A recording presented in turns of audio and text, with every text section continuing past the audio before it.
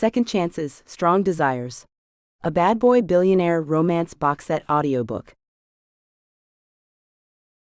By Michelle Love and Lily Diamond.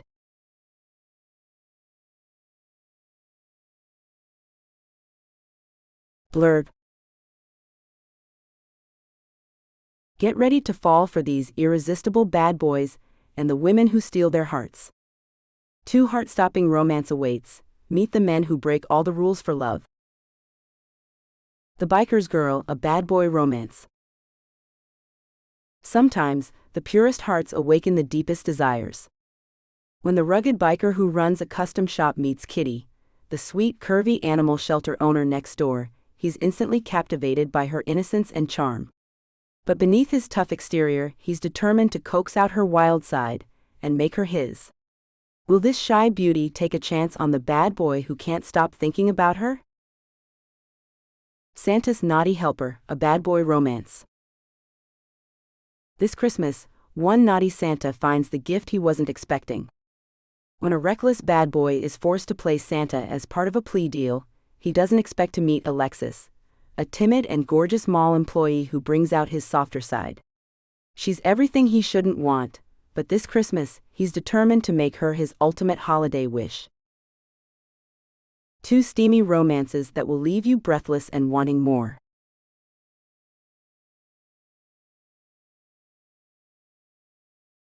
The Biker's Girl, a Bad Boy Romance Audiobook.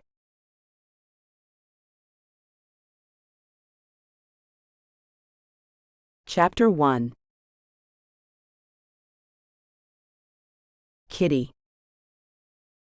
It's close to midnight when I make my way up the steps to the Martin farmhouse's pillared wraparound porch. I'm bundled up against the unseasonable cold. The nights have started dipping below freezing already, and it's only November.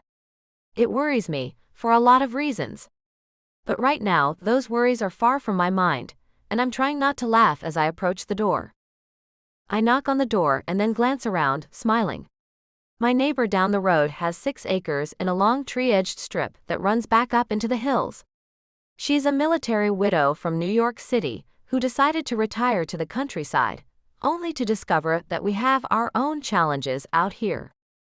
Mrs. Annabeth Martin is the kind of sweet old Christian lady who would give you the clothes off her back if she wasn't worried about modesty. She's easily scandalized, tends to pass judgment on people quickly, and is a strange mix of paranoid and naive. I try to be a good neighbor to her, but I always hide the pot and booze before she comes over. My breath steams past my scarf as I wait for the shuffling footsteps that have started up on the other side of the door. I busy myself by looking around and hoping that I'm wrong about what I suspect I'm going to see when I get inside. The chuckle that sneaks out of me is half ironic. Annabeth called me apologetically about a friendly stray dog she took in tonight, who turned out to be destructive and not at all housebroken. Since I'm the local vet and run a private animal shelter, I'm the only person in 50 miles that she could turn to. So I only grumbled a little on the way over. She has 2 sons who come up from the city on weekends to help look after things, but the land's still looking pretty scruffy. No one has raked the black walnuts off the drive in weeks. The green rinds with their black innards have been torn open by squirrels and left scattered everywhere. The front lawn is adrift with dead leaves. I turn back to the door as the footsteps get closer, and hear the bolt clack as it's thrown. The inner door opens partway, and through the storm door I see a puffy-haired Annabeth in a fluffy pink robe and big gold cross necklace. She beams as she sees me, and hurriedly lets me in. "Come in, dear, come in. He's right in here. Watch your step."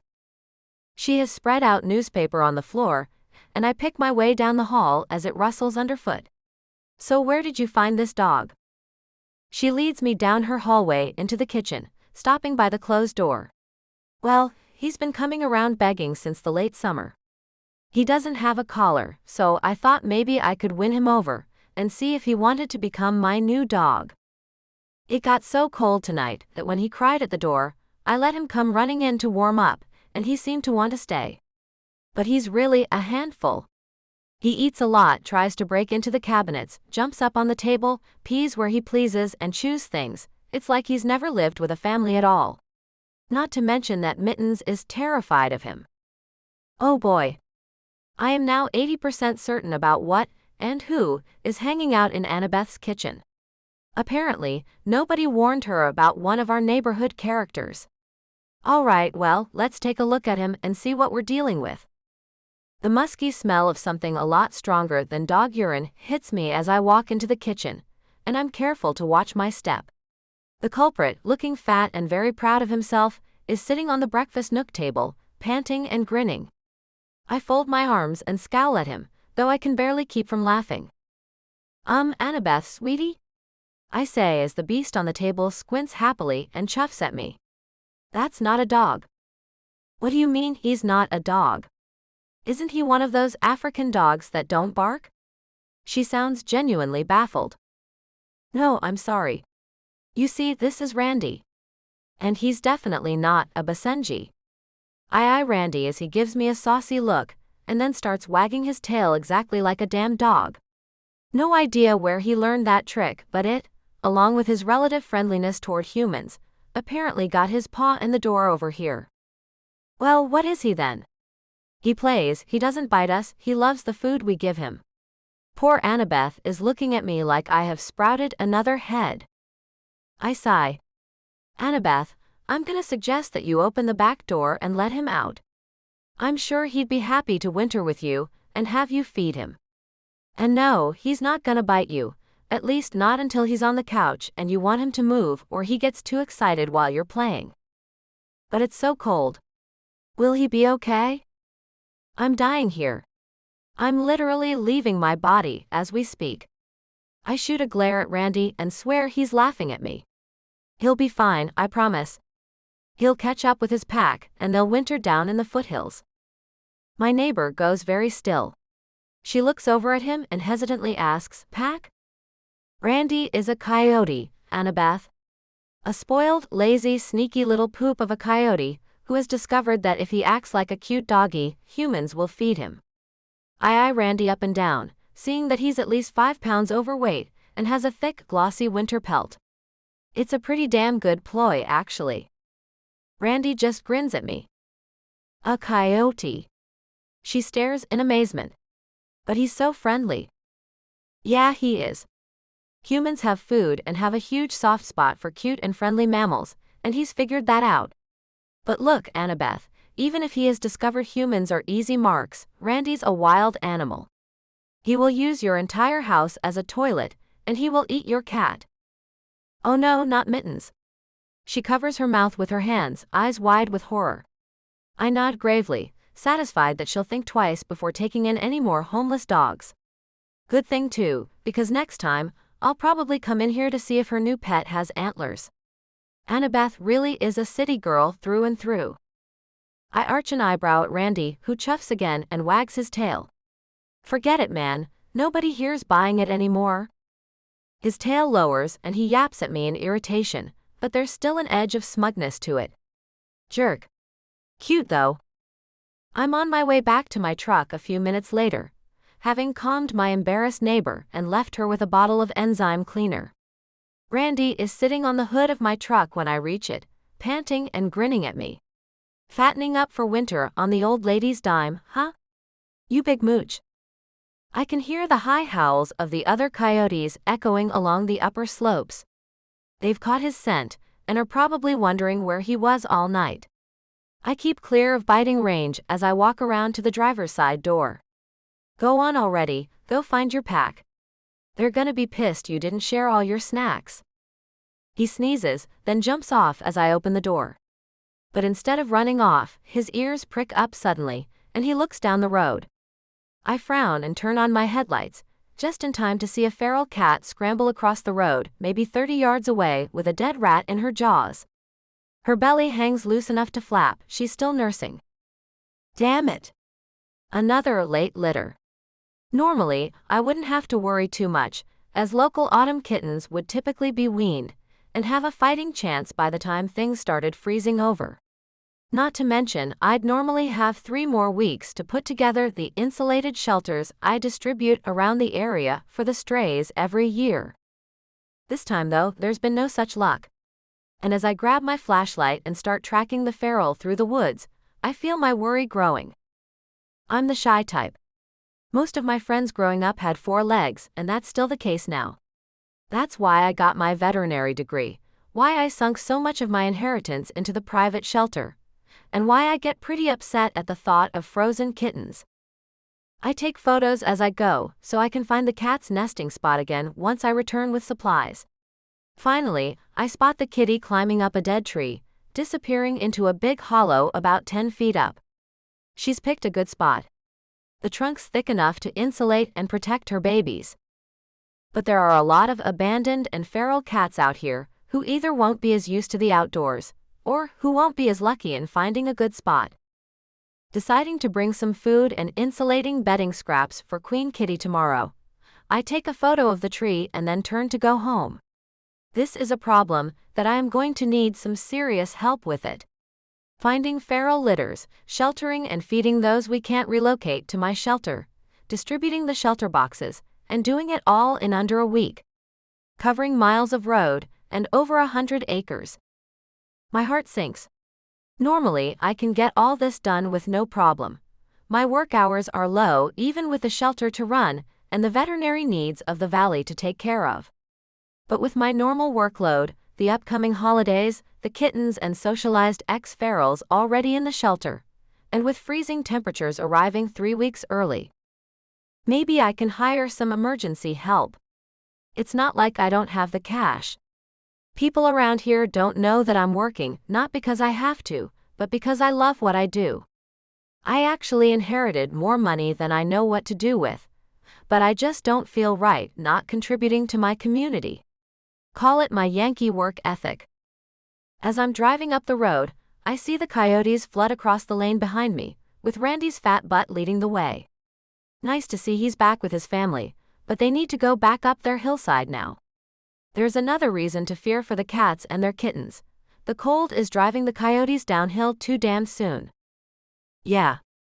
I have to fix this. My house is just up the road. I only drove my truck because it had a big kennel in the back, and my dog catching gear. But I'm not going home yet. I pass the small stone farmhouse and the sprawling barn beyond it, which houses the clinic and shelter. I drive right past my own driveway, headed for my neighbors down the hill on the other side. The ravens will still be up. They don't roll up their welcome mat until 3. Jake and the guys owe me, and I'm sure they wouldn't say no to making some extra cash. Annabeth would freak out if she knew I was going to the local biker gang and resident pot growers for help. She has this image in her head of what it means to be a biker, and she can't shake the idea that they're all dangerous men, instead of the tough but friendly guys they actually are. But they have never caused me problems, and since I'm the one they go to when their dogs get sick or have puppies, we have a pretty good relationship. I hope it's good enough. There's an acre-wide strip of trees acting as a buffer between their land and mine, which is home to a lot of wildlife. Beyond it, their high hedges mask their property from the road, but I can see the glow of the house lights through them now that the branches are bare for winter. My stomach flutters a little as I pull into their gravel driveway and the dusty lot beyond. I hope Jake is home. Big Jake Steele is half the reason I make excuses to come visit. He's the most attractive man I have ever seen in my life. Huge, burly, a wild man in leathers with shaggy black hair and a brutally handsome face with intense green eyes. He has a gravelly voice that turns into a slightly awkward purr when he is trying to be less intimidating, and the way his butt looks in his jeans makes it impossible not to stare. Of course, I've never done a thing about it. But a girl can look, and a girl can dream. I see his huge shape fill the doorway of the house as I park my truck, and my stomach flutters even harder, but I smile even more.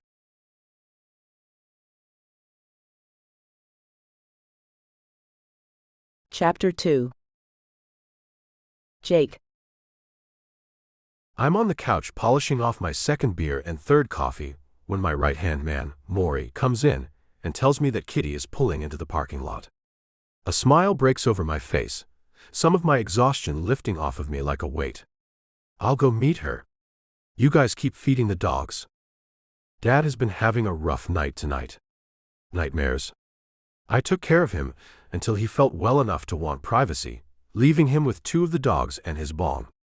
But it wore me out, and I was feeling pretty down right up to the moment I heard Kitty was here. Some of us come back from our time as soldiers with little scars, and some with big ones. Some of them are on the outside for everyone to see, but some, like my dad's, are mostly within. I got my Purple Heart for taking IED shrapnel, and have some scars on my leg and a little limp. My dad never feels safe, and screams himself awake sometimes. The open road, our club, the pot we grow and smoke, the friends we make on the road and off and each other, that's what we have to heal us. It works pretty well, that and Dad's dogs. I throw on my jacket on the way out the door, and look out to see Kitty's truck headlights splashed across my front yard. She cuts them off and gets out, then heads for me, waving. I grin and raise a hand. Evening. Hi there, she calls up, and I try to fight my smile down, but the sight of her warms me. She's small, sweet-faced, and very curvy, with a dynamite rack that even layers of clothing can't hide. She's got fluffy, curly hair the color of honey, eyes nearly the exact same shade, and a smile that's contagious. It's pretty rare for me to meet someone that I want to hang out with all the time, cuddle silly, and unconscious all at the same time. Usually, I just want to do 1 or 2 of the 3 when I meet a lady, but Kitty is special. Too bad that if I proposed the intimacy part, I'd probably scare her off. She's sweet, shy, and tiny. I'm roughly the size of a truck, hung to match and keep company with ex-convicts. I know she knows I would never hurt her, but the logistics alone would take some work to overcome. I hate being stuck just watching and wanting, but the fact that she's an awesome friend eases that frustration a bit. She gets along with everyone, we trade favors all the time, and my dad loves her because she takes care of his dogs for him. Lately, I can't even finish with a woman unless I think about Kitty. She smiles up at me, and it warms me on this cold night, even as I stand in front of her with my jacket open. Hey, do you have a few minutes, or is this a bad time? No worries, sweetheart. Come on up, I've got a beer with your name on it. I step back, holding the door open for her as she bounces up the stairs. Immediately, happy barking starts up in the back of the house, and the whole pack scrambles toward the door at once. They know her and love her. Some women become crazy cat ladies. My dad calls himself a crazy dog guy. We laugh over it. But these rescue dogs, mostly pit bulls we saved from a fighting ring, give Dad a reason to get out of bed when he's having a rough time. I do whatever it takes to help him. The crash that disabled him and left me in charge of the bike club also made his PTSD worse. So, early last year, when he told me being around dogs helped his mood, we went looking for a puppy for him. Now the compound has 7. 4 brindle and white pits, a Rottie, a husky Tibetan Mastiff mix named Chewbacca, and Laughing Boy, a coyote dog hybrid whose dad Randy keeps visiting the neighborhood. They crowd around us, their tails wagging uncontrollably as I lead Kitty inside. Hi boys. Hi Maggie. Her voice is bright as they press in to get their hugs. I kind of wish I could line up with them and get a hug too. It really is a bunch of guys in this household, even the dogs. The whole crew is a sausage fest except for Maggie Grew, the oldest pit bull and mother to the others. Just sorta worked out that way. Kitty disappears halfway into Chewbacca's russet fur as she hugs him, and he pants happily. Damn, she's adorable. And her nice round butt looks great in those jeans too. Like me, she likes to wind down with a coffee and a beer in each hand on cold nights. I pour her a mug, pull a long neck out of the fridge, and then come back into the living room to find her on one of the big blanket-covered couches that line the room. Chewy has his head in her lap, and she's already got a grooming brush in her hand. So, what can I do for you, sweetheart? I ask as I flop onto the couch, Kitty cornered to hers. 2 of the pits, Bo and Maggie, hop onto the couch next to me, and the others settle around our feet. I need your help, you and the guys. You know the cold season has come early. That's big trouble for the local feral cats, and I have to prepare for winter 3 weeks early, and as fast as possible. Her face is serious as she works on the endless task of combing out Chewy's fur. Yeah, I noticed the coyotes are passing through the neighborhood early. The cold's driving all their prey downhill. I frown, as I set her drinks on the coffee table in front of her and set the bottle of chocolate syrup within reach. "You seen Randy around?" She snorts and reaches for the coffee first, setting aside the brush for a bit. She squirts syrup into her mug and stirs it as she talks. "Yeah. He's fine. He conned Annabeth into thinking he was a stray dog. She's been feeding him on her porch for weeks, on top of his hunting with his pack. He looks like a sausage in a fur coat now." I let out a bark of laughter, imagining it. That damn coyote is hilarious, but he's also a menace. If he can't eat your pet or livestock, then he tries to eat their food, and when he's done with their food, he tries to mate with them. The result is a local coy dog problem that gave the little mischief his name and led to Kitty offering free spay-neuter procedures for local pets. Laffy, who knows the word Randy, keeps pricking up his ears as we talk. He was part of a half-German shepherd litter of 6. Kitty takes an experimental sip of her makeshift mocha, and then a larger swallow.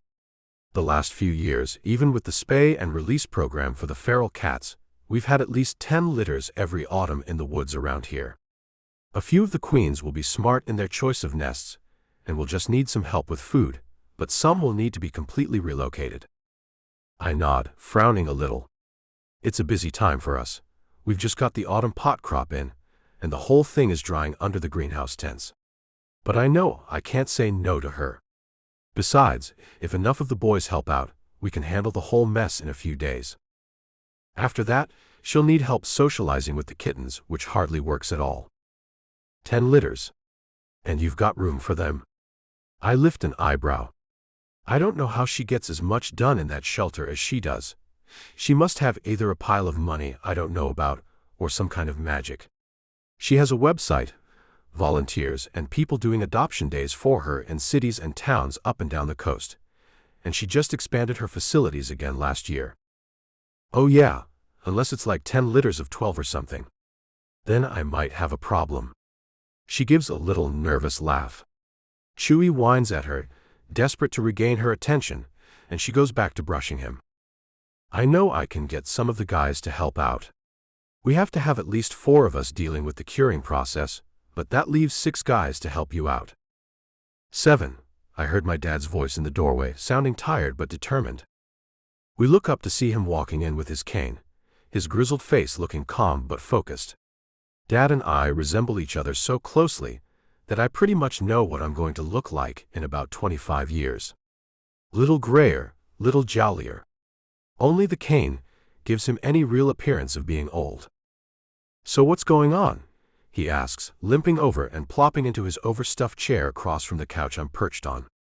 He has his bong in his grip and loads it from an Altoids tin while he listens to her explanation. "Kitten season," she starts and goes back over what she told me. He nods along, then takes a long hit and holds it before passing her the bong. She hesitates before taking a hit.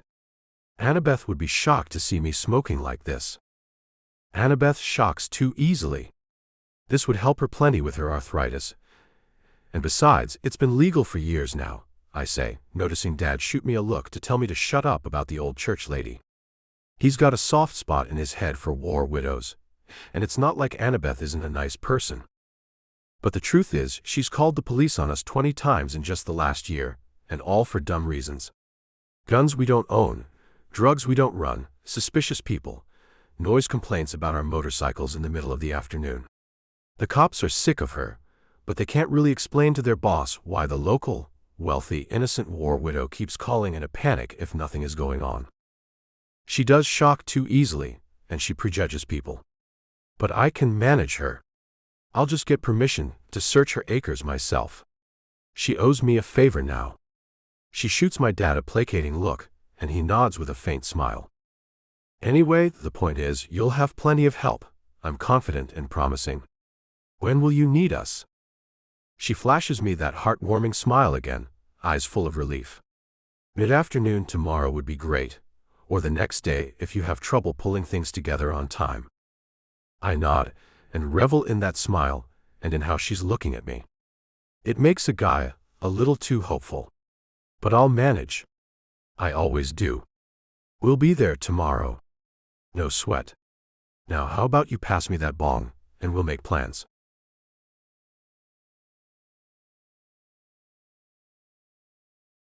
Chapter 3. Kitty. The next day, the weather is a little warmer, but the freeze has already taken its toll. Plants are withering and sagging, their colors going dull as they transform from living things to standing mulch. My heart sinks as I load up my truck with a mix of traps, insulated shelters, bedding scraps, and food.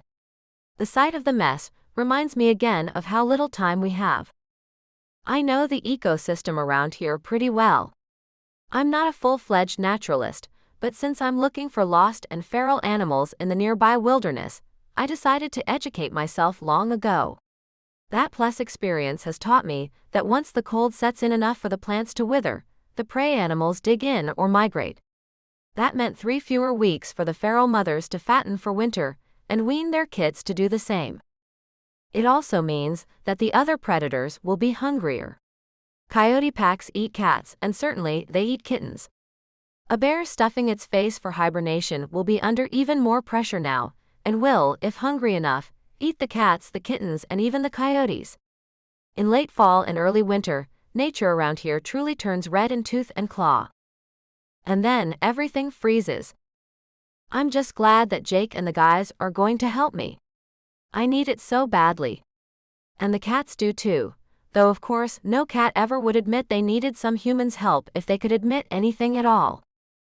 Once everything is loaded up, I tarp and tie the whole stack against the rain that's threatening, and slip inside to start up the truck and get on the radio that the guys use to communicate. The moment I turn it on, I hear the ravens chattering on their helmet mics. "Hey guys, this is Kitty signing on." "Hey sweetheart," purrs Jake, his voice in my ear, making my toes curl so hard inside my boots that they crack. "So, we're parceling out the 7 plots of land you pointed out, while you search yours and the church ladies." "Watch that kid," Jake's dad grumbles, and I fight back a laugh. He has a crush on Annabeth. I, for one, think they would make a great couple. They're about the same age, he's a vet, and she already knows about living with someone with PTSD. But she's the one who mistakes coyotes for dogs and war vets for criminals. I'm not sure how we can get her past that. It's a cute idea to contemplate though. But if I'm thinking about improbable acts of Cupid, well, I'd rather start with me and Jake, even if that is a little selfish. He's wonderful though. I don't care that he and the guys were selling illicit substances well before it was legal, or that they sometimes get into bar brawls. They're good people. He's a good person. And sometimes when he looks at me, I forget for a little while that I'm shy and have the history of the average nun. Sometimes I wish I'd end my nights crushed under him, feeling things I've never felt before while he groans in my ear. I shake myself out of it after a few dreamy moments. We're parceling them out, yeah, but we'll have to do them 2 at a time. We'll sweep northward along the road from town, all the way up to the winter snow line. The cats won't go up above there, that's bear territory. It gets easier to give out instructions as I go. The words detach from my throat and some of my shyness dissipates. Each team will plot on opposite sides of the road. We'll skip over my land and Annabeth's, and continue up the road on the other side once we get there. If you find cats, you mark the spot and call me there. I'll check it out and figure out how to proceed from there. Ferals don't go far from the road. If they ever lived with humans, then they like to stick by us. If they don't, roadkill and the rats, mice, and squirrels that our gardens attract are usually the cat's main prey. Early in my rescue, I would hike miles away from the road searching, but I never saw any signs of cats. I'd only ever find a lost dog or two, some curious bears, and Randy, who would follow me for miles for treats and attention, even though he'd only get his way sometimes. So now I concentrate on looking closer to civilization. How mean are these cats gonna be? Jake asks, and I sigh, sitting back and thinking about it. It really depends. No queen cat is going to like strangers around her kittens. But if she was dumped out here after she got pregnant, she should be pretty desperate to get indoors and will trust humans more. If she was born out here, she'll be wary at best and fight like the devil to protect her kittens. I'm not kidding. I have scars from desperate queens who only figured out days later, once they and their kittens were well fed, warm, and safe, that I never meant them harm. Let's just say that it's good that all you guys like wearing leather anyway. The guys laugh and make a few rowdy comments. I laugh too. I'm not very good at being a lady, and I don't ever bother around them because that's not what they expect. It's not even what they're comfortable with. I'll just have to dial it back when I talk to Annabeth about searching her land. Raunchiness upsets her. Everything upsets her. I wish that I could find a way to get through to her about how unnecessary that all is, but she lives in a very black and white world. Sometimes I worry that I'll make one single misstep, she'll overreact, and she'll start calling the police to my house as well. But then things like the mishap with Randy will happen, and I'm reminded that she's mostly just a slightly dotty but sweet old woman. While I wait for the first call to come in, I prep another of the cat shelters. They are wooden boxes roughly the size of a plastic tote that I've waterproofed, lined with insulation, and put in smallish, high entrances. The design sheds snow and rain, and is tough enough to discourage predators. It has bolts screwed into it for anchoring the shelter, either on the ground or in the crotch of a well-developed tree. I stuff several handfuls of straw into it for even more insulation. The wooden shelters are popular, and not just with cats. Checking them weekly through to early spring, I found foxes, badgers, owls, a nesting pair of ravens, squirrels, mice, rabbits, and Randy. Twice. 20 minutes into the search, the radio crackles. Think I've got one on the edge of town, Jake mutters. I get on the radio at once. Okay, I'm rolling. How far from the road? Not even a block. It's on the plot where they had the gas station fire. Think she's sheltering in an old oil drum.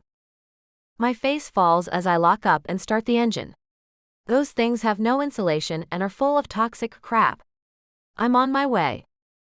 I focus on the drive down the hill toward town, which becomes visible once I go around a slight bend. I can see the lot in question, still slightly charred, every bit of bare ground thick with dead weeds. I park near Jake's motorcycle and look around. Jake is sitting back on his heels on one corner of the shattered blacktop near a scorched stack of oil drums. His hair licks at his shoulders like a black flame in the wind, and I have to pause and just stare at him. Beautiful man, I think as I allow myself to look my fill for once on the way over. What have you got? I ask when I'm about 2/3 of the way across the lot. He looks back over his shoulder and puts a gloved finger to his lips in response. I close my mouth and slow down, looking cautiously past him. A fluffy gray tail drifts back and forth near his boot. I peek around his other side and see a thin young, long-haired cat with a loose belly rubbing herself against his hand. Well, I'll be damned. I got close and she just came right over. Indeed she had, and now she was purring audibly and clinging to his ankle. Someone must have dumped her here. Poor baby. I crouch down with him, and the cat shies away for a few moments before coming over to sniff my outstretched hand. Her friendliness is both lucky and heartbreaking. She trusted humans and looked at what they did. Do you think we can get her to come with us? He asks softly, and I nod. I don't know how she'll handle us trying to do anything to her babies, but we can try. The corners of my jaw hurt as I let the kitty walk around me, sniffing me. She is purring like a motor. In fact, she seems almost frantic to get our attention. Is this normal for strays you pick up? He asks, his low voice full of fascination. She's practically climbing up his pant leg in her quest for warmth and a good petting. Sometimes. Her owner probably dumped her when she turned up pregnant, and she's done the best she could out here ever since. There's a lump in my throat that won't go away as I turn back toward the truck. The cat panics as I straighten and runs up to me, meowing loudly. It's okay, Mama, I'm not going far. But she won't have it. She snags a claw in my pant leg and then jumps down and runs toward the barrels. Now what? I mutter, and Jake joins me in following her. Oh yeah, she's definitely on board with being rescued, Jake drawls as the cat leaps up into one of the barrels, which holds a thin little nest of rags and newspapers. The desperate mewing inside tells me that she's at least managed to keep her babies alive through the first freezes. His shoulders block my view into the barrel, and I have to resist a sudden urge to jump onto his broad back for a closer look. Hey big guy, I can't see through you. I'll count 'em. Hand me your flashlight. He reaches back, and I press it into his huge gloved hand. I wait, trying to ignore how his butt looks up close in his tight jeans and failing in the worst way. He's half bent into the barrel with the queen cat meowing at him nervously, but she doesn't hiss, and I stare at the way the denim molds to his muscular legs. Damn. I need to focus on what I'm doing here. 2, 3, 4, 5. 5 kitties. They were a little bit skinny and shivery, but they were all still alive. You got a carrier big enough for all of them? I smile. Yeah, I brought the big ones along with the other stuff. Do you think we can get the mama cat to cooperate? He half straightens and looks over his shoulder at me, eyes dancing. Are you kidding me? He replies with a smirk as Mama Cat hops out of the barrel with a kitten by the scruff and starts carrying her over to my truck. It's a lucky find, a healthy, docile first litter, even if a little chilled and hungry. None of them particularly like the kennel I bring, as it smells faintly of dog. But once they feel the warm air from the heating pad I slipped in there, Mama starts hauling her kittens into their temporary new digs by the scruff. We watch until everyone's settled, and I sigh, noticing dried blood on some of the bedding. It's a wonder that she didn't draw predators. Maybe the rust and chemical stink of the drums masked the birthing scent. Whatever the case, I barely have time for the chill to start sinking through my gloves before we're strapping the crate into my passenger seat. Mama Cat apparently knows what a car ride is, because she's already yowling in irritation. The kittens start mewing, and I giggle a little as I make sure they're secure. So, where do you need me? Jake drawls from behind me. I feel his eyes on me and blink. He's not checking me out, is he? But no, of course not. That's a silly idea. I should tell him to get back to searching. The weather's going to drop below freezing again tonight, and the threatening rain could turn to snow in a day or two. We can't really spare any time. Well, I need to get the babies here settled in one of the isolation rooms and get them and Mama fed and watered. After that, I'll be ready to go out and gather more. But I hesitate. I don't really need his help handling this litter. But if you feel like helping me settle them in, you're welcome. I'll grab some thermoses of coffee for the boys while we're at it. Warmth creeps up my cheeks even as I say it.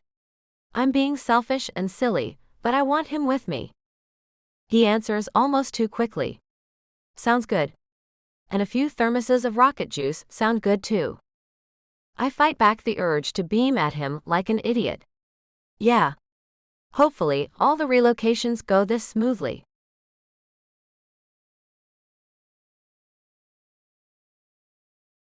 Chapter 4.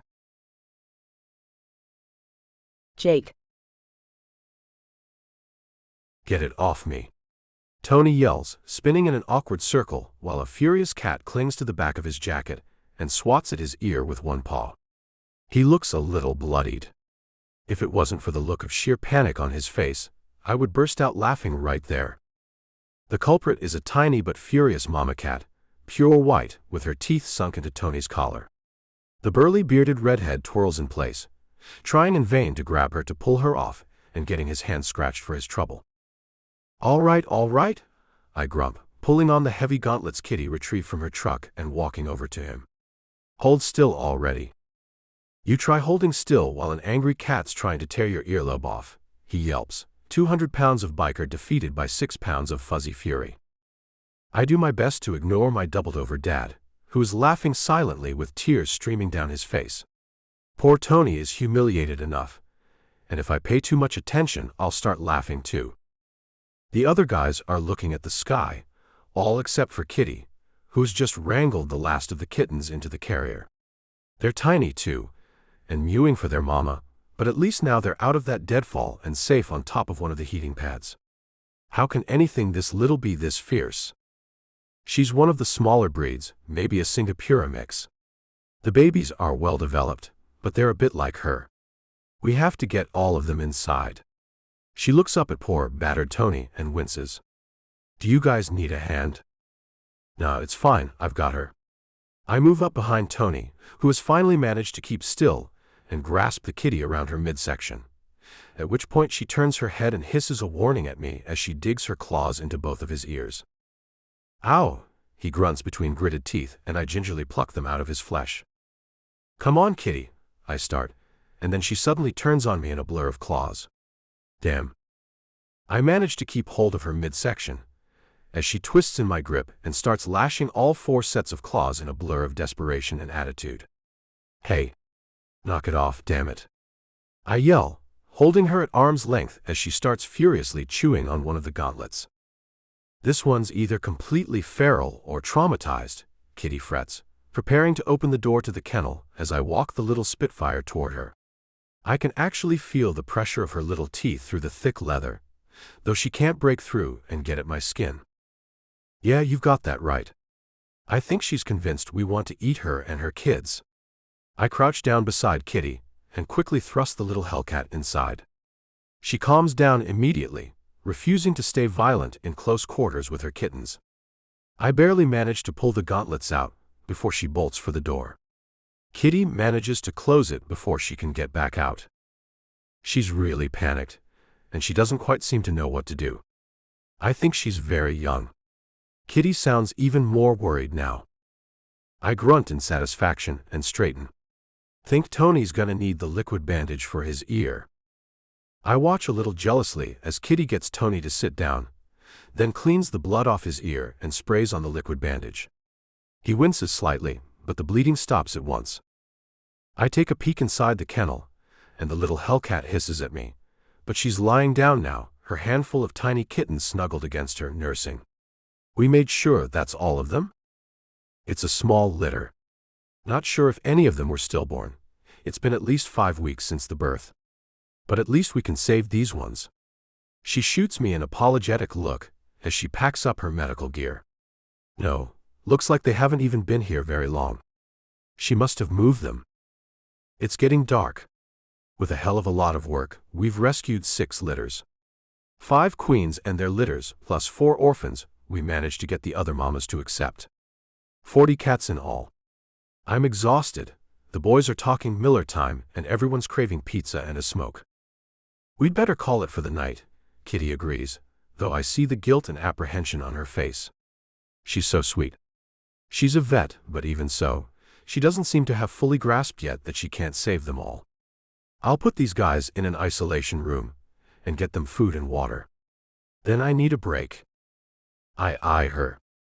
And then you'll be giving every last one of them a checkup between now and when we go back out again tomorrow afternoon. I let my disapproval creep into my voice, and she blushes and lowers her eyes. I have to at least do the basics before I can make room for more animals tomorrow, she ventures, and I shake my head. Not alone, you don't. And first, let's get you warmed, caffeinated, and filled with some dinner. I give her a pointed look, and she blushes deeper and nods. Okay. You won't be hearing me say you have an easy job anymore, I admit later. My belly's full of meat-topped pizza and Dad's hard cider, and I'm walking into the shelter with Kitty, determined to make sure she doesn't work too hard. The complex is separated into 2 sections, the converted stables in front, where the veterinary clinic is, and the converted barn, now the shelter. The latter is sectioned off into a series of nurseries and isolation rooms, with a grooming center in the back corner. Cats that have already been properly socialized lounge all over the main play area, running up to us and meowing for attention. I give a few a good petting as we make our way toward the first of the isolation rooms. Hey Tank, hey Mikey. I scratch the pair of former tomcats on the belly as I go by. I love socializing with the furballs, especially when they're pretty friendly to begin with. I'm not a cat whisperer like Kitty, so I'm not so great with the nasty ones. Kitty looks in through the transparent door at the first group we saved, and I come up behind her. Gray Mama has devoured all her food and is sleepily nursing in her heated bed. A litter box was used to show this cat's comfort with domestication. She looks up and meows at us, tail drifting calmly. I don't think we'll have any problem finding homes for this mama cat and her babies. They will barely need any socialization at all. Just the health stuff. She moves on to the next isolation room almost at once, using a triage process. Some of the other litters are in a lot worse shape, and they need to be helped first. Oh yeah, she's a sweetheart. Damn shame that some jerk put her out. The next isolation room has Hellcat in it. She hisses angrily at us and lunges at the door as Kitty crouches down. Watch out for that one, though. She's got one hell of a Napoleon complex. You see it in small dogs, too. They get scared by everyone being so huge, so they show a lot of attitude. She points at the big, heated shelter bed, where her tiny litter of 3 is curled up. But now that she's calming down, she's more consistent in taking care of her babies. See how their bellies are all around now? Yeah, guess she could give more milk with clean water and a meal in her belly. Hellcat hisses at us again, but there's less enthusiasm to it. This one's gonna take a lot of patience and love, Kitty. That's okay, I have plenty of both to spare. She smiles at the feisty cat, who finally relaxes enough to peer at her before heading over to her empty food trays. She paws at one and lets out a tentative meow. I noticed, I say, fighting the urge to play with her sleek braid. I can't keep the tenderness out of my tone, and after a moment's pause she turns back to look at me. She looks up into my eyes, and for a long, breathless moment, I can't tell whether she wants me to kiss her. I stare at her and finally manage, "Can I ask you a personal question?" She murmurs, leaning against the door to face me fully. Sure, what is it? Her cheeks are so pink. It's ridiculously adorable. How come you don't have guys breaking down your door to go out with you? I've actually wondered that for years. I can't stop smiling now. I may be making the world's stupidest mistake, but I'm happy about it.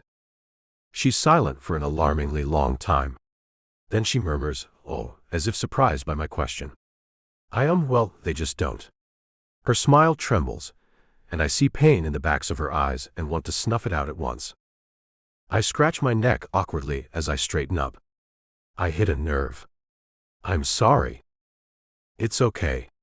It's just that I'm shy, busy all the time, and not conventional looking. She swallows and goes quiet again, and I feel a surge of anger and grief on her behalf as I think about the ugly treatment that must have caused her shyness. But at least she's not outright saying she's not conventionally attractive. No, you're not conventional looking, but I like that. I think you've run into a lot of idiots over the years who think women should only look one way. As in, bony underwear models with artificially big breasts. I'm amazed by how many guys get fantasy and reality so mixed up. But their stupidity is my gain in this case, if I'm very lucky. Yeah, she replies in a small voice, but now the note of despair is gone, and she's looking up at me with her big, beautiful eyes. Well, for the record, you're beautiful, all right. No joke. I don't want to hide my feelings anymore, even if I'm overstepping things. Hell, I don't think I can. Thank you, she murmurs, and her expression's a little bit baffled. I can't help but crack a grin. It's not charity. It's the truth. I just never said a damn thing because I didn't want to scare you off. We're standing so damn close. I want to pull her into my arms. She looks up at me and then moves forward slightly, heat in her eyes. You don't have to worry about that, she says in that soft, warm voice. Your buddy Annabeth doesn't like me too much, I murmur, wondering how much influence her neighbor actually has on Kitty's opinions. It doesn't seem to be much, but Annabeth's scared of who she thinks you are. She's built up some mythology about you and the guys in her head, and it's filled with stereotypes. But I'm not her. I actually know you. She reaches out, just the tiniest gesture, her eyes shy, her fingertips brushing down the open zip of my jacket. You're the first guy they first thought to go to for help. That should probably tell you something. That gets me right in the heart, and I move up against her, taking her in my arms. It does, I murmur.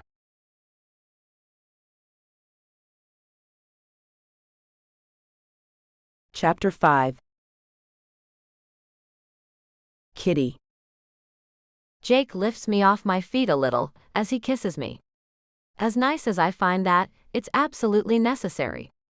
He dwarfs me, and when he hugs me tight against him, I'm actually glad I have extra padding. I'm still in shock that he's attracted to me. All this time, I thought he only cared about me, as if I were part of his weird extended family. But then his mouth comes down on mine, and I can't think of anything at all outside of the feeling of his lips on mine. He's so warm. His hard, rippling chest presses against my body, and his fingertips slide over my shoulders and down my back, leaving trails of heat on my skin. His mouth tastes of cider and spices, and he lets out a little contented rumble that curls my toes as I kiss him back. And then the ringer attached to my front doorbell goes off. I freeze. He breaks the kiss, grumbling, "You have to be kidding me." I sigh, blushing down to my toes as if I'm 14 and my mom just caught me smooching the neighborhood bad boy. But then again, it's been a while since I've had a proper kiss, and no kiss I've ever received has been as proper as the one I just got. I'd rather go back in for seconds, but whoever's out front is leaning on the doorbell now like it's some kind of emergency. We both look over at the flashing signal light that accompanies it, and I shake my head. I had better go see who it is. "Damn it," he grumbles, good-naturedly given the circumstances. I can completely sympathize. "Yeah," I grumble back as I head back out the door toward the house. The doorbell keeps buzzing and buzzing, and I bite back the urge to yell at whoever it is. Of all the damn times for some idiot to interrupt me, I growl under my breath as I stomp around the corner of the house. Annabeth is standing there, awkwardly holding her coat closed over her housecoat, her hair in curls and her eyes full of fear. My anger fades away immediately as I catch the panic in her face, and I hurry over. "Hey, what is it? Is everything all right?" "That's what I was going to ask you," she gasps out, looking me over. "Those bikers have been coming around your property, and I saw one of their motorcycles parked in your driveway, and just thought..." My heart sinks. Damn it.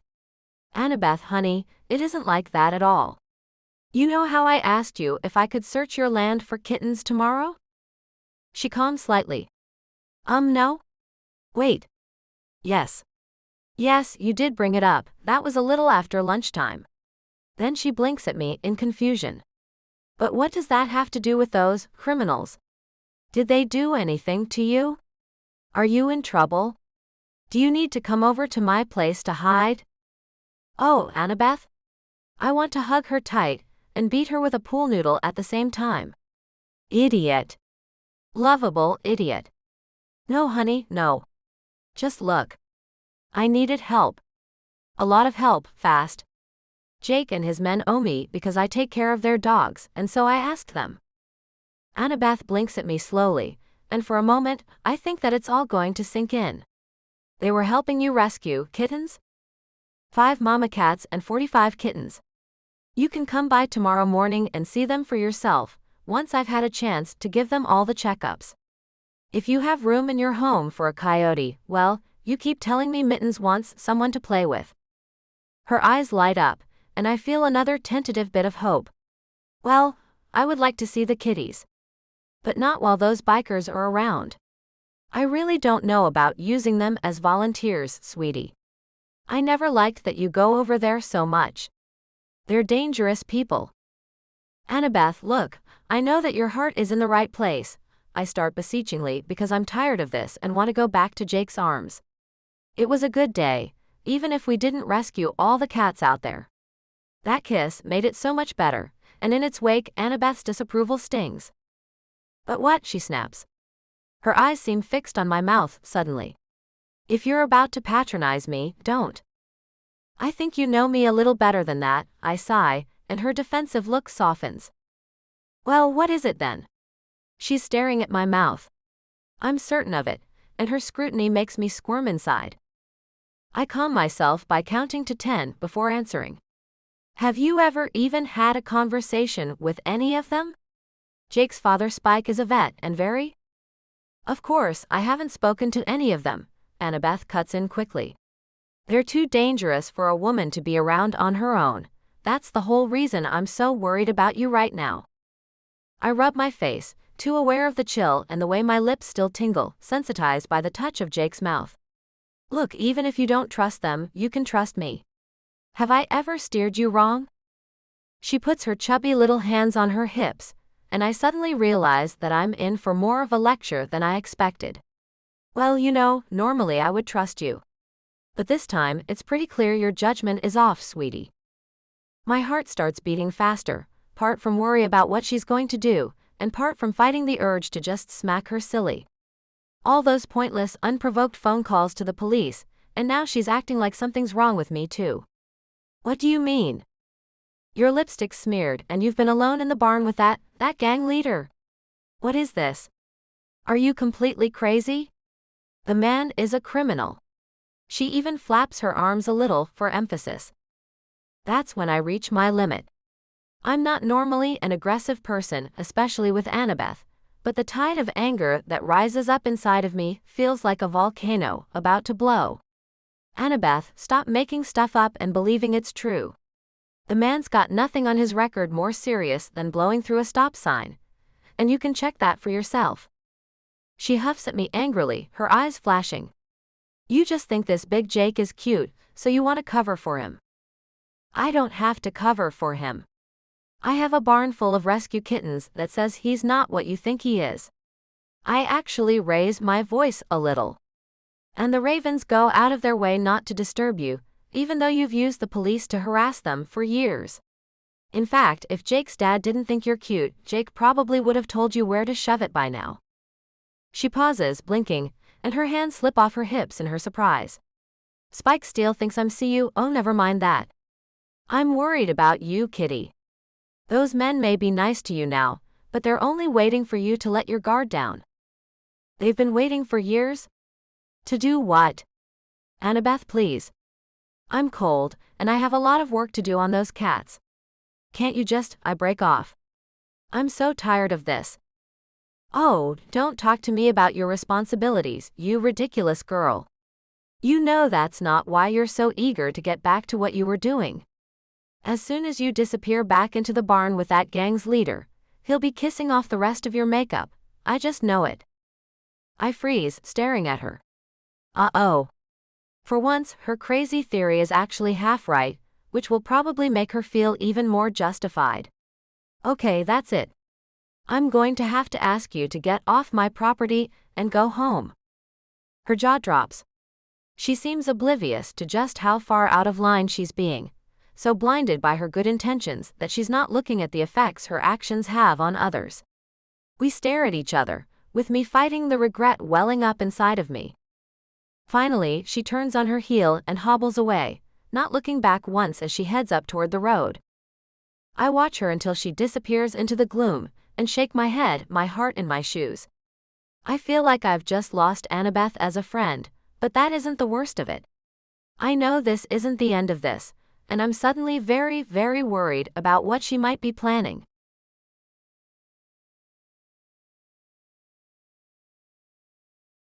Chapter 6.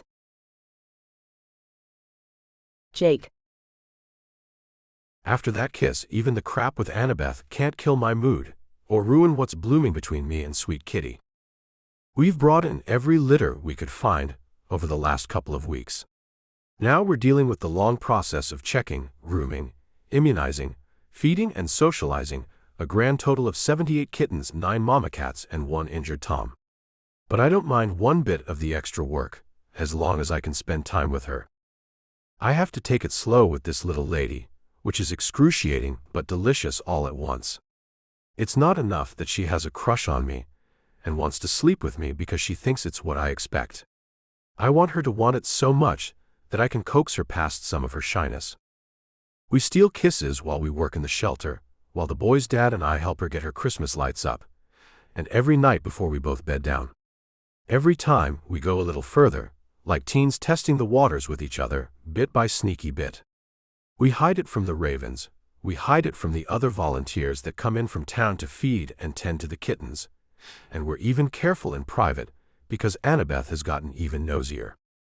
It's hard to ignore someone who camps out across the road from your house and watches your comings and goings with a pair of binoculars and a video recorder, especially when she keeps sneaking onto our land and setting the dogs off barking. It would actually be funny and cute if it wasn't awkward as hell, leaving Kitty and I feeling even more like we had to sneak around. In a way, though, the sneaking around makes things even more amazing. It's forced us to draw things out, making us limit the things we can do with one another, as if we're teenagers sneaking around behind our parents' backs. Having her will definitely be worth the wait. Meanwhile, I've got a wannabe spy in pink chenille and purple wellies sneaking around my bushes. She's back again. Dad's eyes are dancing. He's the only one of us who is happy about this development. In fact, his mood has picked up a lot since she started coming around and giving him an excuse to confront her. Outside, by one of the windows, I hear a rustle and a yelp as our visitor trips into a hedge. I grumble and set down my beer. I'm getting the hose. 3 of the guys start snickering, and Dad laughs and levers himself out of his chair. No, don't you go doing something we'll feel guilty about in the morning. I'll go talk to her. If it's a date she wants, why can't she just get your damn phone number and stay out of our bushes? I'm still grumbling, but it's more good-natured. Across from me, Lars, a new pledge with an agricultural science degree, is turning red and choking into his hand, blonde hair flopping across his face. I'll see if I can convince her. My dad pulls his fleece-lined jacket on and zips it before going outside. He's humming and tugging on his gloves as he closes the door. I shake my head and stop fighting my grin. This crap is annoying, and we're going to have to find a way around it. But right now, Dad's happy, something that hasn't happened often enough lately. He's also providing Annabeth with the perfect distraction as I grab my own jacket and slip out the back. It's a week before Christmas now, and the weather's gone from crisp to ball-shrinkingly cold at night. A thin crust of snow covers everything, reflecting the moonlight with a pale bluish glow. Everyone's got their lights up, as much for road safety in this dark stretch of mountain road as its ability to pierce the gloom and because it looks pretty. Even our big front hedges are covered in twinkling, multicolored lights, which look like thousands of psychedelic fireflies. Since we started doing that 2 years ago, the drunken holiday drivers who take a wrong turn through our hedge have gone from a few a year to none. The lights are still on over at the shelter, meaning that my sweet little lady is still hard at work. That's a big surprise there. I head to the shelter door, wondering where the heck Kitty gets her energy from. She claims she takes a lot of naps scattered throughout the day, and it leaves me wondering if I should try that myself. But I still catch her yawning as I walk inside. She's crouching at the open door of one of the isolation rooms, holding her fingers out for Hellcat. That angry little kitty, along with her babies, is discovering the joys of being warm, clean, free of fleas, and well-fed. Kitty yawns into her fist, eyes squinting closed, and the white ball of razors, fluff, and attitude spies me and comes bounding over. I don't know how it is that over the last few weeks, Hellcat decided I was hers. Maybe it was because of all the time I spent here, or because I let her kids climb on me, or maybe because I don't put up with her shit. But I crouch down, and with a few scrambles and leaps, she's perched on my shoulder, kneading the leather and purring up a storm. Hey Hellcat. I give her a good scratch. Now that the fleas and filth are gone and she's had weeks of good meals, she's gone from ratty as old couch stuffing to a fluffy white fairy kitty, who could still destroy a person if she wanted to. I look up at Kitty and give her a smile. Hey Angel Cat. Hey Jake. She always looks a little flushed and bright-eyed when I'm around her these days, as if she can't quite believe the direction things have gone in between us. She's so overwhelmed by everything, every kiss, every touch, that I've slowly come to realize that before me she was totally untouched. Yet another reason for me to take it easy and slow, and to savor every moment with her. First times only come around once, and I really want to take care of her. So even though her kiss hello has me wanting to press her back against a wall and leave her riding my thigh, I just tease her braid a little before letting her go. So what's the latest? I stifle a yawn. The damn things really are contagious. Well, I have homes for 39 of the kittens and 2 of the mama cats. We're breaking up the families as little as possible, but they all have to get the rest of their immunizations and get sterilized before we send them out. I'm hoping to get the first round of kittens to their new homes by the 23rd. That's 9 going home. She steals another kiss, and her wonderfully soft, curvy body brushes against mine as she moves past me to collect Hellcat's kittens. These guys have gained an average of 7 ounces, which is a little behind the curve. She reaches over to pet Hellcat, who purrs and leans into her hand. Her 3 babies came to us the size of hamsters, and we're doing our best to help them gain weight. So far, so good. Any of them turn up with any real health problems? The yearling tomcat, a skinny black thing who had stuck by his mother, had a badly healed back leg that Kitty had been forced to correct with surgery. He is hobbling around on a cast now, and is already a pound heavier. This is the worst problem I know about, but you never really know for sure until you have the test results back. Labs are notoriously bad at sending reports back on time in rural areas, especially during the holidays, or so Kitty tells me. Well, besides the fleas and a late-season tick or two, and the 1 litter passing around some low-grade sniffles, we're okay. Some of them have scars, some needed their claws trimmed, and some still need their teeth cleaned, including Hellcat. She rolls her eyes as Hellcat's kittens climb onto her shoulders, claws digging into her green and red Christmas sweater. I laugh. That's gonna be an adventure. How do you plan to manage it? Maybe I'll get the kittens used to it too, so she'll see them go through it and come out all right. She may attack my legs again while I'm doing their teeth, but I'll wear my over-the-knee boots. You should wear those anyway, they're sensual, I say in a teasing voice. She laughs and ducks her head. I catch her chin with 2 fingers very gently, and coax her head up. I'm not kidding, I purr at her, and watch her eyes dilate as her knees get just a bit wobbly. She's like a love-struck teen. It's adorable. I smile down at her, and am ready to lean in for another kiss when suddenly the lights go out. The darkness that drops down over my vision is so profound that for a second I think I've gone blind, but then I realize what has happened. The distant, heavy clunk that accompanies our plunge into total darkness tells me that this is more than a blown fuse. So do the faint curses I hear outside and down the hill at our place. Shit, Kitty growls as we both pull flashlights off our belts. A moment later, the emergency lights kick on, sending a faint amber glow over everything. Blackout. Great. It's another part of winter that has come far too early, the regular, usually short failures of our power grid. I put a hand on her shoulder to help her steady herself. What heating system is this building on? Natural gas hydronics, both in floor and through radiators. The gas isn't interrupted, so we'll have heat as long as we can run the thermostat. The problem is electricity. Lights, thermostats, computers, phone charging, and most of my lab equipment run on building power. She takes several steadying breaths. What about your generators? The ones for the shelter are new, though I have to check their fuel levels. But the generators for the main house are both offline. I didn't have time to get them fixed before this early winter bullshit happened. Not on top of everything else.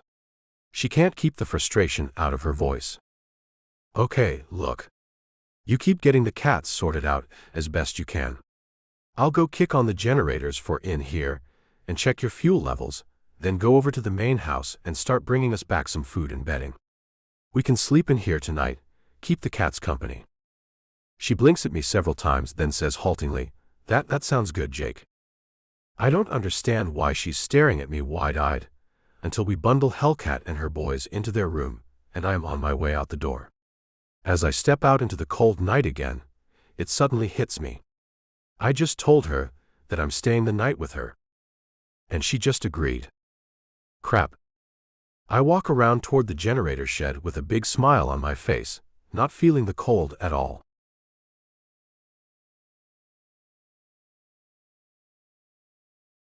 Chapter 7. Kitty. It shouldn't come as a surprise to me at this point, but Jake sure knows how to take charge. 3 minutes after he walks out, I hear the rumble of the generators starting up, and suddenly the lights flicker back on. I smile, my heart still pounding a little over what I just agreed to so easily. He's staying the night. And apparently, he wants to stay the night in relative comfort.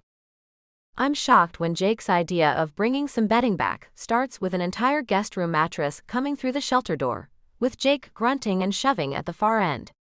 I run forward to help, and we pull it through onto the heated concrete floor between the isolation rooms. The free-range cats are meowing at us and milling around the room, unused to the lights going out so early. They are just as confused as I am. But when Jake sighed and straightened, turning to face me, I saw his exasperated expression and knew he had some news. "What is it?" I ask him as he frowns and glances back at the door. "Well, I've got some bad news. The temperature's dropping fast as hell, and as it turns out, we had a transformer go out between here and town. That means it will be at least until morning, before anyone can get out here. Maybe another half day after that to get the new transformer in, fix any problems the failure caused, and move on. Now, I can run you some fuel from our stockpile if you need some for the generators, but we'll still have to stretch it.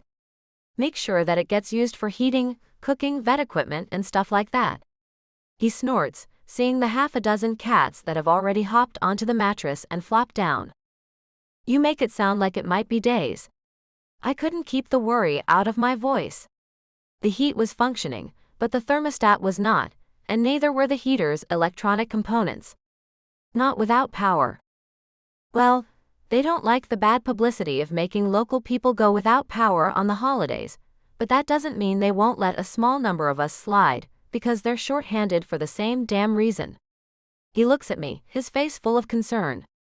"You're worried about running out of generator fuel and not being able to fire the heater." My heart sinks. Growing up, I was so sickly that I stayed home a ton, and my cats were often my only real company. I got attached. Now, thinking of all these kittens we've rescued who are now at risk of freezing all over again, I start to shake. Oh crap. Hey, don't do that. Don't freak out. Jake steps forward and pulls me against his massive chest, the scent of leather, sweat, and a hint of pot mixing in my nostrils as I cling to him. "It'll be okay." I let out a small sob of frustration and anxiety, and buried my face against him. The early winter, Annabeth, getting all the cats ready for adoption, trying to find them homes, it has all taken its toll. Now the blackout has added to that, and even though Jake is here with me, I'm at the end of my rope. But as he holds me, his heat starts sinking into me, and my body relaxes a little. His arms settle around me, and he strokes his hand over the back of my head, until I relax even more and the tears stop pushing at the backs of my eyes. "There you go," he murmurs, as a set of sharp claws starts making their way up my leg, over my hip, and up my side. I blink and look down into a pair of wide blue-green eyes. The Siamese kitten lets out a giant meow, and Jake starts laughing silently, shaking against me. "It'll be fine," he purrs in my ear as he plucks the kitten from my clothes and sets it on his shoulder.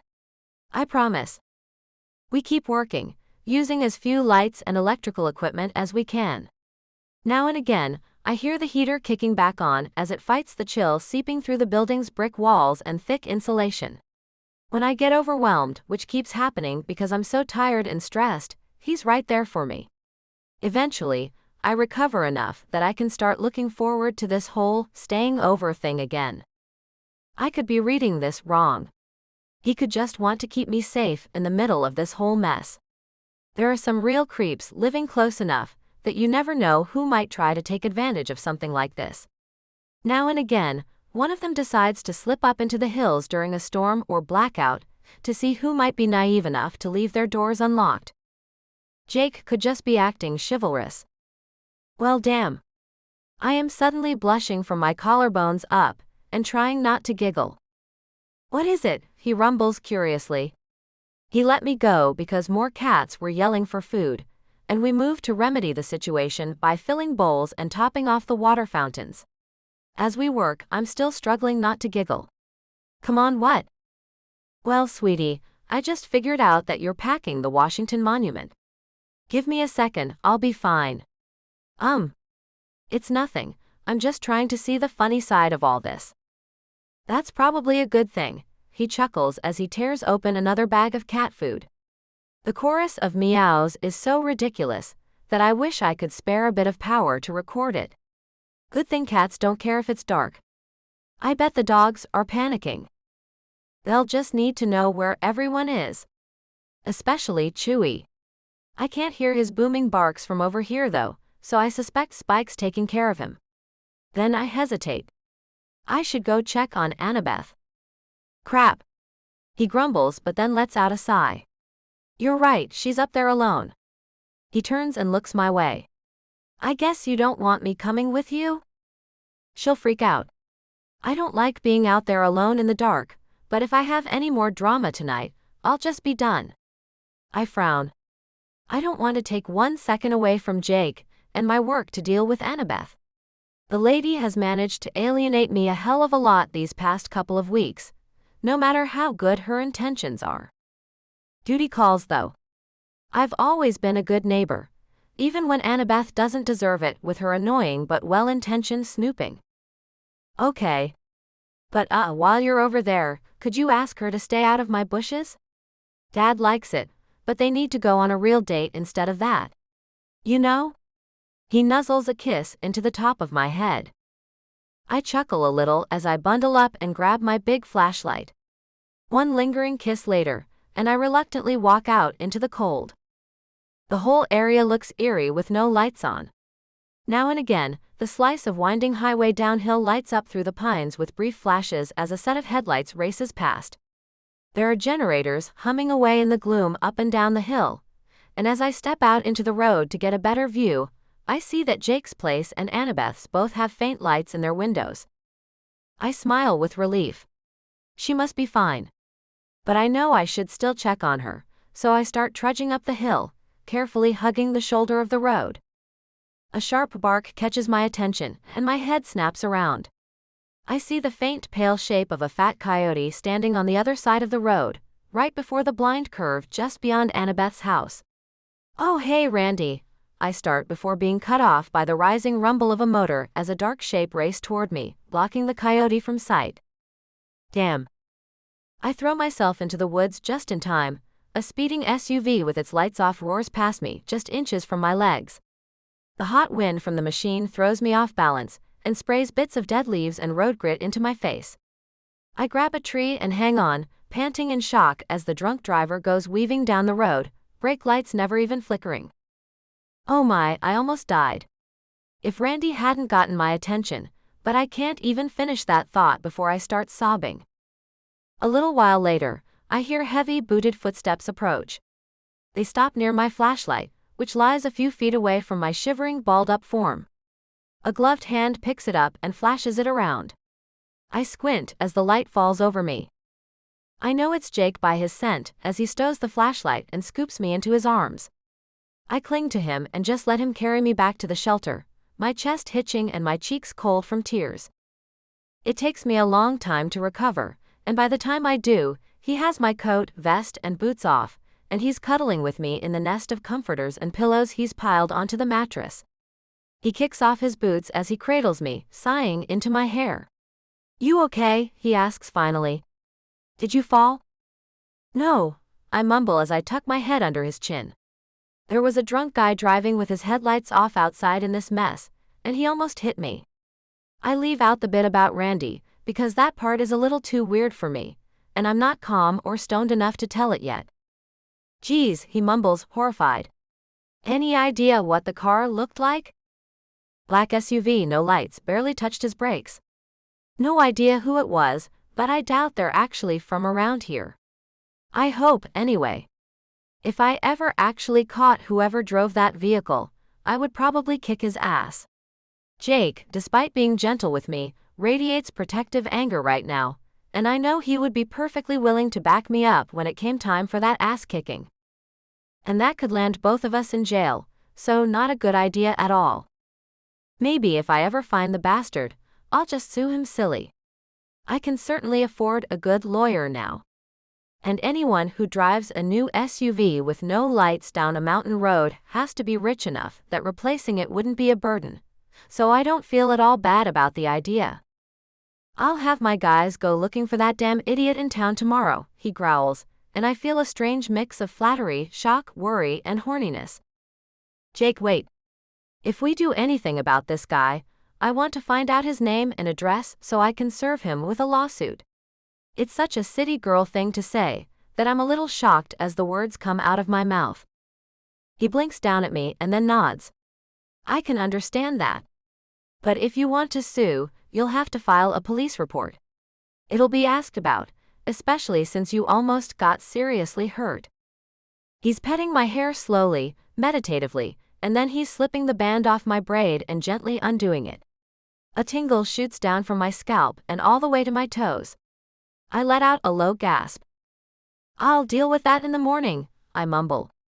The tingling settles in my breast, and I feel them tighten into points, growing maddeningly sensitive in seconds. My knees clench together, and the tight press of denim against my lower abdomen makes things even worse. I don't know how Jake manages it, but the safety I feel in the circle of his arms is the perfect antidote to my crazy brush with death, and all the adrenaline it's shot into my system. That terrible moment, when I was almost crushed to death by the SUV, is fading into the back of my head like a quickly receding nightmare. I lay my cheek against his chest, and hear the soft thunder of his heart in my ear. It's time say something inside of me, and apprehension mixes with anticipation, tightening my guts and leaving my heart pounding. My cheeks are so flushed that my tears dry quickly, leaving my skin tight in their absence. We kiss for a long time while he runs his hands through my loosened hair, and my fingertips explore his chest and shoulders through his shirt. The territory is growing more familiar, but exploring the planes and curves of his muscled body never gets old. Part of me keeps threatening to seize up from self-consciousness, even though he always tells me that I'm beautiful, and I know he'll never hurt me. Logic doesn't help against this feeling, not really. I can only power through it, and the soft, almost lazy kisses and caresses he lays on me as I curl up in his lap give me the fuel to do just that. He breathes hard as his lips run over my jawline. Impatient, I strip off my sweater and toss it aside. His hands start to caress me through the thin silk of my turtleneck, leaving behind a trail of goosebumps on my skin that only hunger for more contact. My body has been starved for contact for years, even when I wasn't alone. Years of slobbery kisses, and dates that ended quickly on discovering that the guy in question was just hoping the big girl would be desperate enough to be easy. Years of not being intimate with someone just because the right guy wasn't around. Now here he is. Am I ready for this? I had better be. The roller coaster is ticking up the first slope, and the ride is about to begin. We're both starting to get impatient now, breaths shivering and hands fumbling to help each other undress. He peels off his shirt and undershirt, throwing them aside, and I lean forward to kiss and nuzzle his chest as I run my palms up and down his rippled, lightly furred belly. He hisses through his teeth with pleasure, his thick fingers sliding through my hair and up and down my back. I can feel his heartbeat pick up as I raise my arms and let him pull the turtleneck off over my head. The warm press of his skin on mine, as he takes me in his arms and we lie down sideways on the makeshift bed, makes me stretch up against him, pressing closer, wanting to feel more of him. I feel brazen. When his huge body covers mine, there's no room for self-consciousness. We both freeze for a moment before Jake chuckles. "Crap," he mutters in my ear, and I giggle in spite of myself. Then he kisses me again, managing to be rough and tender all at once, his lips distracting me from the cat-related awkwardness. I have never felt like this before. "Gosh, baby," he purrs. "Those are definitely worth the wait." His kisses me and the soft scratch of his stubble feels so good, and then he closes his mouth and everything seems to blur around me. After a while, he drags his head up and loosens his grip on me. My flesh aches a little where his hands rest. He seems a little ashamed of that, asking at once, "You okay?" It takes me a few dizzy moments before I can form words. I smile up at him while I do my best. I'm more than okay. By a lot. A tired grin flashes across his face as he lays his head on my shoulder. Good. Me too.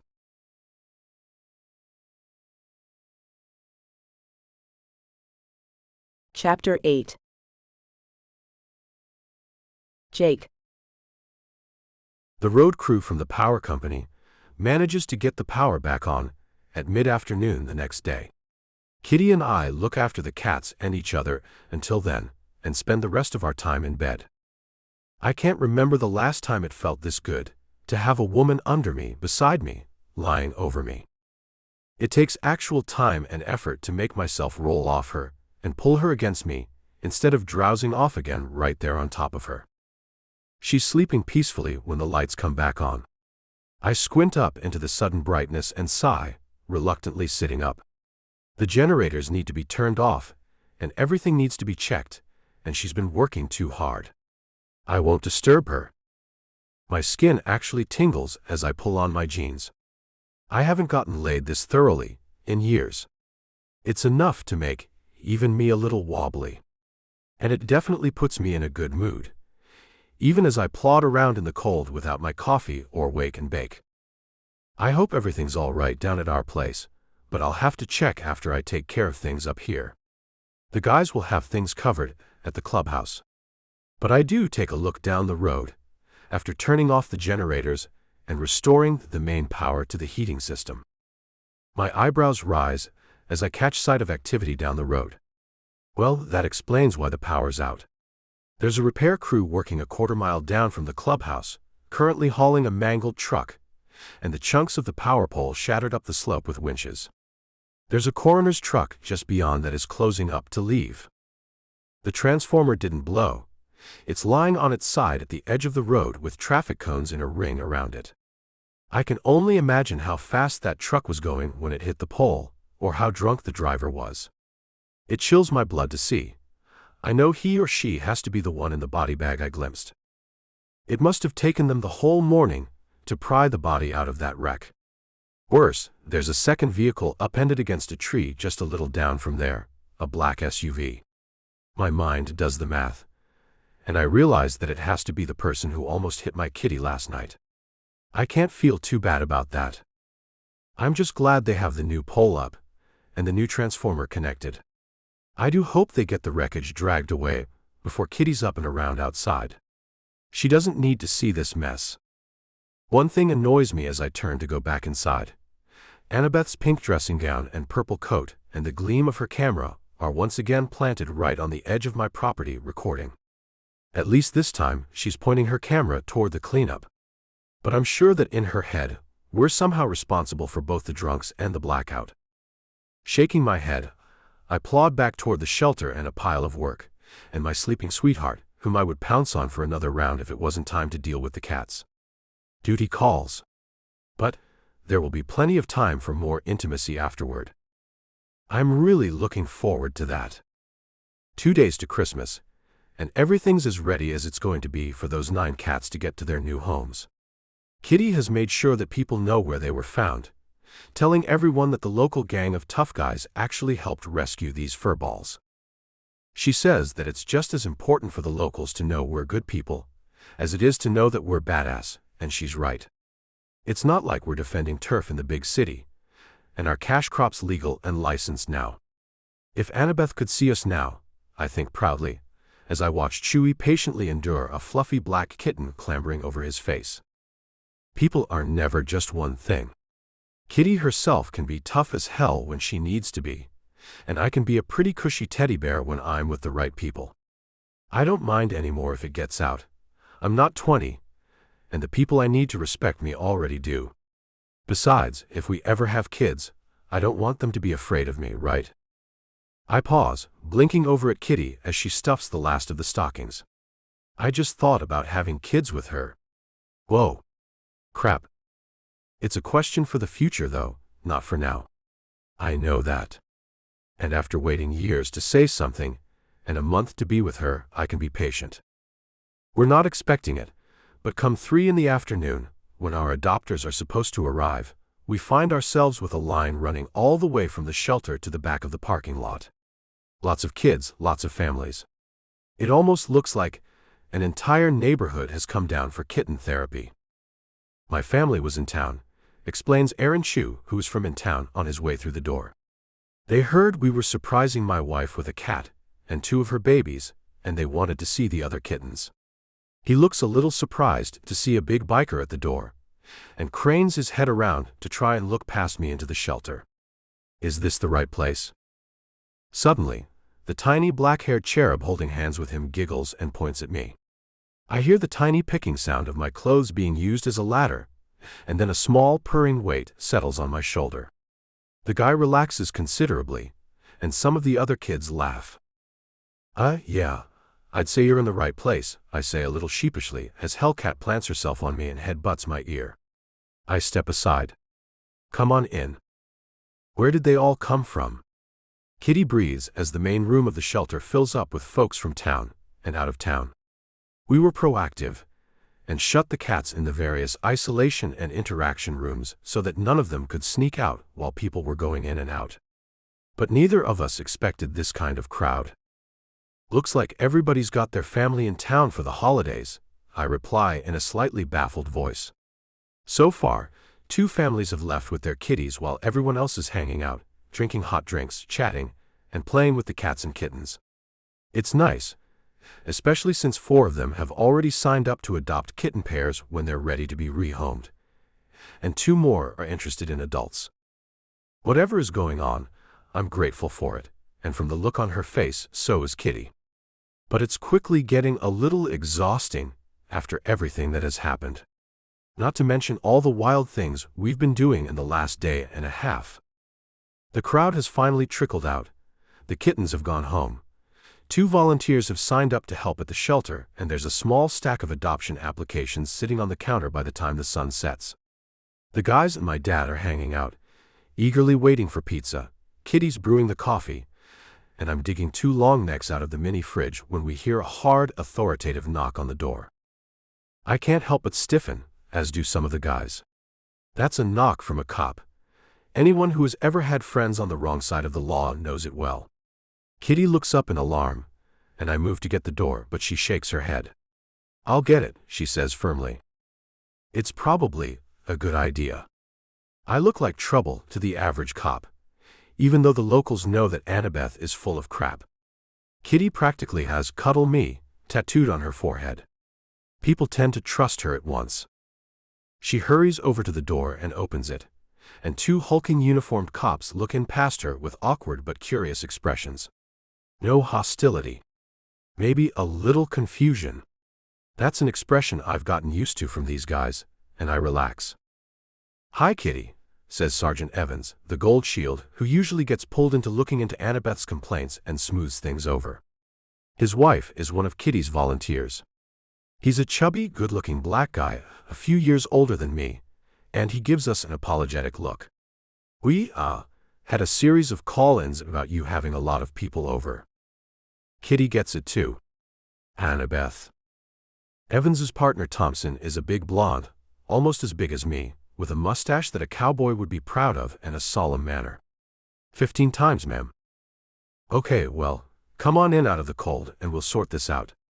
There's a faint rustle among my guys, but her calm manner, my own, and the cop's apologies do a lot to ease everyone's minds. Kitty lets them in and putters around getting them coffee, pausing to ask, so what is she worried that I'm doing over here? She noticed a line out your door this afternoon, and the entire motorcycle club parked over here, and became convinced that you were selling contraband. Her exact word was illicit substances, but I know you all don't mess with anything outside your legal grow. That was the deal when we backed the Ravens setting up over here. Evans takes his mug of coffee with a nod and a smile. Thanks. Anyway, we promised we would check it out and make sure nothing illegal was happening. Thompson's head turns as he hears a lot of mewing. I'm detecting suspicious activity in these visitation rooms, EV. I'm gonna go check it out. My dad starts coughing into his fist, and a couple of the guys fight smirks as the big blonde cop goes up to the first room's transparent door and peers in, and then immediately crouches down. His solemn expression doesn't waver. Evans fights a smile and coughs once. Hey. Anyway, what was actually going on this afternoon? Kitty smiles, and the whole story comes tumbling out her adorable mouth. The early spring, her asking the Ravens to help rescue a bunch of autumn litters and their families, Annabeth being more confused than usual, and trying to adopt a sneaky coyote.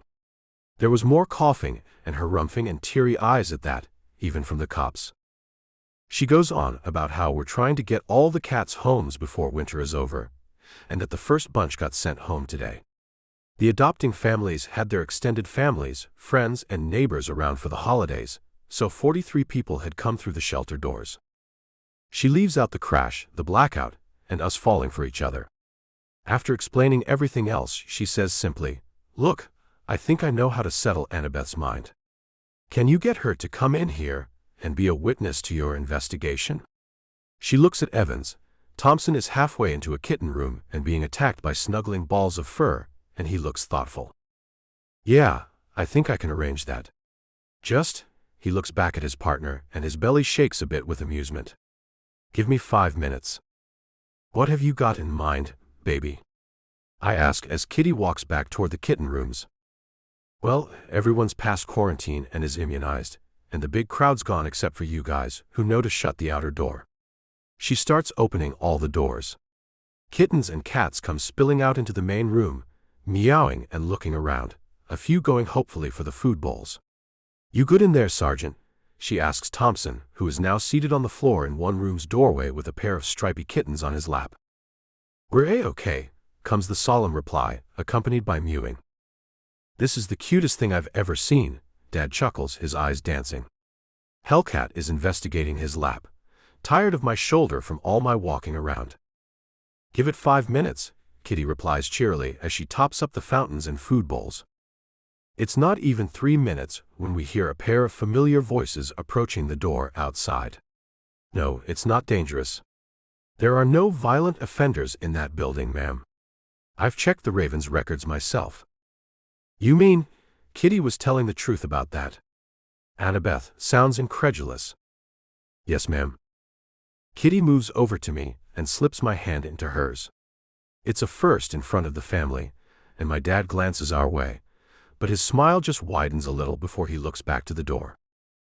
"Well, I know something illegal has to be going on, and I'm coming in with you with my camera to capture this for posterity. Kitty's such a nice girl. They must be manipulating her, or forcing her somehow, but they're using their land for something unspeakable." More choking and snorting, I press my lips together against laughter. The doorknob turns, and we all do our best to calm down. "Well, ma'am, I will tell you that the folks you saw coming here to pick up are pretty popular. Might even be a little addictive. But I wouldn't call it illegal or dangerous. Unless you're canary." Evans pushes open the door and lets Annabeth in. She's still chattering as she comes through the door, camera plastered to her determined little face as she aims it around accusingly at everything in sight. "I have no idea what you're talking about. Kitty said that she had a lot of kittens to take care of and needed the Ravens for help, but how many kittens could she possibly be?" Her camera sweeps across the floor and takes in dozens of furry, upturned faces. "Oh my." Her voice breaks into a squeak, like an overexcited kid's. "Oh my, there are so many babies." I laugh and squeeze Kitty's hand as I look down at her. We're both relaxing as we watch Annabeth confront the most adorable cluebat to ever exist. She's already on the floor, the camera still running, while trying to coax a few onto her lap with her free hand. "Oh my goodness." Annabeth's still squeaking, as Kitty's shoulders start to shake with suppressed laughter from watching her reaction. "Oh my goodness, I've never been so glad to be wrong in my life." "So glad she figured that out," Kitty says quietly, and I kiss the top of her head. "People are going to start noticing that we're together, but I'm okay with that too. If Annabeth's no longer freaking out, the pressure to sneak around is gone.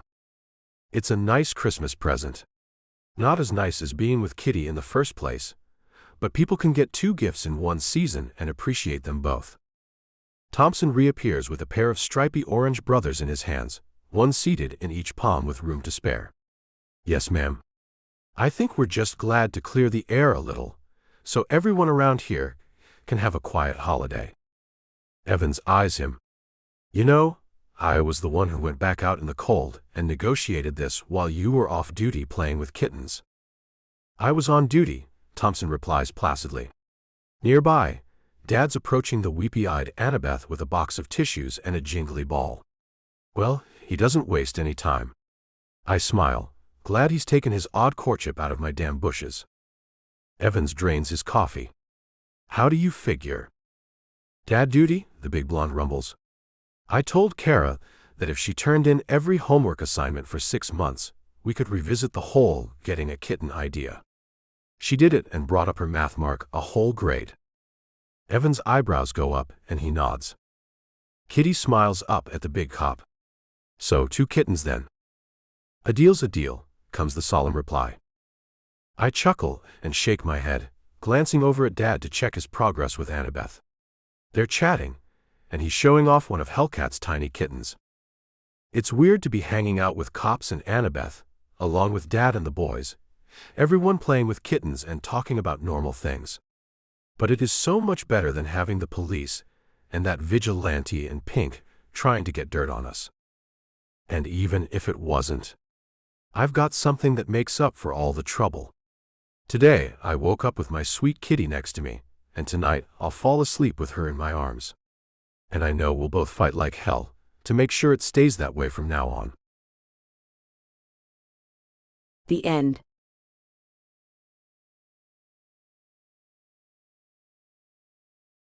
Santa's Naughty Helper. A Bad Boy Romance.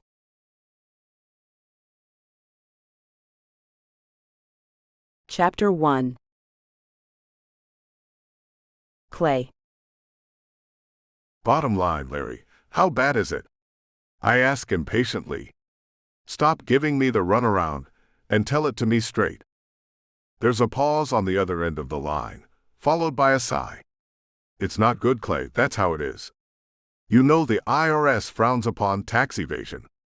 How do you think so many CEOs end up in prison? He laughs, but I don't join in. I'm guilty, and don't want this to blow up into yet another scandal. In the past few years, my name has been in the headlines more than once. From hooking up with the wrong women to getting involved in the wrong foreign trades, it seems I can't stay out of the public's eye. Not that I care what they think. I have more money than I know what to do with, and so far it hasn't held me back in my ambitions. Even the bigger issues I've faced haven't stopped me from getting new business partners, investors, and people asking me to invest with them. I can have any woman I want, anytime I want, discard her in the morning, and move on to the next. Honestly, I've been on top of my game throughout my 20s and well into my 30s, becoming one of the youngest self-made billionaires in history. I'm not seeing what's funny about this, I say dryly. The laughter stops, and he clears his throat. No, there is nothing funny about this at all, he says. But it also doesn't make sense to stress out about something you cannot control. You are the one with control over this. I snap. They said you were the best lawyer in New York City. I'm depending on you to get this entire thing swept under the rug and kept out of the papers. That is the ultimate goal here. I know you're stressed about this, but don't be. There's a reason they call me the best. If you can just settle down, all of this will go a lot smoother, Larry replies condescendingly, and if he were in the room, I'd likely punch him. I hate working with lawyers. They are all the same. More focused on what they can gain out of the case than actually helping me get out of situations. I don't give a damn how good he looks at the end of the day. I only care if my name stays out of the headlines and off the streets. I'll settle down when you tell me I'm not going to end up in prison. Trust me on this. I am an expert at negotiation. I'll make absolutely sure you won't go to prison. His voice hangs in the air, suggesting he wants to say something else but can't find the words. And he clears his throat. Larry, you aren't doing either one of us any good by keeping secrets from me. Can you keep me out of prison or not? If I end up incarcerated, after you tell me I'm not, rest assured there will be hell to pay when I get out. Well, that's the thing. You can stay out of prison, but I need your full authorization to act as I see fit, he says. Meaning, since you will not show up to any of your trials, you have to trust that I can work things out on your behalf. No questions asked. Besides, you haven't even been convicted. We can hope that it will not come down to being guilty, Larry says optimistically. And what are my chances of that actually happening? There is another long pause on his end of the line, and I wonder how he reached the status of being the best lawyer in the Big Apple. He seems like one of the worst I've dealt with, and that is more than I care to admit. Larry, you aren't doing yourself any favors here. Slim to none. They have the bank records, they have the phone records. If you were going to get out of this, you should have covered your tracks better. But stranger things happen in the courtroom. Yeah, cover my tracks better. Some advice coming from a legal advisor. Hey, I'm trying to be as transparent as possible here. Let's be honest, you are the one who really can't afford to take this hit, Larry points out. Once more my temper boils. I wish he was in the room with me so his face could meet my fist. Sure, that's not the best way to deal with your legal help, but he's pissing me off, and I'm Clay Jordan. I don't have to deal with this crap. Take care of this as quickly as possible. I'm straining not to display the tension in my voice. Can you at least make sure that happens, or do you need someone to stay on your ass about that too? I'm working around your court dates. You want this over with yesterday, but the system works differently. It may be months before something is worked out with them that satisfies everyone. Months? It all depends on what the conviction is, what the judge offers, and what I'm allowed to take, Larry recounts. He pauses, and I know he'll ask for my permission once more in a roundabout way. Do what you need to keep me out of jail. This shouldn't blow up and put me behind bars. If you can do that for me, I don't care how we get there.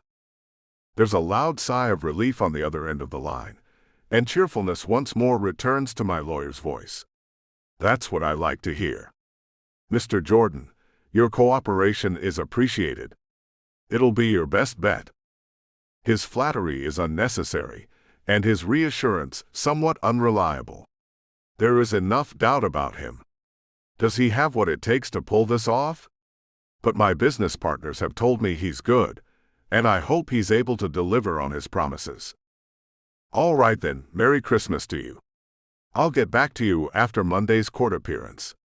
Larry's cheery voice comes through the phone. The hell with Christmas. Now who's the Scrooge here? Larry asks, but I hang up on him. Holidays haven't mattered much to me for years. From Thanksgiving through New Year's Day, I stick my head in the sand and try to forget about the entire thing. The holidays were never a big deal in my family. My father was always gone, and my mother was always having an affair with another man and never home. I was alone, and it's better that way now. My fingers intertwine, and my head listlessly turns to the window, watching the snowflakes fall from the sky. From 30 stories up, they have a long way before they land on the street below. I bury my face in my hands and take a deep breath. Perhaps Larry will come through, and this nightmare will all go away.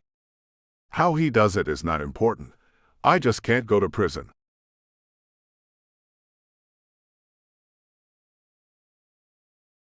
Chapter 2. Alexis. Sir, would you donate $1 to the Alyssa's Friends Foundation? It's a non-profit meant to, okay. Oh, miss. Excuse me, would you like to donate $1 to the Alyssa's Friends Foundation? No? Okay, Merry Christmas anyway. Walking back to my place in the corner of the mall, I hold my flyers and stand next to my empty table. I sink into my seat, thinking of a new way to approach people. No one has donated in the past 3 days, and even before that, a measly $50 has been raised so far. After several weeks, I'm stuck in the mud with the wheels spinning. It's Christmas. It's supposed to be the season of giving, yet I'm watching the shoppers walk in and out of the stores, all of them loaded up with bags of junk. The true meaning of the season has been lost on the world. Buy what you can show off to your friends and family with your gifts to them, eat as much as you can, drink, and it's all in the spirit of the holiday. That's not what Christmas is about, it's exhausting me. My little station was set up here in hopes to raise money and awareness for the charity I am trying to start. As a junior in college, it's not easy to find the time to work on my own charity, or to volunteer with ones I'm already passionate about, but that doesn't stop me from trying. Now that it's Christmas break, or rather, winter break, There's more than a month to throw me into my passion, and finally get this charitable trust up and running. That is, if someone walking by my table will pay attention. Most of the time, I just get strange looks from passers-by. Often they wave their hand and shake their head, not bothering to hear me or wish me good luck. Would any other 22-year-old sacrifice their entire break to single-handedly start a charity? So why not spare a few moments of your time?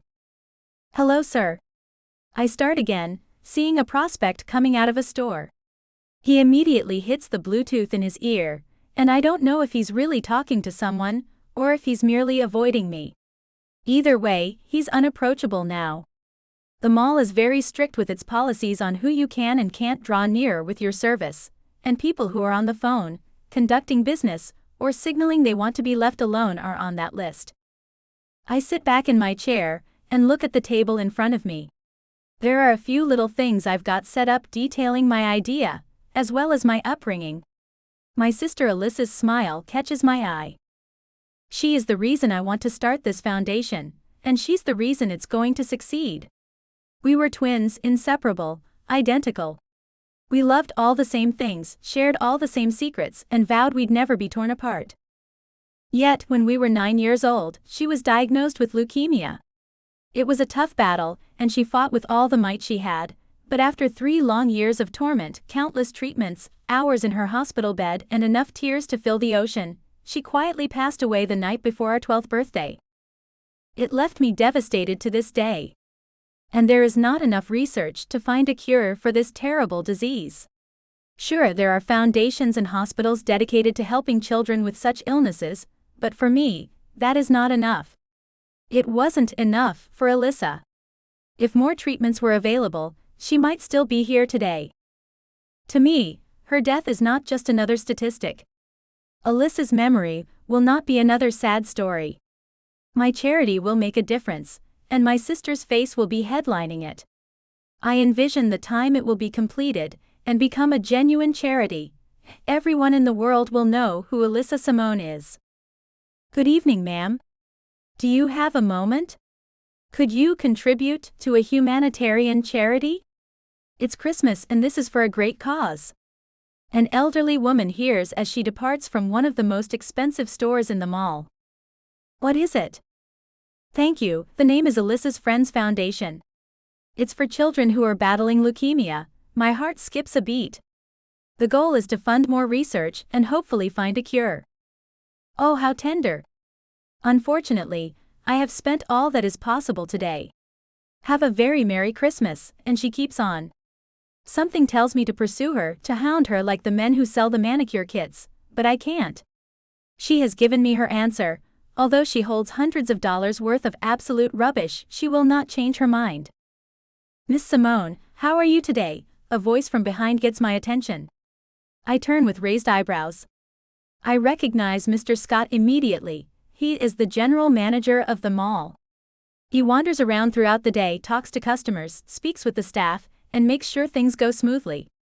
It's rare for him to give me a second glance. Perhaps he's got some good news to share. Mr. Scott, it's good to see you. What can I do for you? I ask, smiling. How is your fundraiser going? He asks as he critically examines the table, lingering over the empty jar next to my sister's picture. It's going well, I lie. Aha! Unfortunately, the mall has a policy: if you rent a space for more than a couple of days, it should be something that generates revenue for the mall. You see, the other vendors all pay a commission on what they sell. You are not.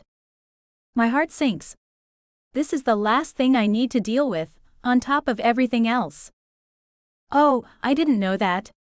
Since it's for such a good cause and it's Christmas, perhaps you would consider making an exception? I'm afraid not. Other vendors know you aren't paying for your space.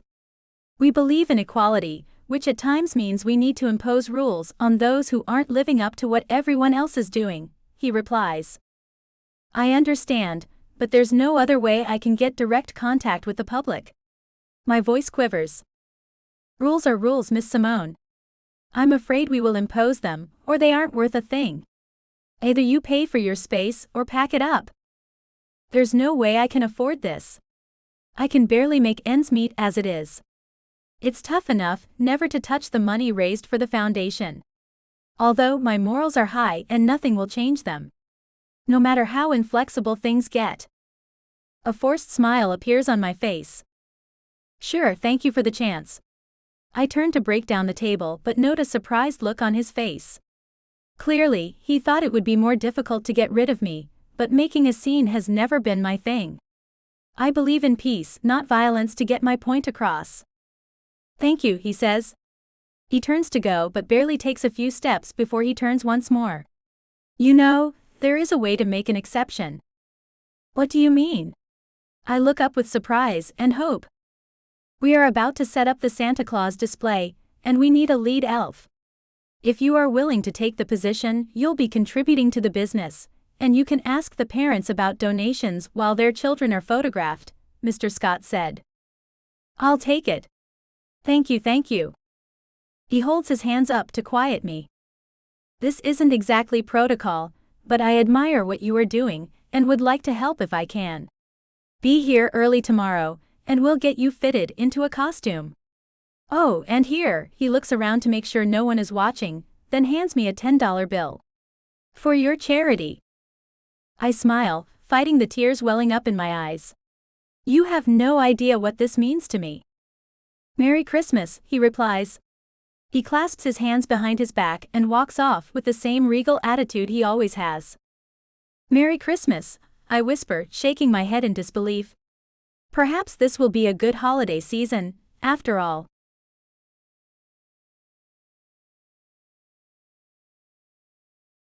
Chapter 3.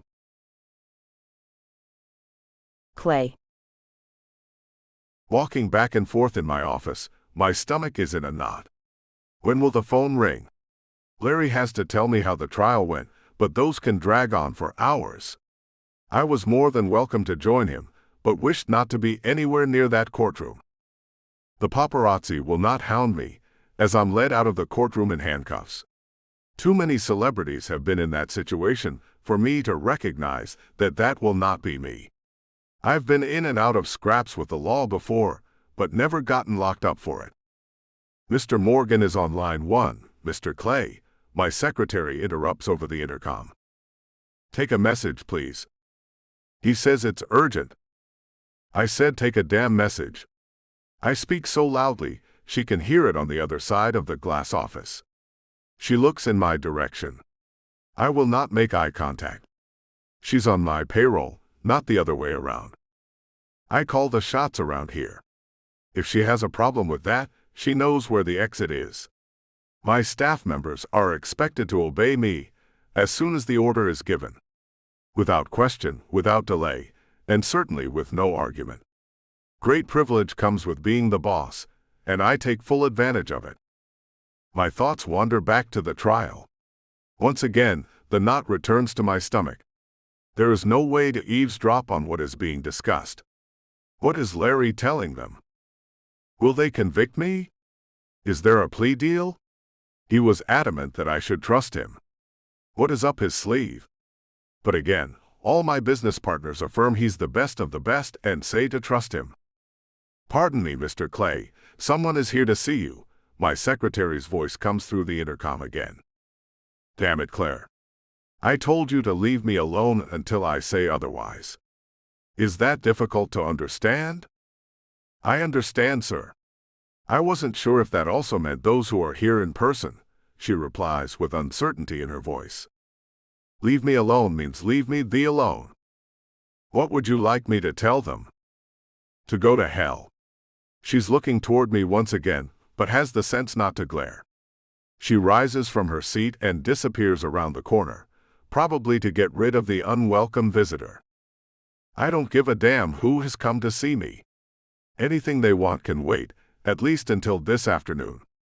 How can Claire be so stupid at times? I really question whether it was a good idea to give her the position. At the time, it was her décolletage that sold me. I never touch her, but the daily eye candy is enough to put up with her incompetence. Shaking my head, I resume walking back and forth, my hands clasped behind my back, my head held high. Anyone looking into my office might think I'm making some great business decision or grappling with an offer for some investment. The employees do not know what's really going on with me, or that my sweaty palms and slow breathing are indicative of my nerves. My personal phone rings, slightly startling me. It's rare for me to be anxious, but I'm so on edge, it does not take much today. My temper is flaring over every little thing, and I lack patience for any kind of stupidity. Or any interaction, for that matter. I see it's Larry calling and quickly answer. Larry, how did it go? The words fly out of my mouth before he has a chance to greet me. In some ways better than expected, in other ways not so great. I roll my eyes and let out a loud, exasperated sigh. He always beats around the bush, never giving a clear answer. What's the verdict? Am I going to prison or not? That is why I'm saying things didn't quite go as well as we would have hoped. His tone is hard to read. My heart races, and the knots in my stomach grow. This is the worst-case scenario, and the nastiest thing about it is that there is no way to change it.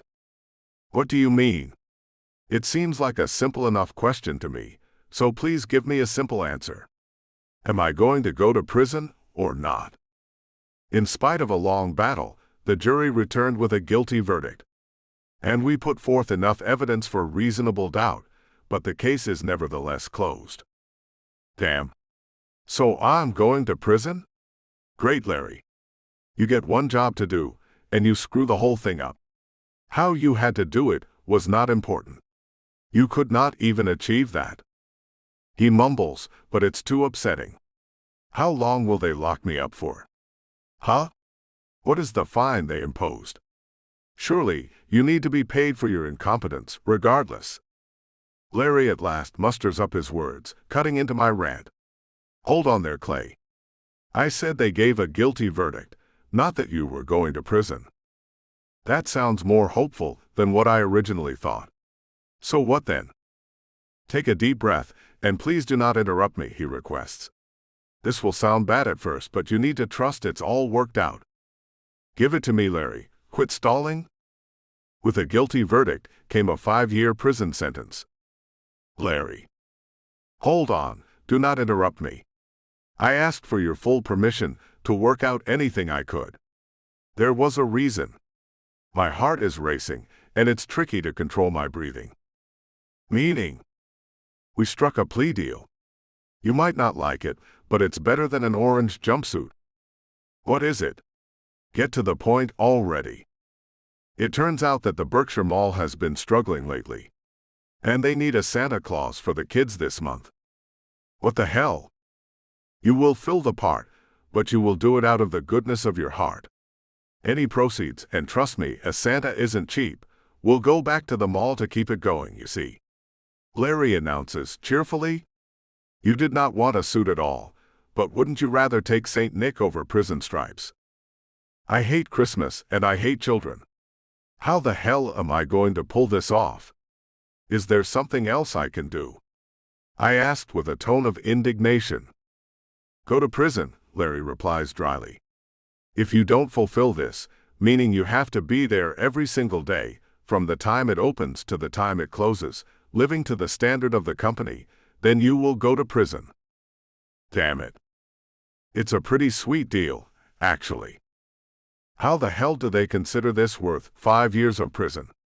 Just out of curiosity. The mall is a historical landmark, Clay.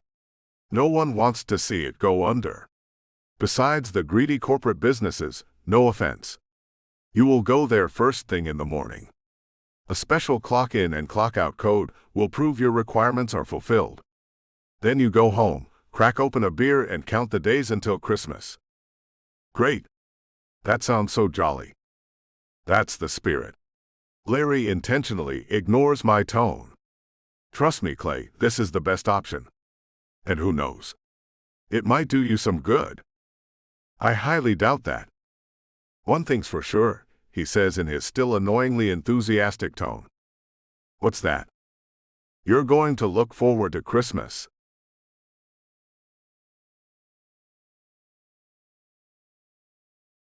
Chapter 4. Alexis. How do I look? I ask with a wide smile. My elf outfit is adorable, and I'm even more thrilled to get the chance to promote my charity while guiding the children and their parents to Santa. You look great. Let's just hope our Santa actually shows up, Mr. Scott comments. As usual, he's standing with his arms clasped behind his back and surveying the busy room. The mall isn't doing as well as it could be financially, but there are still many people milling about. Some stop to look at the sign we've set up next to Santa's chair. The children are all very excited to see him, though there are still some parents who don't look entirely thrilled. This might be hectic. There will be a lot of parents eager to get it over with, and they will push and pull, getting their kids to the front of the line. I've never helped with anything like this before. Hopefully, I can manage it without much trouble. I hope he does too, I reply. Although it didn't sound like he had much of a choice, from what you mentioned. He'll be here if he wants to stay out of jail, Mr. Scott replies. That makes me chuckle, and he gives me a confused look. What's so funny? It's rather strange we're using someone who broke the law as our Santa Claus. It just seems a little ironic. He smirks and nods. I agree with you on that one. Tell me again who he is. His name sounds familiar. Clay Jordan, Mr. Scott says with a shrug. He did something with his finances, and the IRS found out. It's redundant. Let's just hope enough parents bring their kids to see him so we can make some money. Plenty of people will be here. After all, who wouldn't want to bring their kid to see one of the richest people in New York? You have to keep that in check, Mr. Scott reminds me. This is Santa Claus we're talking about, and the kids will have to be sold on that. Once he puts on the suit, he'll be the jolly old Saint Nick we need him to be, I say optimistically. After all, he's trying to stay out of jail, right? That's something else you need to keep to yourself. Mr. Scott calls out over his shoulder as he walks away. This is meant to be professional. I roll my eyes. Being professional is not a problem, and it happens when I feel like it. Except I will not pretend this guy impresses me. He's not doing this because he wants to. He is being forced into it. He's just a spoiled rich brat, and someone I prefer not to be involved with more than what is necessary. I might be the head elf, but my focus will be on spreading the word about my foundation and promoting my sister's memory. Who cares if some rich guy is here while I do it? Maybe he'll actually draw a crowd big enough that the donations are bigger. And this is Alexis. She'll be working with you and keeping the kids in check, Mr. Scott announces as he returns. You must be Clay. I hold my hand out to the stranger next to him. I am, he says shortly. Alexis will show you the dressing room where you'll find the suit. It's hanging up inside. I hope it fits, Mr. Scott cuts in again. I smirk, not at all hiding the fact that I'm staring at this guy's body.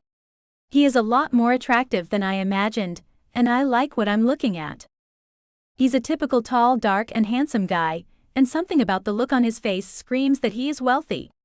He's clearly not hurting for confidence either, and he openly looks me over as well. Shall we? I motion for him to follow me. He walks with the same confidence, and I square my shoulders and take the lead. I feel Mr. Scott staring at us, but I don't turn around. He's clearly impressed with this man. There are plenty of people out there who need money, and this greedy man committed some tax fraud to keep more than he should. At least, that's my judgment. The suit is hanging up inside. Just put it on and come back out to find me. We still have a few things to do before we can lower the ropes for the kids, I say with a toss of my hair. Are we doing that today? He asks with annoyance in his voice. Today, we need to set everything up. You will help, of course, but you're also going to smile and wave at the kids. We are not officially opening the lines until tomorrow, but that doesn't mean we can't drum up some excitement, I say with a sly grin. Looks like he doesn't want to be here, and I'm going to eat up every moment of it. This will not only do him good, but it will also be nice to watch someone who is so full of themselves be open and welcoming to people, he would not give a second glance on the street. Great, he replies. Just get into the suit and find me. If it doesn't fit, we'll be able to work around it. But it looks like it'll be fine. Here you go. I hand him the fat suit with another grin, and Clay snatches it out of my hand. I'm looking forward to it, I say, walking out of the room. I'm going to enjoy this way more than I should.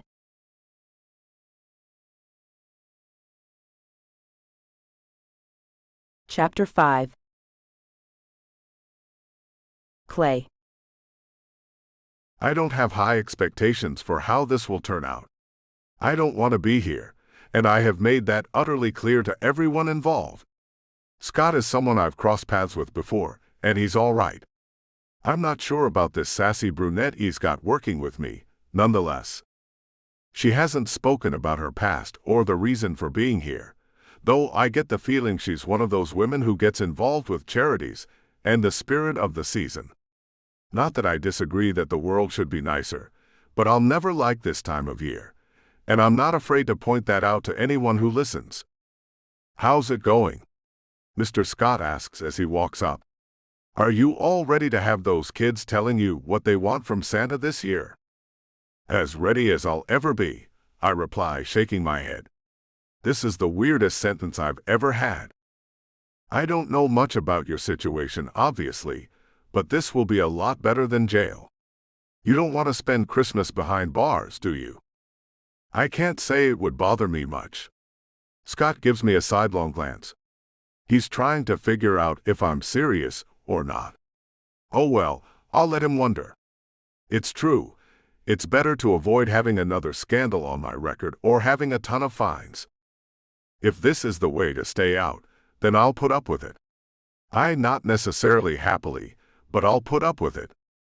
I hear some reporters will be here today, Scott continues. Reporters? The displeasure shows in my tone. Do you think we won't be hit with those who try to capture the warm, fuzzy feeling for the rest of the city? Come on, you know how they are. Scott gives me another strange look. Again, I can't say it's thrilling. Oh, come on, it's not so bad. Why don't you embrace this? Be the guy who loves giving back to his community. People go crazy for things like that, Scott reminds me. Whatever for? Because you know how gossip works. If any of the parents recognize you, they will talk. Give them something good to talk about, he suggests. I roll my eyes. Let's hope no one recognizes me. How about that? Sure, you can hope for that, but if you're working with Alexis, I wouldn't plan on remaining completely anonymous, he teases. It might take some convincing on her end. She seems far more worried about convincing the kids. What is her deal, anyway? Is she one of those super charities? Sort of. She's trying to get her own organization off the ground. Not many people are willing to give her donations, and she's having a tough time. I let her work here and promote her charity as long as she draws people in, Scott explained. Although, in reality, a lot of the work is going to fall on you. What sort of charity is that? My tone is mocking. Is she saving puppies from a shelter? To make sure they all have a home by Christmas? That wouldn't be too far off the mark, but no. It's something in memory of her sister. Leukemia, I believe it was, Scott says as he looks down at his phone. Excuse me, I really need to take this. He walks away, putting the phone up to his ear. A part of me feels like a jerk for making fun of Alexis's charity. She strikes me as someone more worried about the puppies and kittens than anything that is truly an issue in the world. Will you stand there all day, or are you coming up to see the kids? Alexis's voice fills the air behind me, and I turn. She looks me over, from head to toe. I guess you'll have to do. I slip the beard over my face, adjusting it in the mirror before turning back to her. Aren't you supposed to be getting the crows psyched or something? You are the preppy one in this operation. I don't care to be referred to as preppy, and they are pretty excited as it is. My job is to make sure you hold up your end of the bargain, she says, putting her hand on her hips. It might surprise you how much your performance report depends on my findings. She gets me chuckling. Mr. Scott asked you to motivate me. Because I know Larry wouldn't have come to you in a million years, especially not for something like this. What you think of me is irrelevant, but please treat me with more respect than that.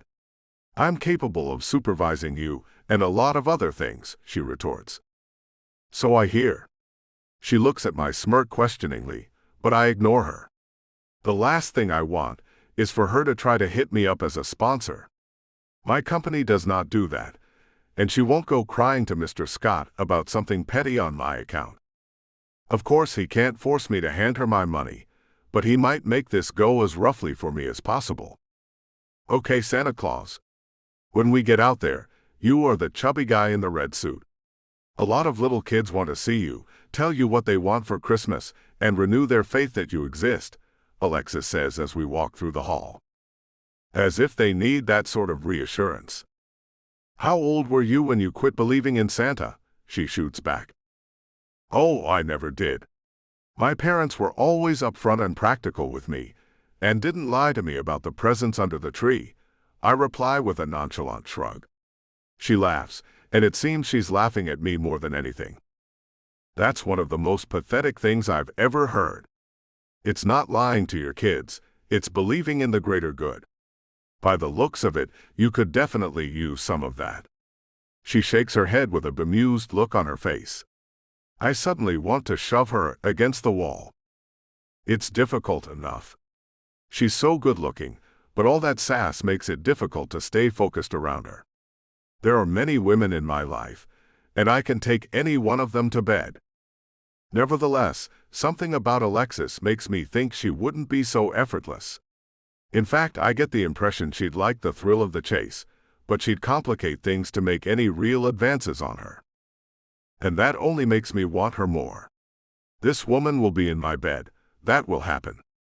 She'll play hard to get, but the way she looks at me gives me a sense of what's going on in her head. She doesn't want to admit it, but she likes me. She desires me. Try to make this believable, she says as I hold out my arms to the cheering children. I turn so my back is to the crowd as I start up the stairs. Just try to keep up, I smirk.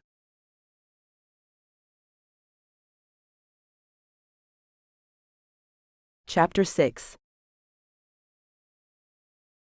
Alexis. By the end of the week, everything had gone better than I thought it would. Clay seems to make the effort, at least to the kids' faces. At times, he has a look on his face that proves how little he wants to be there, but he doesn't want more trouble with the law, so he endures it. Thank God it's just an hour until closing, I say, looking at the clock. It takes effort to be a little easier to get along with, though it's far from easy being around him. He's an arrogant jerk, and does not hold back from that fact when we're alone. Sometimes it seems like he's flirting with me, then other times it's obvious he just wants to get in my pants. And neither is going to happen. He can flirt all he likes, but I don't respond and will not. He's much older than me, some 15 years. He comes from a world of selfishness and greed, while my life has been dedicated to helping people.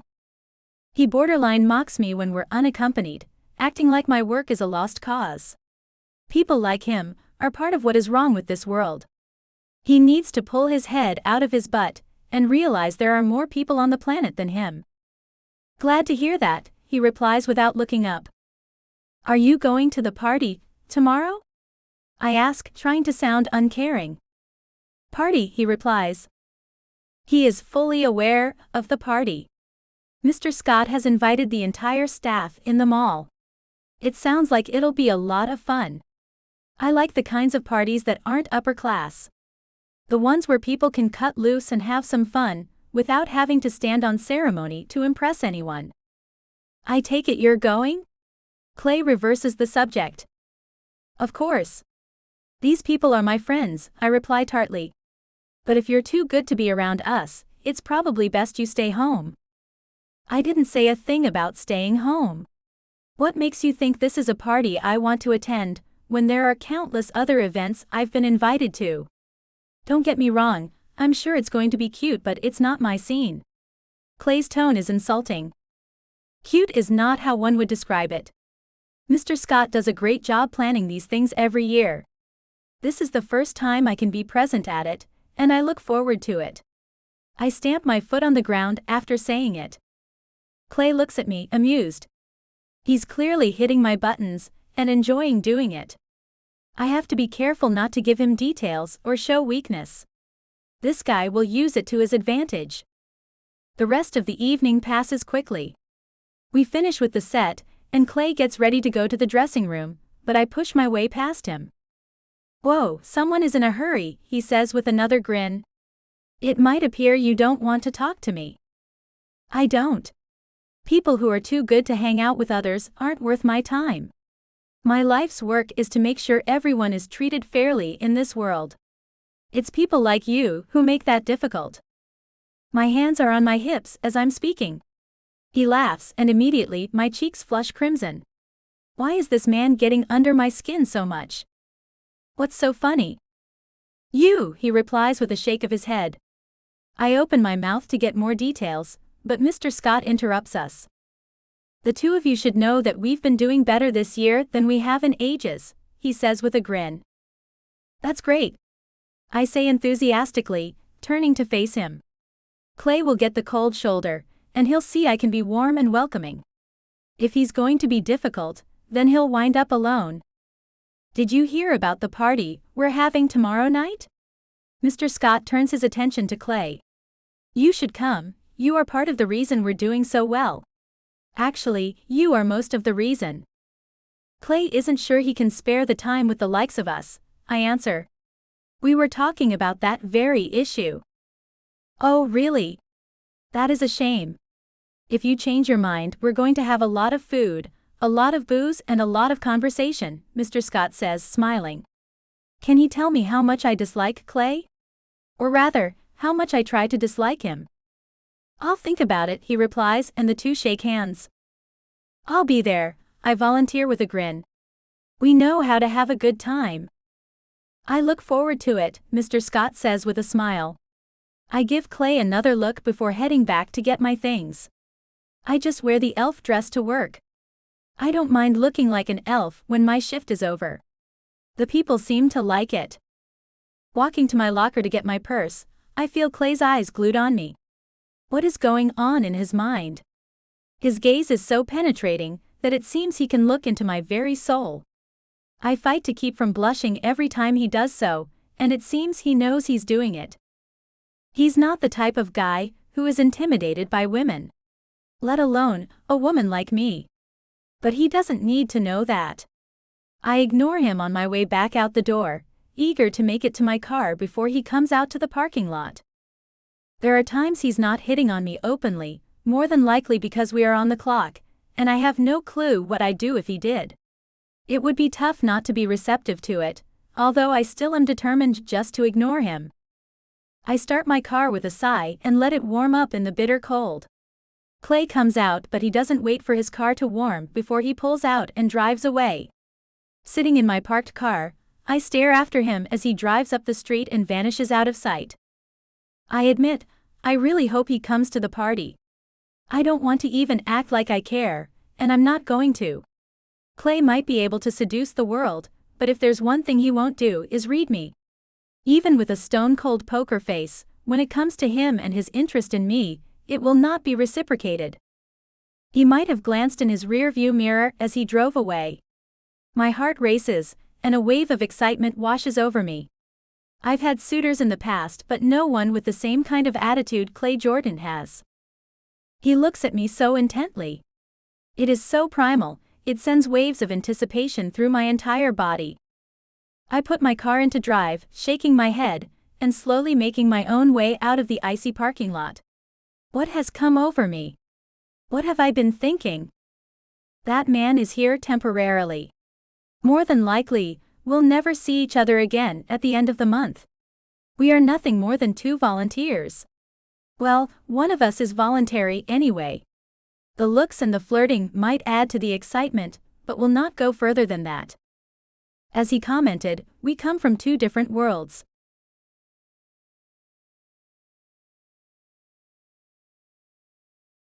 Chapter 7. Clay. I finish adjusting my tie, looking in the mirror, but cannot decide where to go. There are plenty of holiday parties, many of them laden with champagne, beautiful women, and business connections. I planned on going to Harley Mann's party down at the bank. He is one of the wealthiest men, and he can be helpful in getting me out of this scrape. For some odd reason, the party at the mall keeps returning to my mind. What would be appealing about it? On paper, absolutely nothing. In reality, a young woman is possessing me. How she treated me the day before the event was incredibly sensual. She does not seem the kind of a woman to back down, and apparently she doesn't care who I am. By the looks she gives me throughout the day, or when she turns her face away every time I give her a compliment, she wants me. I know she does. I can go to any party, and the odds are in my favor. I'll be going home with a woman. However, I don't want to go home with any woman.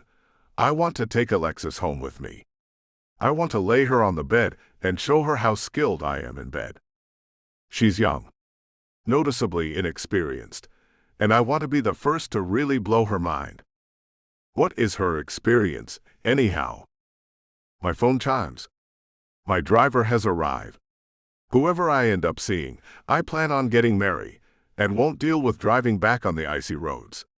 Walking down the stairs, my mind is still spinning with indecisiveness, and it's not until the cab driver asks for the destination that I can give an answer. What the hell? Take me down to the Berkshire Mall. He gives me a look. He's driven for me before, and he's aware of the parties I like to attend. The Berkshire is definitely out of character, but he knows better than to comment. We ride along in silence, and I stare out the window at the swirling snow. It's already dark, but the lights capture the tiny flakes and glint with sparkles. It's peaceful, but I can't shake my disdain for this time of year. New York gets cold, and I'm beyond ready for the holidays to be over and summer to return. There you go, mate, my driver says, bringing me back to the moment. Thank you. I pay him and slip out of the vehicle. Why am I feeling nervous? I never feel nervous, but right now there are butterflies in my stomach, and my palms are getting damp. These are folks I would never associate with, but there is a particular woman I really want to see. Clay. You made it. Mr. Scott walks over with rosy cheeks and a glass of champagne in his hand. I didn't think you were coming, but you son of a gun, you made it. I might not stay long. Several other venues may require my attention, I say quickly. But it won't hurt me to stop by for a few minutes. Excellent. Help yourself to the champagne and food. Of course, mingle your little heart out as well. You don't have to sit on that throne tonight, he points to the seat behind him. I smile silently. I want to ask him if he knows where Alexis is, but that's not really my style. If she's around, she'll notice me at some point. And I'm right. Well, look who graced us meek mortals with his presence, she says coolly as she walks over, a glass of champagne in her hand as well. She's in her 20s, but still looks out of place with alcohol in her hand. As though she's too young, or perhaps too innocent. I thought I'd see how things were getting on here. Care to walk me to the champagne table? She looks surprised and distrustful. Looking at the glass in her hand, she swirls the liquid and shrugs. It's not like you can't find it yourself. No, but if I came to socialize, it won't do me much good to lean back in a corner, will it? She gives me another look. Distrust is still on her face. She's probably worried I'll ask her out. Perhaps not because of the question itself, but because of what her response will be. Come on then. She doesn't bother to hide her annoyance. Something about it makes it feigned. She's not attempting to annoy me, she's not bothered. In fact, she's putting up a wall to defend against her own feelings. We walk over to the table, and I grab one of the glasses, turn to her, and swirl it in my hand like a gentleman. She's checking out my suit, and I take the moment to openly compliment her gown. It's tough to recognize you when you're not dressed like an elf. She blushes but tries to look exasperated. I don't always wear that outfit. Good. Because you look much better in this. And you look a lot better in a Santa suit if you ask me, she says with a mischievous grin. My heart skips a beat. I knew she'd flirt if we were alone. Why do you say that? Not a fan of nice abs? I ask, patting my stomach. She visibly blushes and looks away. She's probably wondered what was hidden under my shirt all this time. Not exactly what I was getting at. She's not hiding the sheepish grin on her face. I'm about to ask her what she meant when we are interrupted by Mr. Scott. Oh dear. Everyone. What did I tell you? He calls out. We look at him in surprise. He points above our heads. I knew this was the best place to catch a duel eventually. We look up and Alexis gasps. We are directly below a mistletoe, something I didn't even think to check when we walked over to the table. By Alexis's reaction, she also had no idea that it was there. You know what that means? Scott presses. Both of you owe us a kiss. Oh, I don't know about that, Alexis argues. Won't it be weird if we have to work together again? Kiss. Kiss. Kiss. Kiss. Scott starts chanting, and it's not long before the rest of the room joins in. Alexis looks undecided. This is my chance. I put the champagne on the table and turn to take her in my arms. She doesn't fight me. In fact, she is trembling beneath my touch, her body full of anticipation. My own arousal is tough to subdue in my own pants. There is no doubt what her desires are. If there was a way to rip her clothes off and take her on the table right now. That is a fantasy for sure. I press my lips to hers and she lets out a slight moan. It's soft enough that no one else hears it, but her flushing cheeks tell me she didn't mean to let it out. She looks embarrassed as she pulls away from me. They are all cheering. It's so effortless to entertain people with champagne in them. I have to go, Alexis says softly. She grabs her glass of champagne and disappears into the crowd. I don't follow her. The way she reacted to my kiss, it's just a matter of time before we catch up again. It's better not to bring it up. It's the first step to what I want to do with her. Perhaps my wish of taking her home with me tonight will come true after all. It will be a Christmas miracle.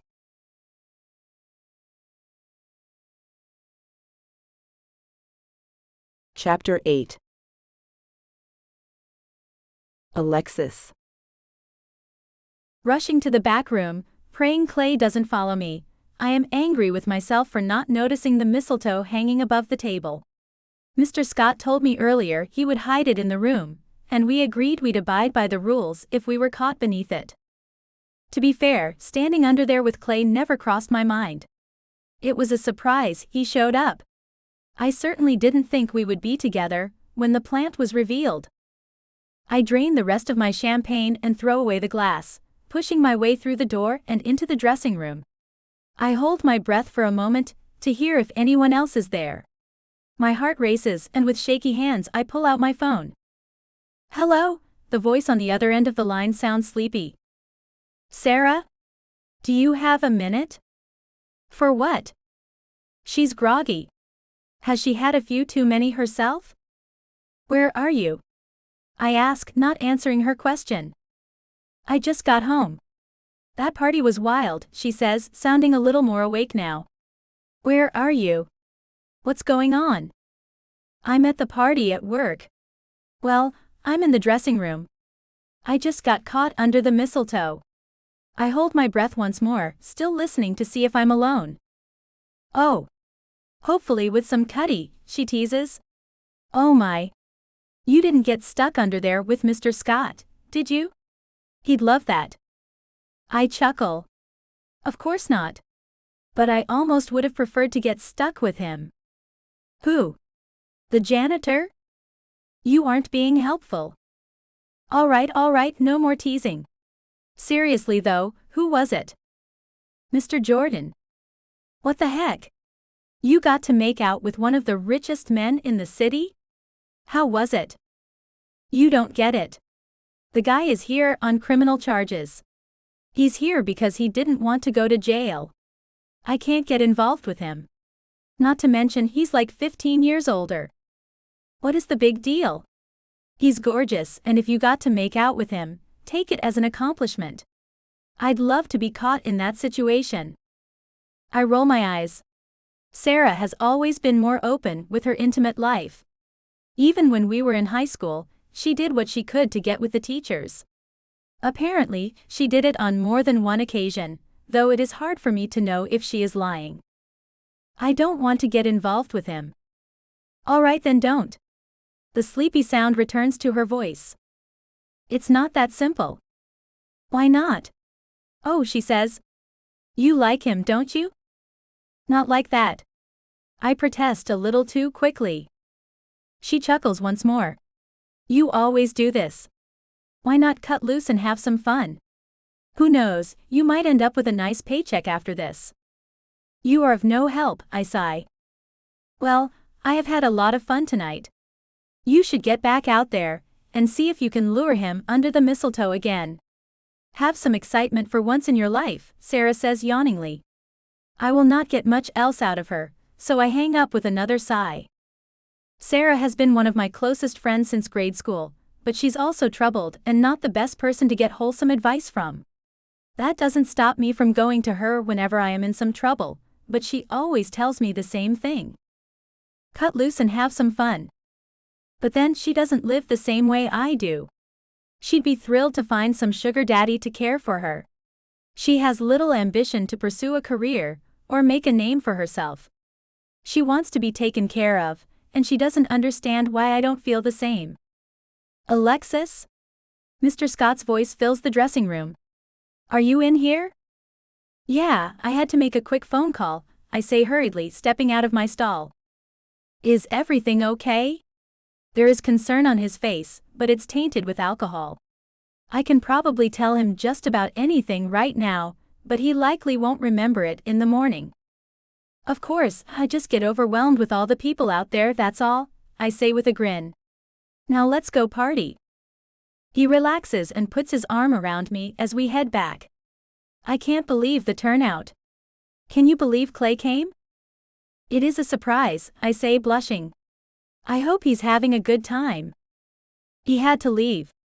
Said there was some other business to attend to, Mr. Scott sighed. I wish he could be convinced to get more invested in this place. He said there isn't much to offer him here, I say without thinking. There's a look of disappointment on Mr. Scott's face. Of course, he's not the sort of man to look at what really matters. Perhaps he'll come around before the season is over, Mr. Scott replies hopefully. I have my own doubts about Clay, so do not say a word. I wish he hadn't left. Or that I hadn't run following the kiss. It'll be awkward the next time we meet. He'll probably make some comment that'll make me uncomfortable, and I'll have to pretend like it's nothing. It was nothing, wasn't it? Was he able to feel my body shiver at his touch, or were my lips trembling when they met with his? The entire situation was so sensual. It'll replay over and over throughout the night, dreams of him and how he tasted. Oh good, you didn't leave. Buddy, the janitor says as he walks over. He has champagne in his hand but nods toward the table, seeing I do not. Do you want to get some more champagne? I laugh, shaking my head. That's subtle, buddy.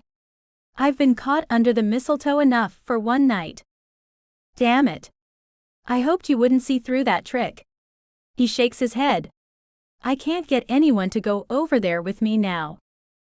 I'd be surprised if anyone else gets caught under there again, I say with a chuckle. That was a little surprise for all of us. It was nice to watch. His eyes linger and I excuse myself. It's been no secret over the past couple of weeks what he wants to do with me. He's much older and very not my type. I flirt with him because it's safe and fun, but I have no intentions of taking it further. I won't get caught under a stupid mistletoe again. I mingle, keeping the conversation going while avoiding talking about the kiss with Clay, but it's difficult at times. Several staff members tell me it's clear there's chemistry between us, and I can't help but wonder how obvious it is. Who is the bigger offender? Clay has an open, intimidating attitude. I, on the other hand, prefer the softer approach and try to treat everyone equally. There are still plenty of giggles and glances cast my way. It has everything to do with what occurred next to the champagne table. And no one seems surprised.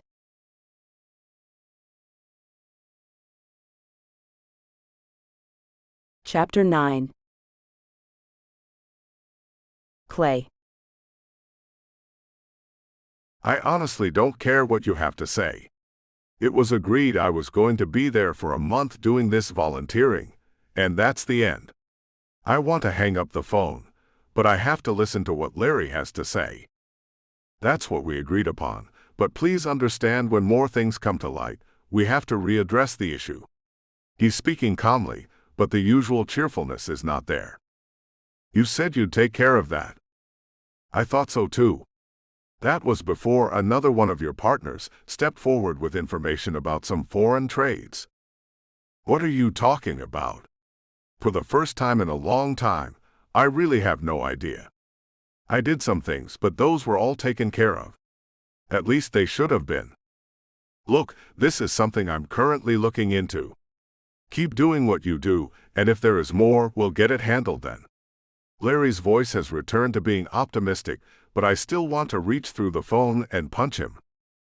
You can't call me up with this information and assume I'm able to get back to work. Do you have any idea how hard it is to sit here dealing with these little brats, knowing I'm stuck here for another few weeks? Oh, it can't be that bad. I love kids, he replies. I roll my eyes. Then why aren't you the one down here in a suit? Because I'm not the one with the plea deal. That's all on you. Larry laughs again. You're doing great, I can say that much. My money was on the fact you would bail out after a day. Thanks for the vote of confidence. Anyway, you'll be in the loop on what's going on. We'll get this sorted out in no time. I'm sure we'll get it figured out in the next couple of weeks. You better. I'm getting dreadfully tired of this entire fiasco.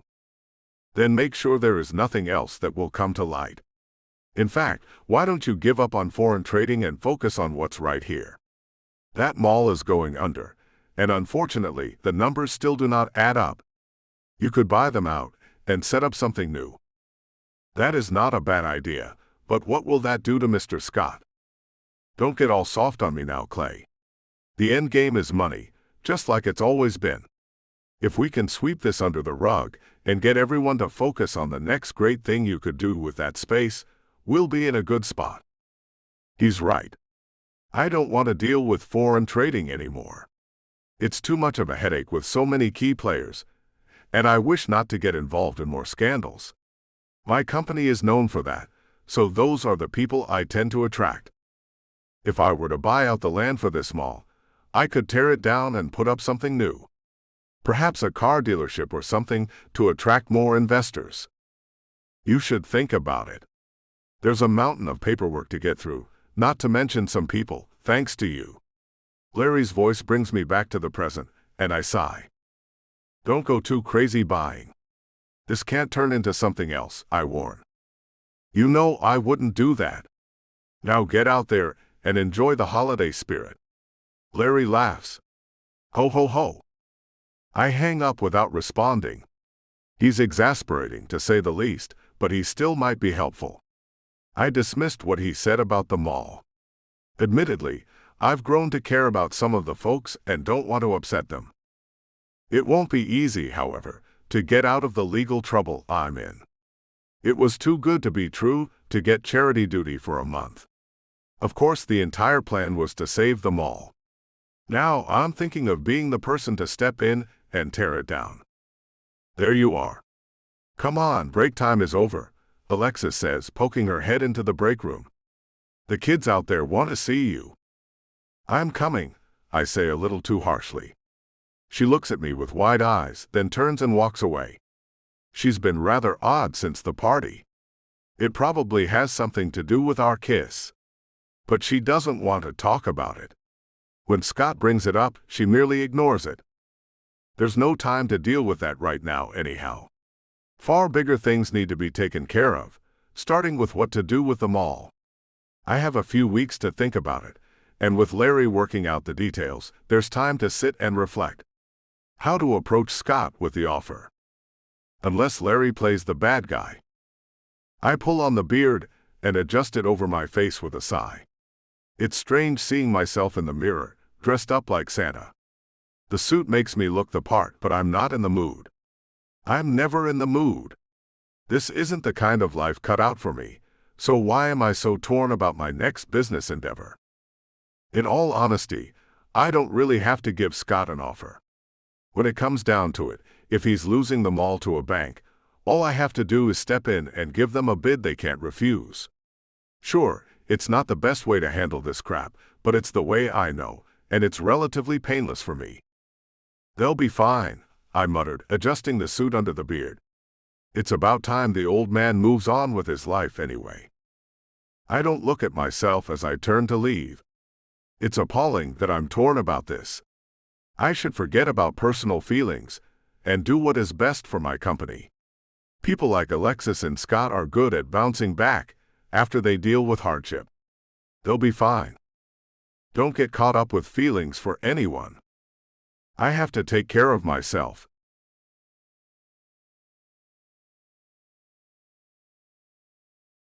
Chapter 10. Alexis. What does that mean for us? The worry shows in my voice. I had my hopes up so high for the charity and working with the mall that I planned on asking Mr. Scott if I could continue after the holidays with a booth of my own. Then, out of the blue, he called a business meeting and announced the mall was going under. Nothing yet. The plan is to make sure we work as hard as we can and bring in as much revenue as possible, he sighs. We are doing a great job getting the people here with Santa Claus, but that is not enough. The first week was great. Since then it's just gone back to the way it was. You've been the owner of this place for years. How can you just let it go like this? I ask. It's not that simple, he replies. I open my mouth to respond, but Buddy interrupts. This happened to my family's mechanical business, and me years ago. My father, his father, all the way up the line. But when times got tough, there wasn't much we could do about it. What do you mean? I ask.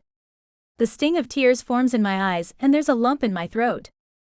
I mean, when you get the big corporations sweeping down out of the sky like vultures, there's not a lot you can do, Buddy attests with a bit of frustration. He's still hurt about losing his business. It's something he's brought up more than once, though no one feels comfortable inquiring about the details. Can't you say no? I ask, turning my attention back to Mr. Scott. That's just it. When you don't have money to pay the bank and someone else does, you don't have many options, he sadly declares. That's crap. I spit. What do you have to say about this? You're one of those big corporations, so isn't there something we can do? I turn my attention to Clay, who's been sitting quietly during the whole meeting. He looks pained at my question but recovers quickly and merely shrugs it off. I don't deal with this sort of issue. My lawyers and a legal team work out the details, so I can focus on the growth within the company. I give him a doubtful look, as if he's lying. He is the one with money and the big business, after all. It would only make sense for him to have the answer. Lawyers, the bane of my existence, Mr. Scott sighed.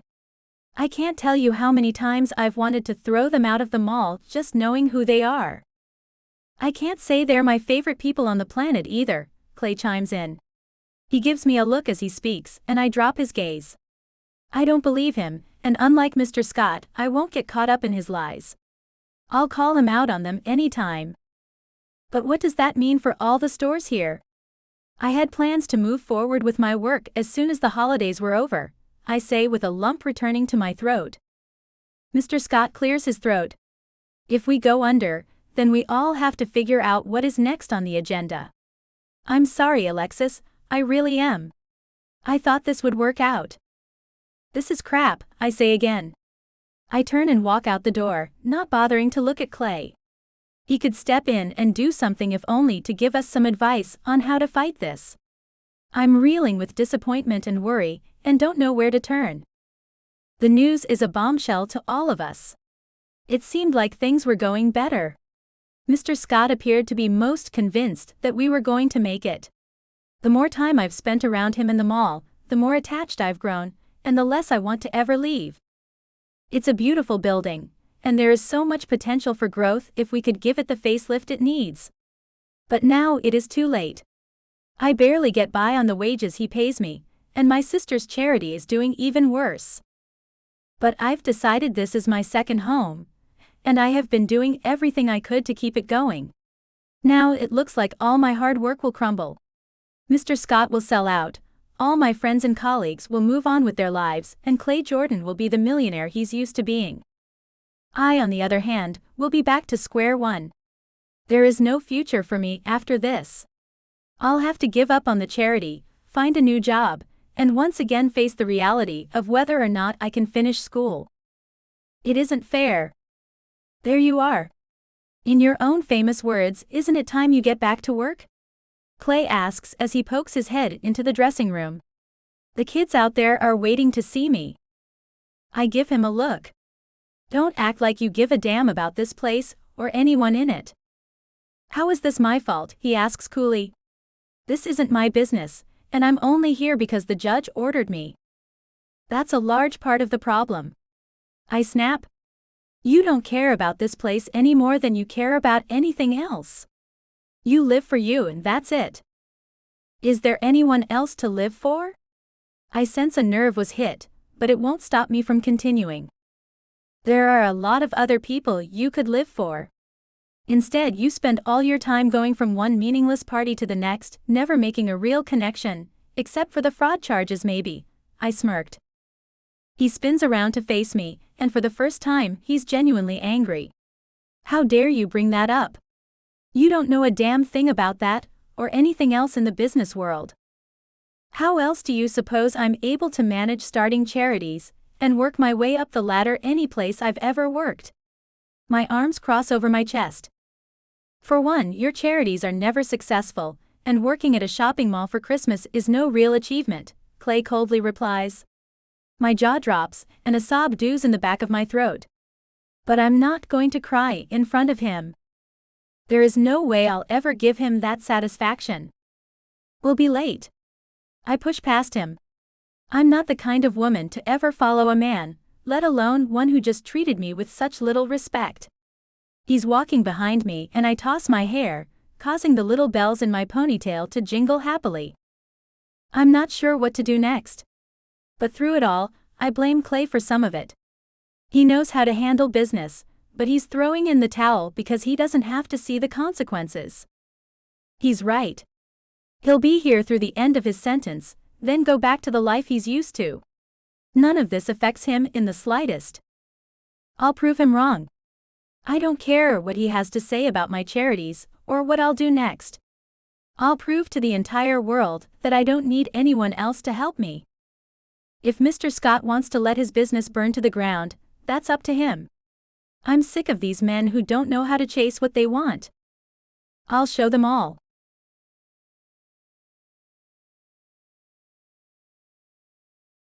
Chapter 11. Clay. It's a long afternoon. There's silence in the dressing room as I take off the suit and Alexis gathers her things.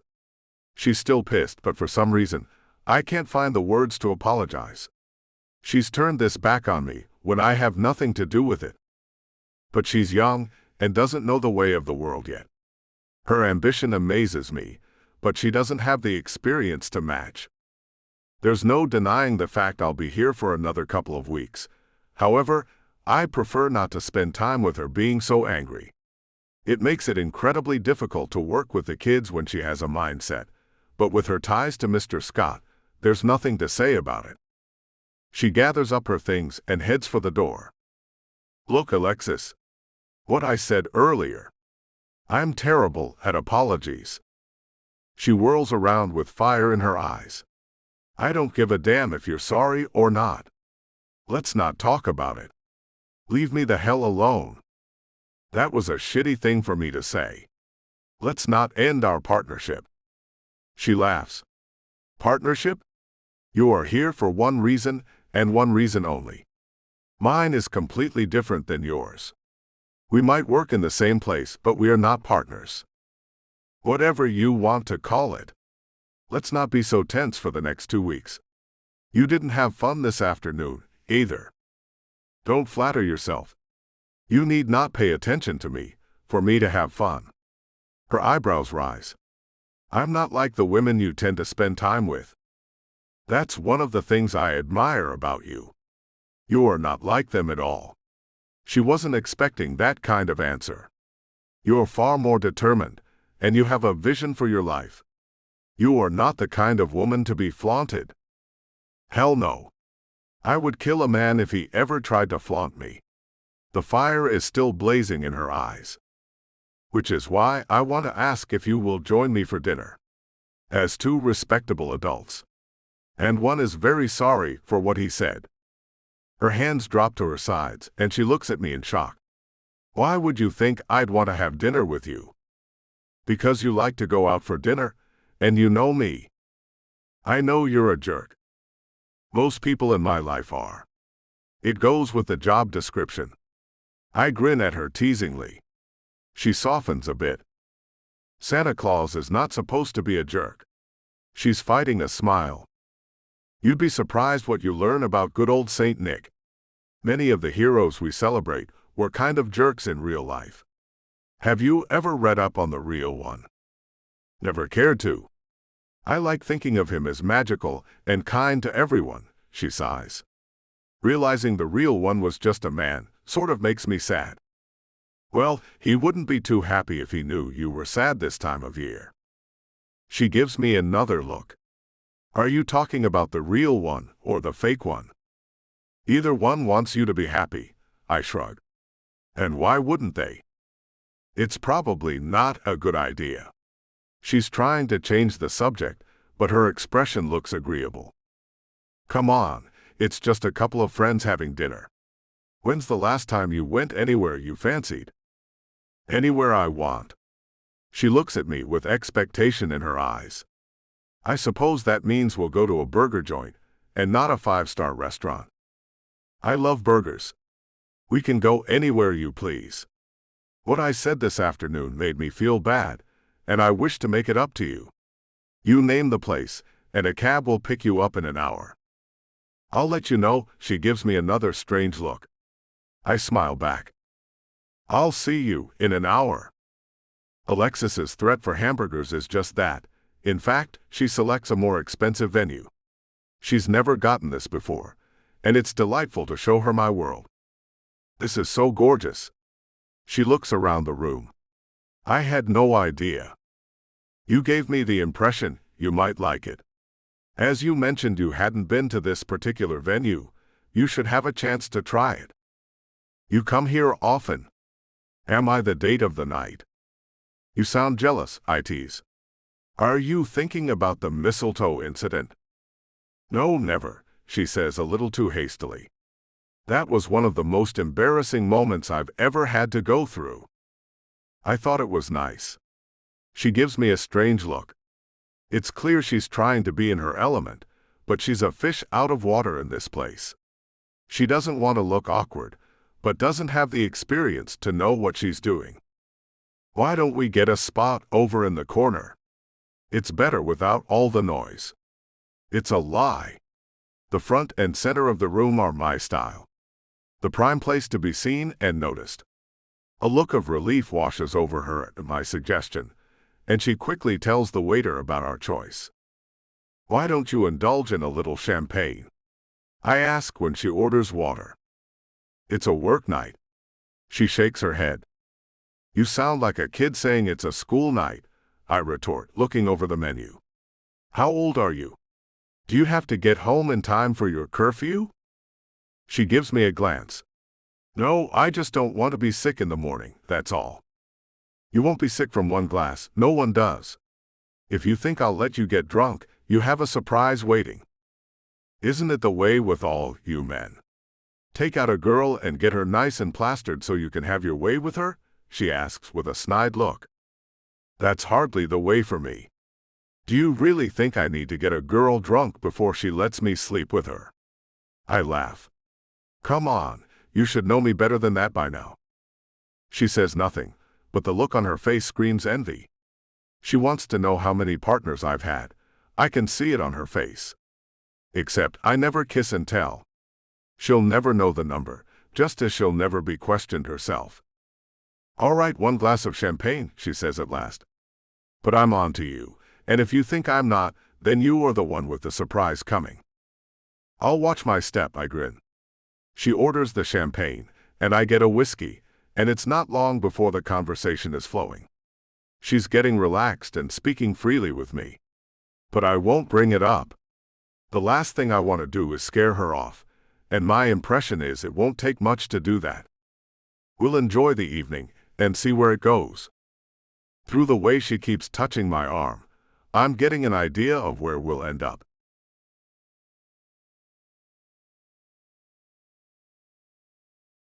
Chapter 12. Alexis. Cut loose and have some fun. My friend's suggestion echoes in my mind as we finish our meal.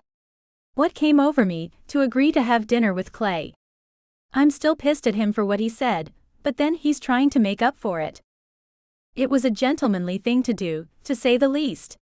He also let me pick the restaurant, and though I was as big of a pain to opt for the most expensive one I knew, he didn't seem to mind. In fact, he treats me as though I was one of the social elite, though I often spend my money at thrift stores and survive on food handouts from time to time. I'm not reckless with my money, I know where it should go. Did you have a good time? Clay asks as he helps me slip into my jacket. It's another courteous gesture which takes me aback.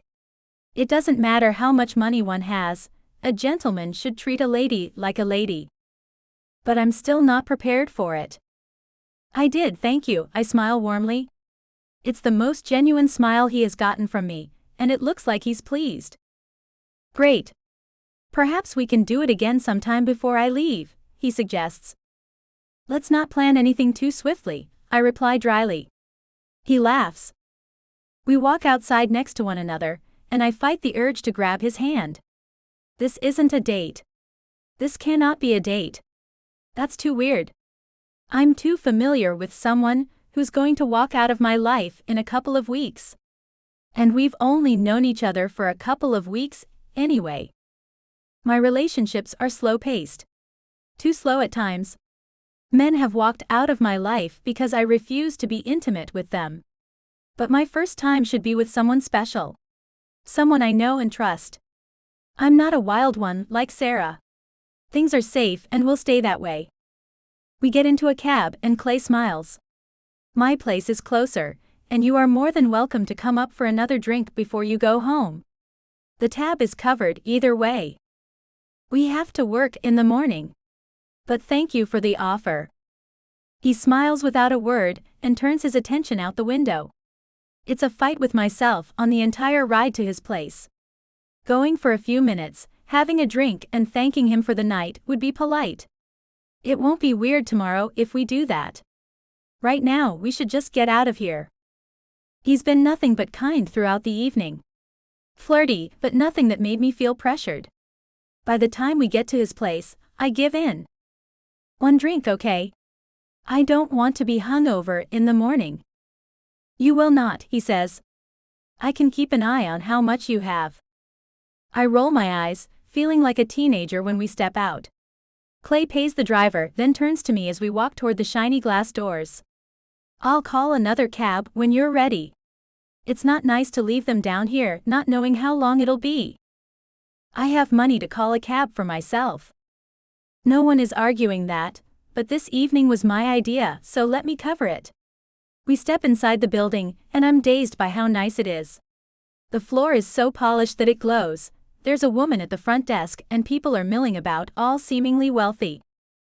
Without Clay, there would be no reason for me to be in a place like this. He leads me straight to the elevator, and the door shuts. He stands very close to me. Close enough for me to smell his affluent cologne, and arousal builds inside me. Clay is nothing like the guy the first envisioned being my first. But for some reason, that's all right with me. He's dangerous, he's primal, he's intimidating, and he's got his sights set on me. He could have any woman in the world, but it's me he wants. I feel on top of the world. Though it disappoints me, he keeps his hands off me, and we make our way through the hall to his penthouse. As soon as he opens the door, I'm dazed once again at the sight of everything. You live here? Yup. What are you having? He walks over to a full bar. This is the most beautiful place I've ever seen. He's the most incredible man I've ever met. Suddenly, I can't help myself anymore. Sarah's words run through my mind again, as I turn and slowly begin untying the back of my gown. Clay looks up from the bar. I sheepishly turn away, and let the ties fall to my side. The zipper is not easy to reach, but I rub my hands up and down my arms, sensing him draw closer to me.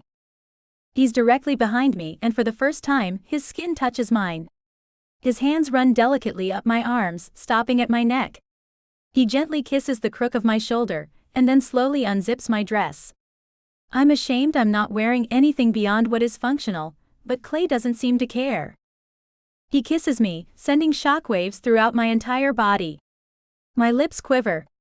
Should I say something? Nothing comes to mind. Clay. My voice is trembling, but Clay isn't interested in discussion. Shish, just enjoy the moment, he whispers in my ear. He lays me gently down on the leather sofa, kissing me. In the morning, I'll probably wonder what I did, but will worry about it when the time comes. I shared my first intimate experience with the man I'm falling in love with, and I have no regrets.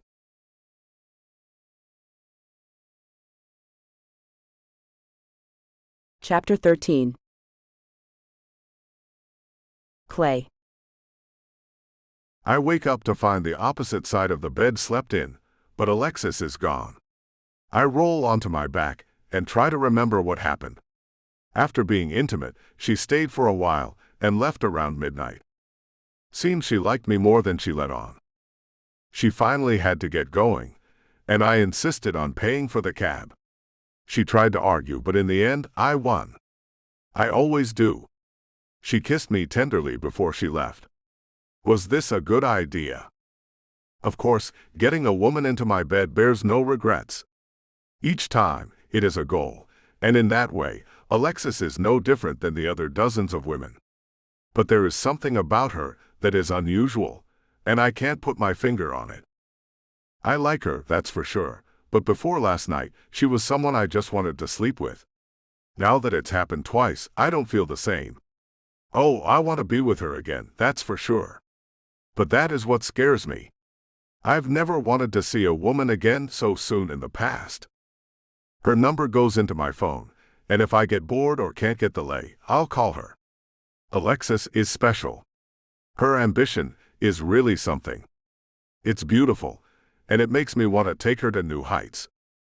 If she were to join my company even as an intern, no doubt it could be even better than it is now. It'll take some convincing, but hell, she was in my bed, so I can convince her to do other things. How is it going to proceed at the mall? She was so strange after the kiss at the party, as though she regretted it, though at the time, she was just as much into the moment as me. No dealing with her moodiness. If she continues being that way, I may not deal with it. There's enough stress in my life. I don't have the time for someone who can't make up her mind. Or those who go through with something, and then spend the next few days in a bad mood because they wish they hadn't. My phone rings. I sigh, roll over and grab it off the nightstand. My eyes roll when I see it's Larry, then I check the time. What do you want? Do you know what time it is? Good morning to you, sunshine. So glad to hear you're in your typical good mood. His cheerful self comes through the phone. Do you know what time it is? Most people tend to call within business hours. Most people aren't doing what I'm dealing with, either. If I call you during business hours, you'll make some excuse about working when you really hate that job, and look forward to getting out of there as soon as possible, he rants. Damn, I'm glad you called me at this awful hour to tell me about my life. Listen, You wouldn't be getting a call if it weren't important. Are you busy? Lying in bed like most people at 6 in the morning. What the heck are you doing? Not lying in bed, which is what productive people do in the morning, he replies with a short tone. It's the first time he's so curt with me. Perhaps I'm doing a better job of getting under his skin.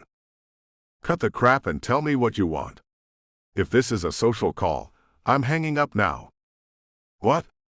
Is it so outlandish someone would call your moody ass this early in the morning? Be glad I keep these hours to make sure your ass is covered. You're more worried about covering your own ass at this point. You are more than aware the court could turn on you for not providing all the evidence in the case, I say with a yawn. This isn't my first rodeo with lawyers or the court system. I don't care if you went to law school. And I'm not too worried about that anyway. The dates prove I had no idea at the time of the trial, so my ass is covered. There is a tone I can't help but respect. He's getting tired of the way I treat him, but I don't give a damn. Lawyers are a dime a dozen, especially if they want to get paid well. I can get another one in a heartbeat. Maybe not one as good as he is, but one that will do the job. I yawn again. So you're calling me to tell me you have your ass covered? No, I called to let you know I have some good news. His voice returns to the usual, annoyingly jovial tone. Well, that's a first. Come on, you don't mean that. I got you out of jail, didn't I? I don't respond, so he continues, we are going to buy the Berkshire Mall. That makes me sit up in bed. What? That's right. The owner, I forget his name, he starts. Mr. Scott? Whatever, that guy. He's been steadily going under for a while, and we all hope your little gig will stop that. It might have helped for a while, but with the amount of debt, it's not going to happen, Larry declares triumphantly. So what's the plan? My heart sinks. I wonder how to go through with this. Lawyers handling it or not, they all will find out I am behind the mall's demise. I've come to enjoy their company, especially Alexis. Standard procedure. You're going to wait until after Christmas. The court is clear you must stay there throughout the month, but after that we are free to do as we please, Larry says with more conquest in his tone. I told you this would be a Merry Christmas. What will we do with it? Not another shopping mall. I hope to deter him. We'll tear the place down. What's wrong with you? We've done this 1,000 times before. We'll throw something together.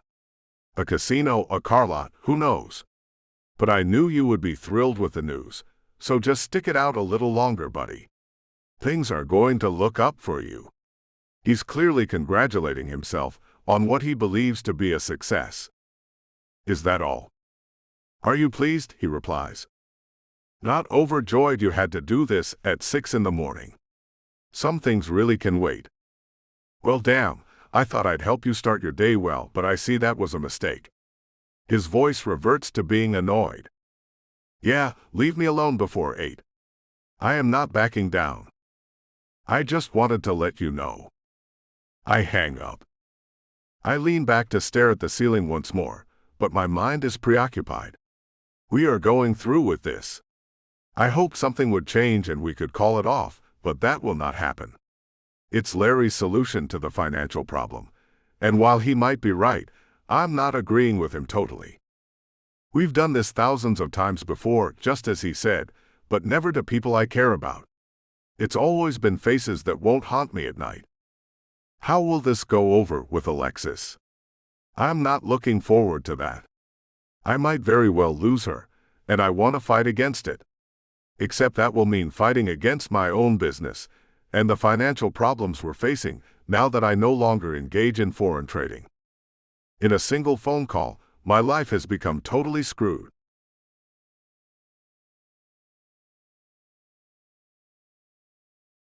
Chapter 14. Alexis. I pull on my tights and look in the mirror, not too happy to see myself. I feel weird about having being with Clay, but I didn't expect this. Hundreds of emotions run through my brain and my body. Which to focus on? My whole body is sore, but I have no regrets. It was my decision, but now I don't know what to do about Clay. Also, there are many questions running through my head, and I'm not sure how to feel about them. Does everyone wonder how they will act around the person they just slept with? Or is it something that is perfectly normal? Nothing seems natural or normal to me. I should learn how to handle it better. I want to talk to Clay, but at the same time, I don't want to bring it up. Another part of me knows that's a blatant lie. The fact of the matter is, I want to be with Clay again. He needs to see that I too can do more than just lie there. But how will I do that? How can I face him after this, and will he talk about it? Do guys talk about it? It's not something I've talked about with other girls, except when Sarah brings it up. I sigh and put on my makeup, trying not to add more than normal. I want Clay to think I look good, and my first inclination is to put on more than usual. I want to be with him once more. The ride to work is long. The vehicles move slower with ice on the roads, but that gives me time to think about what to tell Clay. Part of me wants to play it cool and not say a thing. Another part of me wants to tell him I had fun, and hope he thinks so too. I step out of the cab and pay the driver and then take a deep breath. When was the last time I was this nervous about going inside the mall? This place has become like a home to me, and I love seeing everyone. Well, most of them. One person in particular, but I'm scared to hear what he has to say. Squaring my shoulders, I walk into the mall, playing it cool. I don't want to draw attention, but I'm looking for Clay with every step. It's not unlike him to hide in the dressing room until the last possible second. However, there is a slim chance he might be out already. Either way, I want to see him. Good morning, you look jolly today. Mr. Scott startles me as I walk through the door. He gives me a weird look. A little jumpy? Maybe a little. It was a long night, and it's never good if I don't sleep well. What were you up to? Nothing. He gives me another odd look, and I smile nervously. He knows me well enough to discern something is up. And definitely, there is something up with me. I wondered if you would be here today. Clay walks up. Why wouldn't I be? My heart races as Mr. Scott eyes the both of us, and Clay gives me a knowing smirk. He turns to Scott and I'm terrified he'll tell him what we did, but he chuckles instead. You should have heard her in the dressing room last night. So ready for a vacation, and for this holiday madness to be over.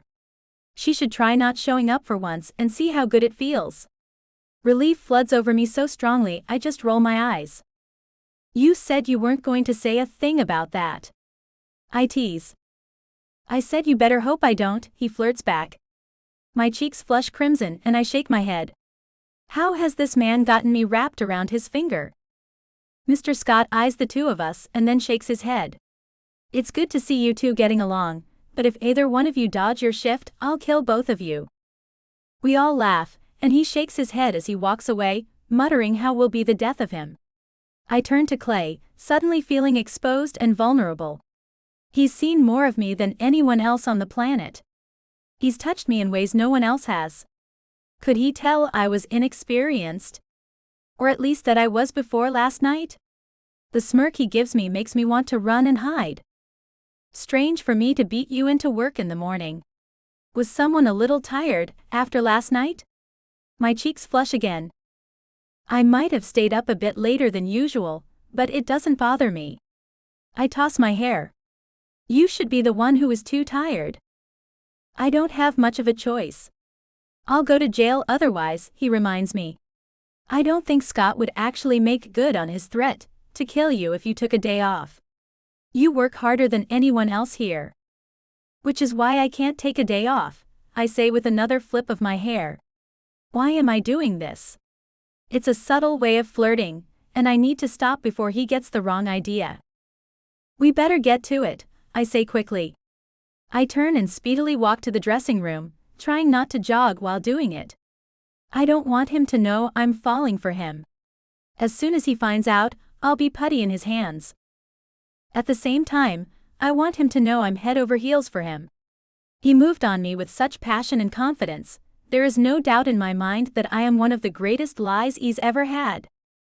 At least, I would really like to think that.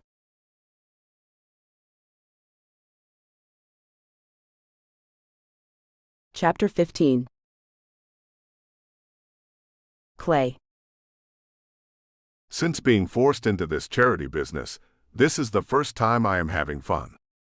Alexis looks at me every chance she gets, and she's probably thinking about last night. I enjoyed the flirting this morning, and I want more. She's hard to figure out, but at the same time, I could probably get her to do what I want again. She likes my confidence, and I am pretty impressed with the skill she demonstrated. I want to have her in bed again. However, as the day wears on, a change comes over her. She's becoming less friendly, and she seems to lose interest in flirting with me. Something about her is putting up walls between us. It's confusing. I want to call her out on her nonsense, but I am not sure how. She's younger than me, yet very mature for her age, but she and I come from two different worlds. Because of that, I can't expect her to live the same way I do, or the same way the women I've been in the past do. By the end of our shift, she was ignoring me completely. There is something going on, but I don't care enough to find out. I've never felt this way before about anyone in my life, but I have no time to get caught up in some high school type of drama. She looks scarcely old enough to be out of high school, as it is. Did I make the right choice after all? Hey Scott, can I talk to you for a minute? I ask on my way out the door. Alexis left as soon as she was able, and I want to chat with him. They are close, and he might have some inside information to share. Not much, just enough to learn what's going on with her. Don't tell me you're quitting, are you? Mr. Scott has a concerned look in his eyes. I shake my head. No, but I wanted to ask you about Alexis. Did she seem out of the ordinary to you today? I don't care what he thinks about my relationship with her. What do you mean? He asks. Did she seem sick? Is there anything I can do? No, it's nothing like that. She didn't seem as happy as she usually is. I mean, she was fine this morning, but there definitely seemed to be something wrong by the time she left. He's the kind of man to see how she's doing, and I don't want her to know that. You know, as long as I've known Alexis, which has been a pretty long time now, she goes through these moods. At times she's in high spirits, and then there are times she's withdrawn and sullen. You never really know what you get with her, which is partially what makes her interesting, Scott laughs. How long do these things last? Not that I'm stalking her. No, of course not. The two of you are becoming friends, and that's great. She needs more support in her life. His face darkens. I give him an inquisitive look, but I'm not sure how to proceed. What is he talking about? I shouldn't trouble you with her past, but let's just say there's been some hardship. Her sister. I still feel bad about the charity when I first got here, I say with a sigh. It's not only that. Her sister was just the beginning of her troubles. The death of a child is tough for any parent. It was the death of them. I mean figuratively. A family devastated in several ways has taken its toll on her. Scott shakes his head again. Sighing, I wish I knew what to say. But I am uncertain of how to bring it up without prying. After all, I'm the one who will leave in the next couple of weeks, and all of this will be torn down. It won't surprise me if she hates me for it, and that in itself keeps me at bay. You shouldn't be bombarded with all of this information. We all have our own paths, and she was given a shitty one, Scott sighs and then chuckles. The fact that you hate this time of year has been broached more than once. That stems from extreme pain. It's the charity work. People are more caring and giving this time of year, so she's able to see growth in her work, Scott explains. He tucks his notebook under his arm and checks his phone. I don't mean to run off, but I need to make this next meeting. There might be a chance we can stave off the big corporations after all. Fingers crossed, Mr. Scott grins hopefully. Another stab of pain runs through my chest. He doesn't know my corporation will buy him out, and the fact that he hopes to stop it makes me feel worse. Good luck with that. I smile and pat him on the arm. With the miracle of the season, you can find something. He gives me a strange look. What's that glance for? You said the miracle of the season, as though you believe in such things. He shakes his head. Is that bizarre? I'm feeling defensive, but wish not to let it show. I've been nothing but difficult since my arrival at the mall, but need to admit, being here every day has helped me see things in a different perspective. What he does might not be the best, or even what Alexis does, but the holiday season seems better, and I want to be nicer about it. It's funny. That suit is rubbing off on you. Scott laughs and shakes his head. I'm glad. I'll be glad when this mess is over. I sigh and shake my head. I'm sick of doing this, and can admit it. You'll be glad when it's done, but you'll miss us when you go back to your fancy life, Scott comments with another laugh. Anyway, it will not look good if I miss this meeting. Take care. You too. Oh, and Scott? I stop. His eyebrows rise. You won't say a thing about this to Alexis, will you? Not a word. She likes you but will not get her hopes up. He smiles once more. What does he mean by that? I stop myself. He's just teasing. Scott always teases everyone around him. What did he mean by getting her hopes up? Did she say something? Is there a chance after all?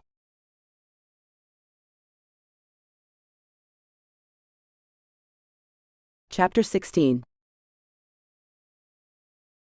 Alexis. Quickly, I walk out to the cab that's waiting for me outside. What came over me? I had to get out of there as soon as possible. Clay should not get the wrong idea, and I have no clue how to do it. A huge part of me wants to have a relationship with him, but the more rational side knows that will never happen. He is way out of my league, and us being together might not have been an expression of love so much as him simply wishing to get laid. There are too many alarm signals to let myself fall for him. I need to get away from this. My phone chimes. It's a number I don't recognize. I open the text, curious. Hey Alexis, it's Clay. We did not have a chance to chat today, so I wondered if you would like to grab a cup of coffee to sort things out. I wait for a minute, looking at the text. How did you get my number? The reply comes immediately. Sandy gave it to me. What do you say? I roll my eyes. Of course, Sandy would feel free to hand out my number without my permission. Mr. Scott wouldn't do that. He knows too well that I get pissed when that happens. More people should respect that. So much gossip is going on at the mall. Everyone feels free to hand out everyone else's information. We can, but I don't have a lot of time. I hit send before thinking about it further. A part of me wants to meet up with him, and another part wants to avoid the entire situation. That's fine. Let's meet at Gregory's Diner, if you don't mind. Great coffee. Are you free? Again, I hesitate. He's waiting for an answer, but I am not able to send one. Finally, I say screw it. All right, I'll be there. But again, I don't have a lot of time. The driver gets the new directions and turns that way. I settle into the seat and sigh. He'll want to talk about last night. At least I'm quite sure.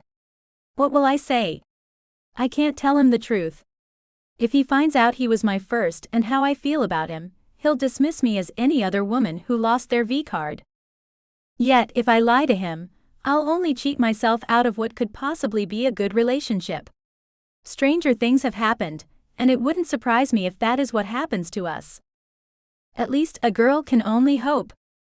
We pull up in front of the diner, and I pay the cab, stepping out of the car. It's a busy place, but it won't be difficult to find him.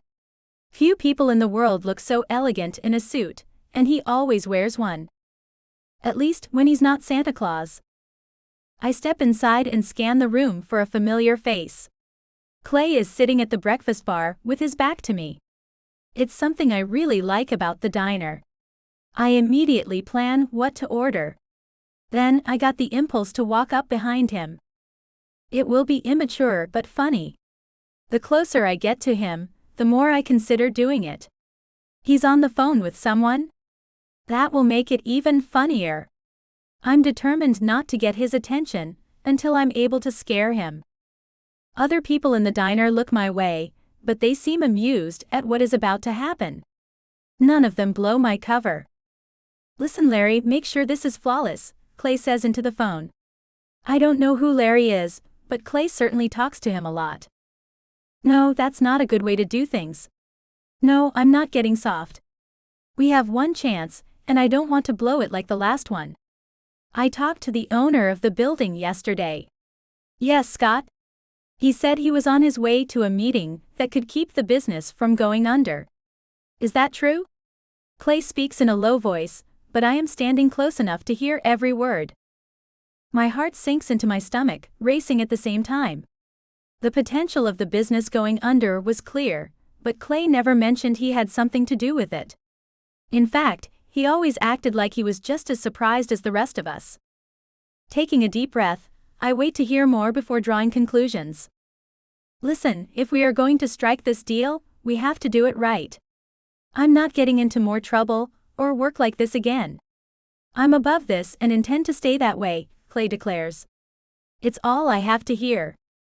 A noise escapes my throat. It's partly a sob and somewhat a gasp, but enough to get Clay's attention. He turns around surprised and then quickly wraps up the call. Look, Larry, we'll talk about this later. No, I don't care what you have to say about it, we'll talk about it later. He hangs up while the other man is still talking. He looks at me with astonishment. I didn't think you would be here so soon. I would have saved that phone call, he says with a grim face. He's trying to be suave, but I can see right through it. He knows he's been caught. What was that? Do you really think you will be able to get away with this? It's not what you think. He rises from his chair and puts his hand on my shoulder. Don't touch me. You are a liar. I want nothing to do with you. I fight to keep my voice down, but it's too late. Customers are already looking at us, yet trying to mind their own business. You don't know what you heard. Clay snaps back. He has a temper. It's one of the news stories. But I'm not going to sit here and listen to him gaslighting me, knowing what has been said. Does Scott know about this? No, and I would appreciate it if you didn't say anything. Again, you don't know what you heard just now, and I won't fight with you right here in the middle of the diner, Clay speaks in a calmer tone. Well, you don't have to worry about fights with me, because I never want to see you again. I want to sound angrier than I am, but all that comes out are tears and sobs. Everyone is staring at us now, and I can't take it anymore. I turn on my heel and walk out the door, ignoring Clay's calls to come back. I know what he said, and he can buzz off.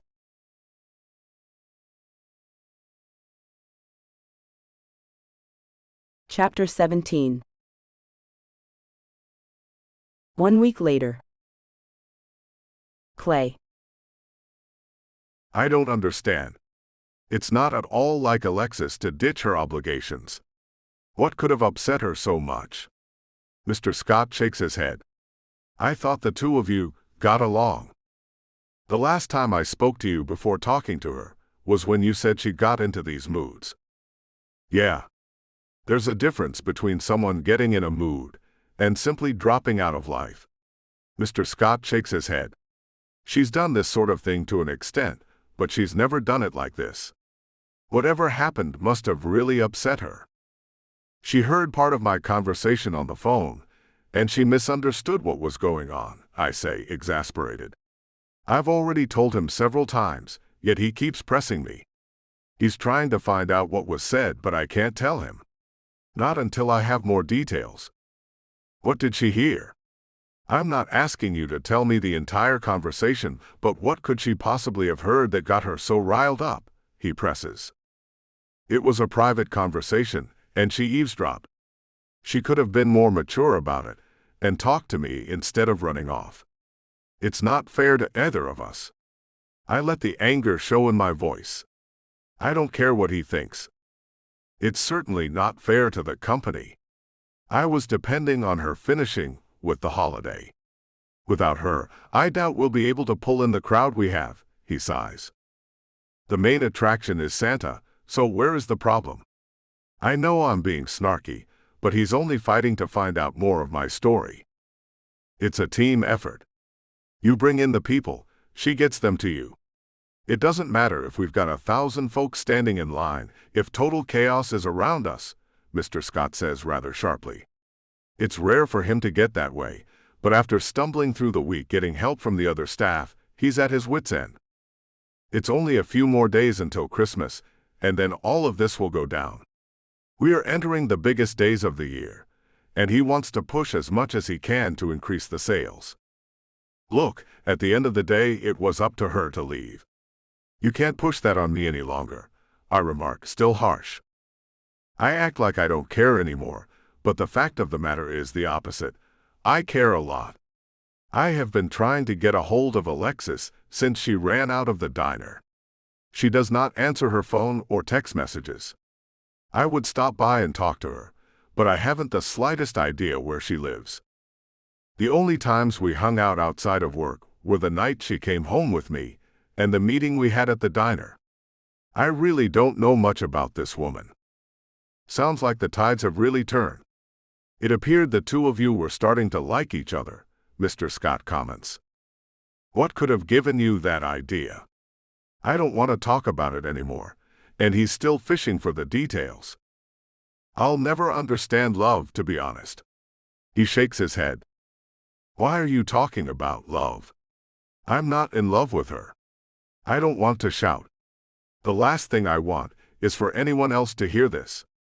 The gossip that goes on. I don't want to make the situation even worse. Man, the way you look at her. It's in your face when you stop for a moment, a child on your lap, and watch what she's doing. Oh, don't look at me like that. I'm not saying it's a blatant look, but it didn't escape me. I doubt it escaped her either. There's a twinkle in his eye.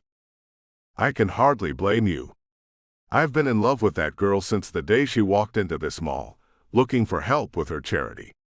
He shakes his head with a wistful look in his eyes. It stings to think about Alexis's charity, and how she will not have a place to set it up. She had a lot of plans. She told me more than once how important it was to her, and I supported her every step of the way. At least I wanted to. I hope she understands one day that I'm not entirely in charge of my firm or the decisions they make.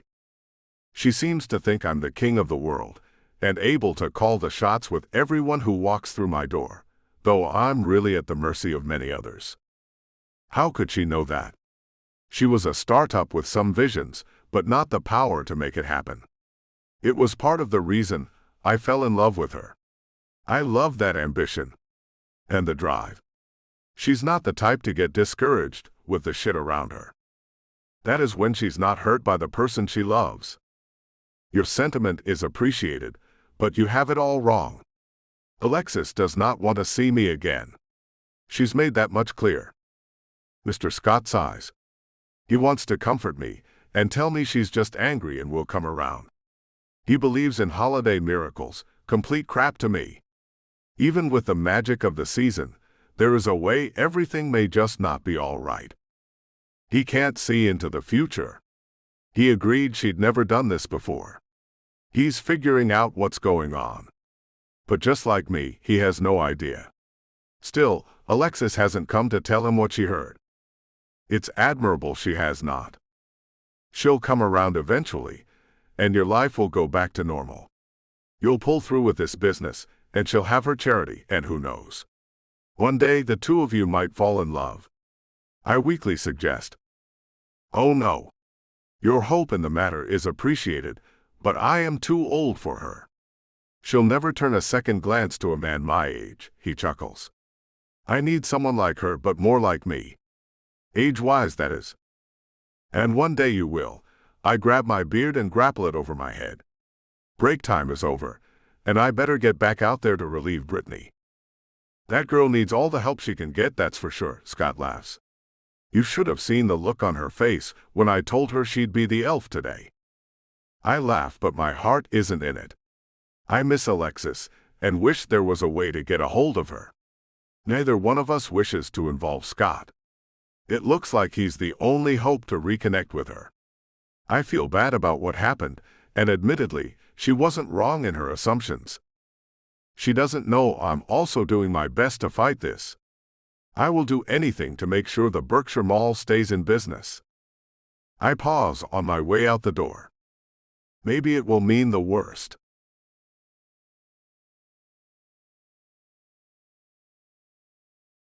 Chapter 18. Alexis. I look at my phone and sigh. I'm in the middle of helping with dinner at a local homeless shelter. No time for harassing calls from Clay or Mr. Scott. Mr. Scott is simply worried and wondering where I ended up, but Clay is just trying to talk again. And that'll never happen. I'm hurt beyond words. I never talk about my charity, because that will destroy the idea before it becomes a reality. Clay gave me the impression he was different. Sure, at first, he seemed like the kind of guy who didn't care about anyone but himself when he had all those kids on his lap. But the more we got to know each other, the more I perceived him in a different light. There was even a part of me that didn't believe that he did the crimes he was accused of. Pay attention to what you're doing, please. Greg, my boss, pushes past with his arms loaded down with plates of food. Sorry. Phones are off limits during shifts, he grumbles. Sorry. I slip it into my pocket and tend to the plates of food in front of me. My job is to portion out the dinner and place the plates on the tray, but it's difficult sometimes. We have to keep the portions decent, but as hungry as some of the people in the room are, they should get a little extra. I have no control over who gets which plate, so I need to stick to the rules. My phone chimes again. I glance over my shoulder.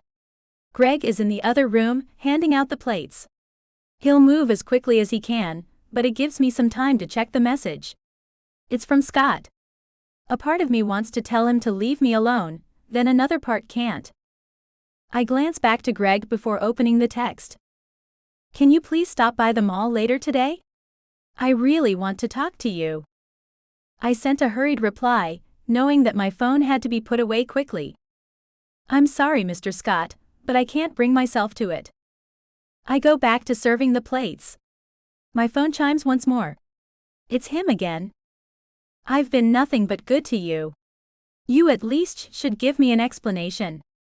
My heart sinks as I slip the phone back into my pocket. He's right. He has done more for me throughout the years than anyone else. I can't just leave him high and dry. No matter how angry I am with anyone, at least I should face my boss. I text saying I'll be there, but also that I can't be on my phone at the moment. Now it's time to watch the clock. I arrive at the mall still wearing my work clothes. I don't care if bits of stuffing and gravy are splattered on the front. I take pride in my contribution to the community, and I won't stop for anyone. My heart pounds trying to decide what I'll tell Mr. Scott. He deserves to know the truth, but I don't want to betray Clay. There's a part of me that's filled with compassion for him, and I don't want to cause more trouble. If Mr. Scott were to find out, there is little doubt in my mind that Clay would be fired. He is so close to finishing his sentence. I don't want to be the one to send him to jail, no matter what he did to me. As long as I don't see him, as long as I just talk to Mr. Scott, I'll be okay. He's in his office. There you are. Please sit down, he says warmly. I obey, but it gives me an uncomfortable feeling. How are you? Fine, I reply. You left really suddenly, he presses. There has to be a reason for it. I thought you would stay beyond the holidays and get your charity set up. I thought so at the time, but you know things change, I say grimly. But what changed? There has to be something. I know you well enough. No way you would have just ditched me like that. There's a pain in his voice, but I can't find the words. It wasn't you or anything you did, trust me, I swallow hard, mincing my words. It's just that I learned some new information that wasn't very good, so I decided to leave. What information is that? I'm not at liberty to say.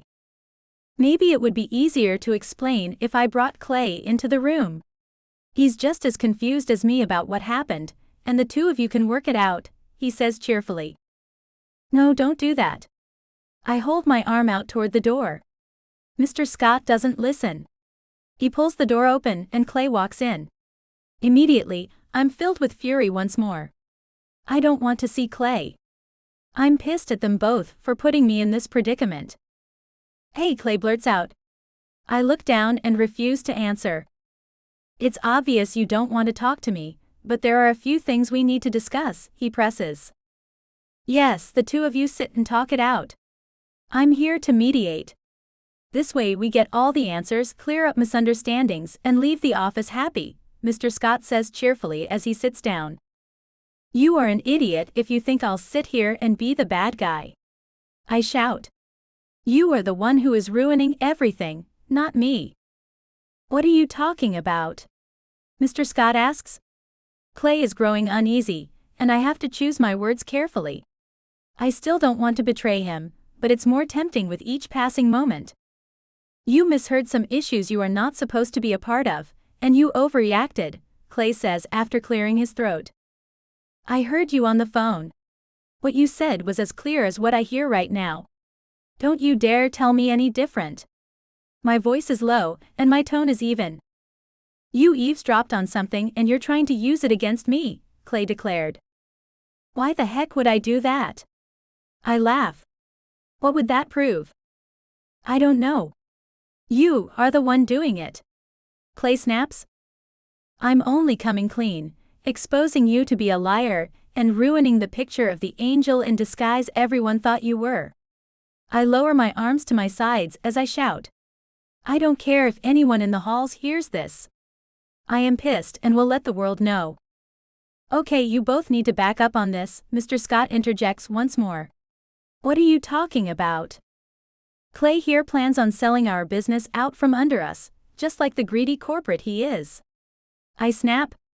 He doesn't give a damn about what happens to you, me, or any of us. Easy, easy.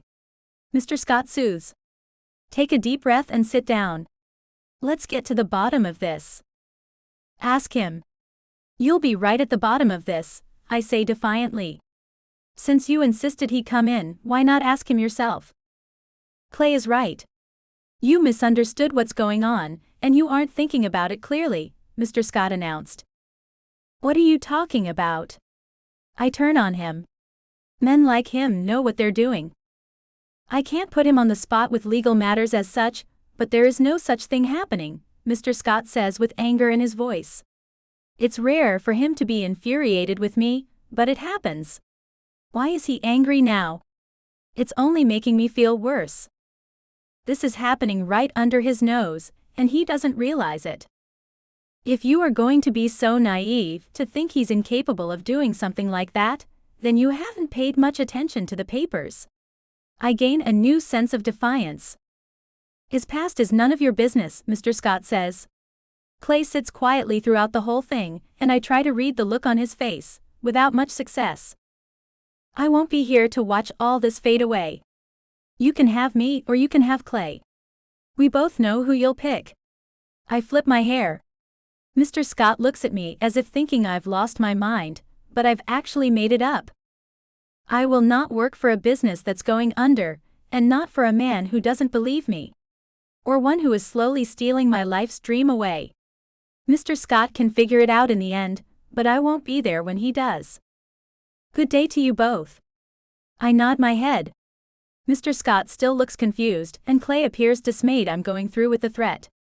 He knows Mr. Scott and I have been friends for a long time, but I'll prove to them both that I will not work in a place I don't believe in. I turn on my heel and walk out the door, slamming it closed behind me. I don't want to hear Mr. Scott asking me to reconsider, or even to come back and talk to them. I've said my piece and they've made their stance clear. Clay can have them all. I've worked hard without it, and though it's another closed door, I'm determined to recover. Somehow, someway I'll make this charity happen.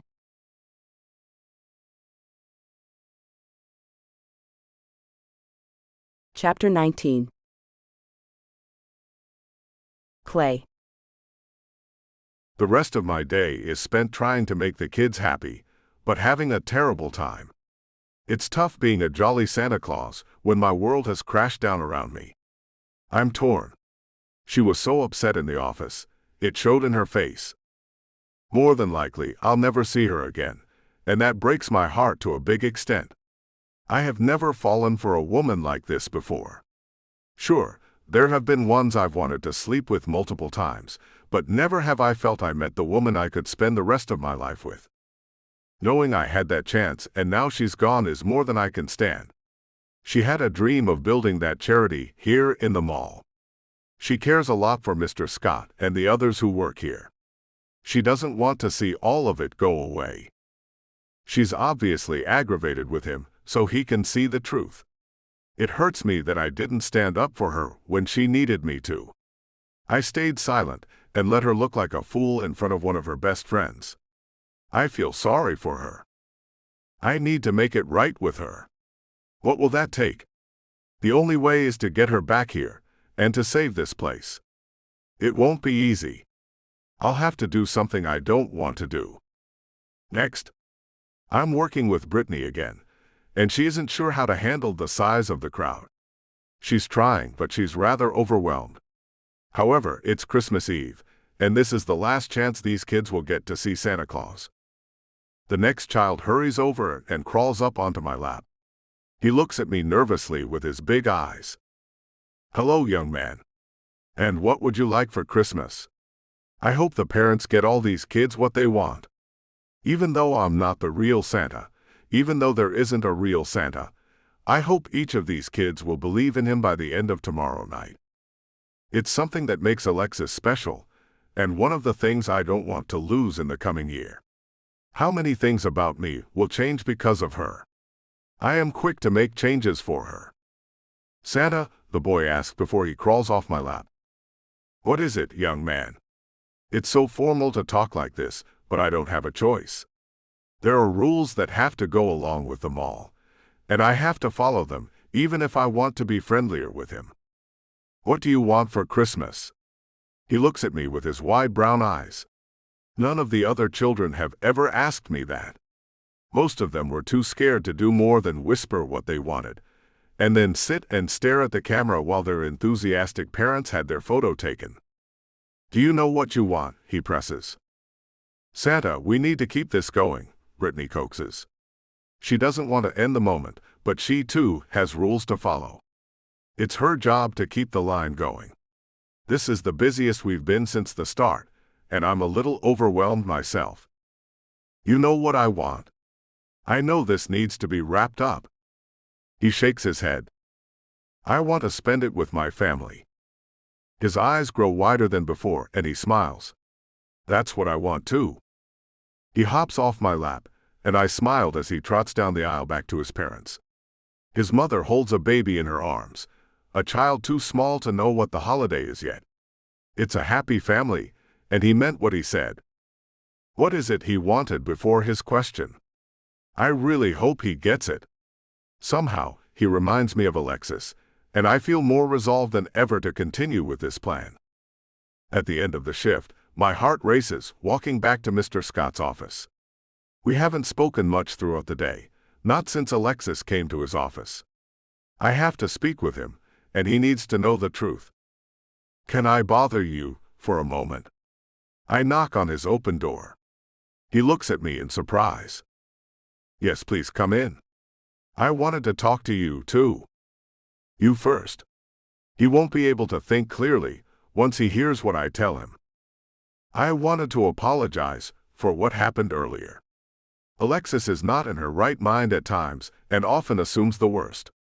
He nods toward the uniform on the table. "No, let me speak," I interrupt. There was actually a lot more to what she said than I let on. His eyebrows rise. "The only way she'll come back to this mall is when I make things right, so I'll be upfront. I'm removing myself from the volunteer position, and I want you to accept this check." "What?" "You only have 2 days left. You'll end up in jail." Scott confides with alarm in his voice. "Just read the letter in there. It'll explain everything." For once in my life, I need to do the right thing by everyone else's standards. I can't go through life being such an egotist. I have to do more than that. He looks at me, dumbstruck, as I turn to walk out of the office. He picks up the letter from the desk, so I turn. Give me a few minutes. I don't want to be here when the cops show up. That would be too traumatizing for the kids. His mouth falls open, and he wants to think of something to say, but he's so shocked he doesn't know where to even begin. I, on the other hand, don't want to hear from him. I want to get out of here and have a couple more drinks before spending Christmas behind bars. Somehow, it'll be better than I thought. There's no more of the shame and fear I felt before. I finally feel like I did the right thing, and I'm at peace with my decision. Even if it does mean I'll get locked up.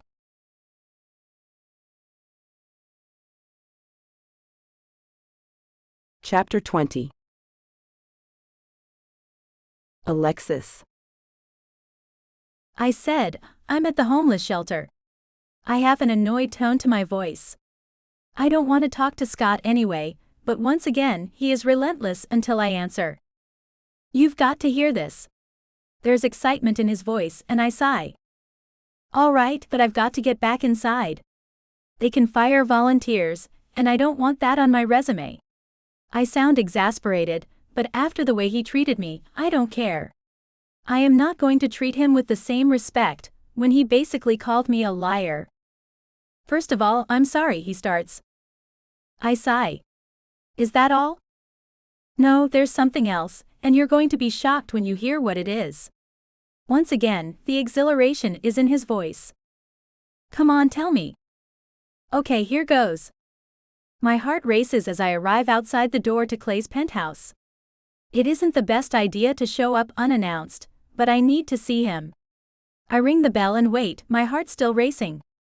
He opens the door a few seconds later, and is surprised to see me. Hey, he says. They drop the charges. I smile. A confused look grows on his face. What? The bank. When they heard about the donation and what you did for the mall, they dropped all the charges. You're a free man? Before he has a chance to respond, I throw myself onto him. Our mouths meet and I start kissing him. Until recently, I hadn't had any intimate experiences, but I've known how to kiss for a. Minutes later he looks into my eyes, brushing the hair out of my face. I can't believe you're here. I can't believe what you did for me. For us, I whisper. Thank you. I am proud to support someone who believes in something. Grow that charity and start saving lives. I believe in you. His lips meet mine and we share a long, passionate kiss. I've never felt so attached to anyone, and wish the moment could last forever. There is one problem, however, he says. What's that? What about you and me?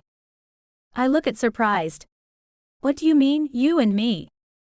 You are the first woman who has taken my heart, and I don't want this to end. Of course, I need to go back to my life as a CEO, but I can still make the time to come down to the mall every once in a while. I would love to see how your charity grows, he says in a low tone. Are you asking me to be your girlfriend? I let the shock show in my voice. Do you want a boyfriend for Christmas? Clay asks with a teasing smile. My heart skips a beat. I never thought he would ever consider that. I wondered if being with him again would be a good idea, but I had to think of some way to show my gratitude. Knowing he wants to be more than friends is a complete shock, and I can't do anything but snuggle into his chest. Is that a yes? He laughs, rolling off of me, and I snuggle against him once more. The snow is falling lightly outside the window, and a ray of sunshine fills the room. That is a definite yes, I say at last. He leans forward and kisses my forehead, caressing my arm. I lost my family years ago to tragedy, and wanted to devote the rest of my life to serving others in need. Not once have I thought I would find a man like Clay, and it's great I did. I think we should go out, Clay says. Are you sure? I ask reluctantly. I do. His smile makes my heart flutter. I want to take my new girlfriend out for some Christmas fun. Slowly, a smile spreads across my face as he gets out of bed. What do you say? He looks at me. He extends his hand. I take it, looking up into his eyes. I'll grab my jacket. The end. Sneak peek for The Orphan Next Door. We hope you enjoyed listening to Santa's Naughty Helper by Michelle Love. Now please listen to a sneak peek for The Orphan Next Door by Michelle Love and Alicia Starr.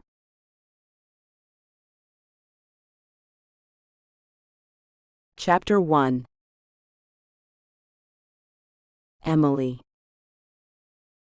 As I stare out the window of my new mansion as a handsome man kisses my neck, the only thought in my head is that I wish he would stop distracting me. The thought shocked me as soon as it crossed my mind. James Parrish is beautiful, blonde, and dashing, but it's true. There's something about his hands on me, his lips pressing softly and wetly on my pulse, which leaves me feeling soiled, like he's leaving behind some sticky residue wherever he touches. He's trying harder than usual to be seductive, but after everything that's happened, it's all I can do not to flinch away. I have to hide my discomfort. The last time I begged off from being intimate with him, he demanded to know what was wrong with me. All normal girls want to be with him once he puts the moves on them, or so he claimed. I had to tell him that it must be the trauma from being on the streets, and the fact that I'm not used to being touched. But afterward, I felt so much worse about myself that I've since made sure to never let on that I don't want him again. It's ridiculous that I have to work so hard to spare his feelings when we've only been together for a little while, and when he's never spared mine. So I continued to let him kiss me while I distract myself. I stare out past the drops of rain clinging to the glass and down the long grassy hillside to my neighbor's backyard. Grant Norton is out there in the rain, letting his 2 golden retrievers, Pogo and Mike, run. I smiled to see him, a warmth running through me that James can't evoke anymore. The trick works. James chuckles, thinking my smile is meant for him, and pulls me closer, nuzzling my cheek as I hold him limply in my arms. He thinks I'm a slow starter when it comes to romance, and I am, having no real experience with intimacy or affection. But if I stay cold and still and don't smile, he'll get insulted again and sulk and kick up drama. So I look at Grant to get my heart racing, and since I can't have him, I turn around and settle for James. "Ah, come on, Red, what's so interesting out there?" he wheedles, tugging at one of my strawberry blonde curls. I look back at him and smile. Everything. It's true. After a life filled with institutional halls and filthy alleyways, my house in Woodstock is paradise. Looking out the window at all that green, gold, and crimson would soothe my soul even if Grant wasn't out there. I drink him in with my gaze as I lie across the bottle green velvet couch that dominates my living room. His tall, broad-shouldered form stands under a black umbrella as he tosses neon orange squeaky balls up the slope so the dogs can race after them. His dark hair ripples in the breeze along with his black overcoat. His strong face is a tanned blur at this distance, but I can picture his strong features in my mind. Grant is the best part of living in Woodstock, besides being able to afford it, that is. After spending a chilly spring on the streets of Brooklyn, an amazing stroke of luck 6 months ago changed everything in my life. Now I have a big house in the woods, a hot neighborhood, a fridge full of food, and a life to look forward to. Once I recover from what I went through before it took a turn for the better. Grant, watching him in his yard, talking to him, having lunch with him and his adorable daughter Molly, makes me happy to get up in the morning. His existence in my life reminds me of all I now have to be grateful for, and all I still wish I could have. His pale green eyes, so startling against his tan skin, are full of kindness, and his smile is contagious. A few minutes of conversation with him helps my mood no matter how bad things get. "Hey, are you listening, baby?" James whines, and I look back up into his blank blue eyes and force a smile. "I'm sorry, I didn't really sleep." "What did you say?" He rolls his eyes, the corner of his mouth turning up. James is almost ethereally beautiful, with smooth skin and the face of a marble angel. I used to find that babyish look cute, but I'm starting to get tired of it, along with his whiny tone when he wants something. I said, "Baby, order us some pizza." I'm getting the munchies, and I know you haven't eaten all day. He's right about that last part. I'm still getting used to the idea that I can fill my belly whenever I want, and I have a bad habit of neglecting that need. It's almost as disorienting as looking at my account statements and wondering at all those zeros. It all still seems so foreign to be able to satisfy my hunger whenever I need to. Okay. I dig in my pocket to see what cash I have. None. I usually don't carry much cash around. It's an old habit too, but this one's too smart to leave behind. I can place the order, but I have no cash on me. Can you get the tip? It's a simple request, it's only $5. But the petulant look on his face deepens, making my heart sink immediately. Oh, come on, baby, you know I'm broke until my app rolls out. It's just another few weeks. And I know you're good for it. He gives a charming smile, and my stomach clenches with the sudden urge to tell him to go away for good. I know I have more options in the romance department than James wants me to think. But no matter how many options I may have, none of them are the ones I want. None of them are Grant, who is a widower twice my age with a little daughter and who, as far as I can tell, does not date. I've had a crush on him since I moved in here, well before James got in my face 2 months ago and refused to leave. James tells me that he's crazy in love with me. He tells me that there's never been anyone like me before, and that he wants to spend the rest of his life with me. Then he comes over and plants himself on my couch for hours, expecting to be fed, and always asking for money. I don't know what love is supposed to feel like exactly, but I'm pretty sure it's not meant to feel like this. I think it's supposed to be more like how I feel when I'm around Grant or when I see him with his daughter. All warm inside with no reservations. Right now, there's a chill deepening in my womb as I sit up, using it as an excuse to pull away from him. Fine, I sigh. What kind of pizza do you want? Hawaiian, you know what I like. He waves his beer at me like he's ordering from a servant, and I shake my head as I pull out my phone. Pineapple doesn't belong on pizza. I order a medium chicken pesto with mushrooms and olives for myself, and a medium Hawaiian for him. I have stocked the fridge with beer, though I barely touch the stuff myself. I'm kind of hoping he'll drink too much tonight and be too tired for anything. I know deep down that these are not the sort of things that a girl should be thinking about with her first official boyfriend. But even though I'm 19 and he's in his 20s, James is definitely the less mature one in our relationship. He's very charming when he wants to be, but right now what he thinks is clear to me. He thinks he's won me, and that he doesn't have to put in any effort at all to keep me. But is he wrong? Why am I still putting up with this? I already know. I don't like thinking about it. Part of it is that horrible, empty ache of loneliness that will yawn inside of me like a canyon the moment he leaves. The other is a deeper worry, but one that has nagged at me more and more.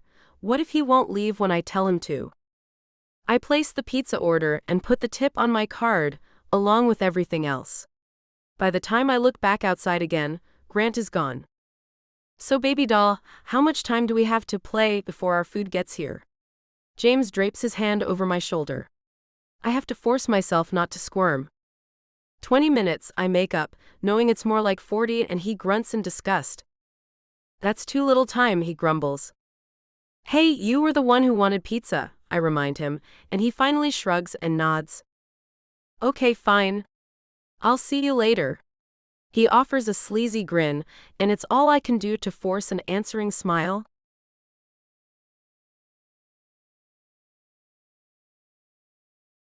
Chapter 2. Grant. Is Emily coming over to trick or treat with us? Molly wrinkles her nose as I dab on her grease paint. She decided to go as a cat burglar this year, which to her 9-year-old mind means a fuzzy white and cream kitty outfit with a robber's mask across her eyes. I'm going to ask her, though I don't know if she's had time to come up with a costume.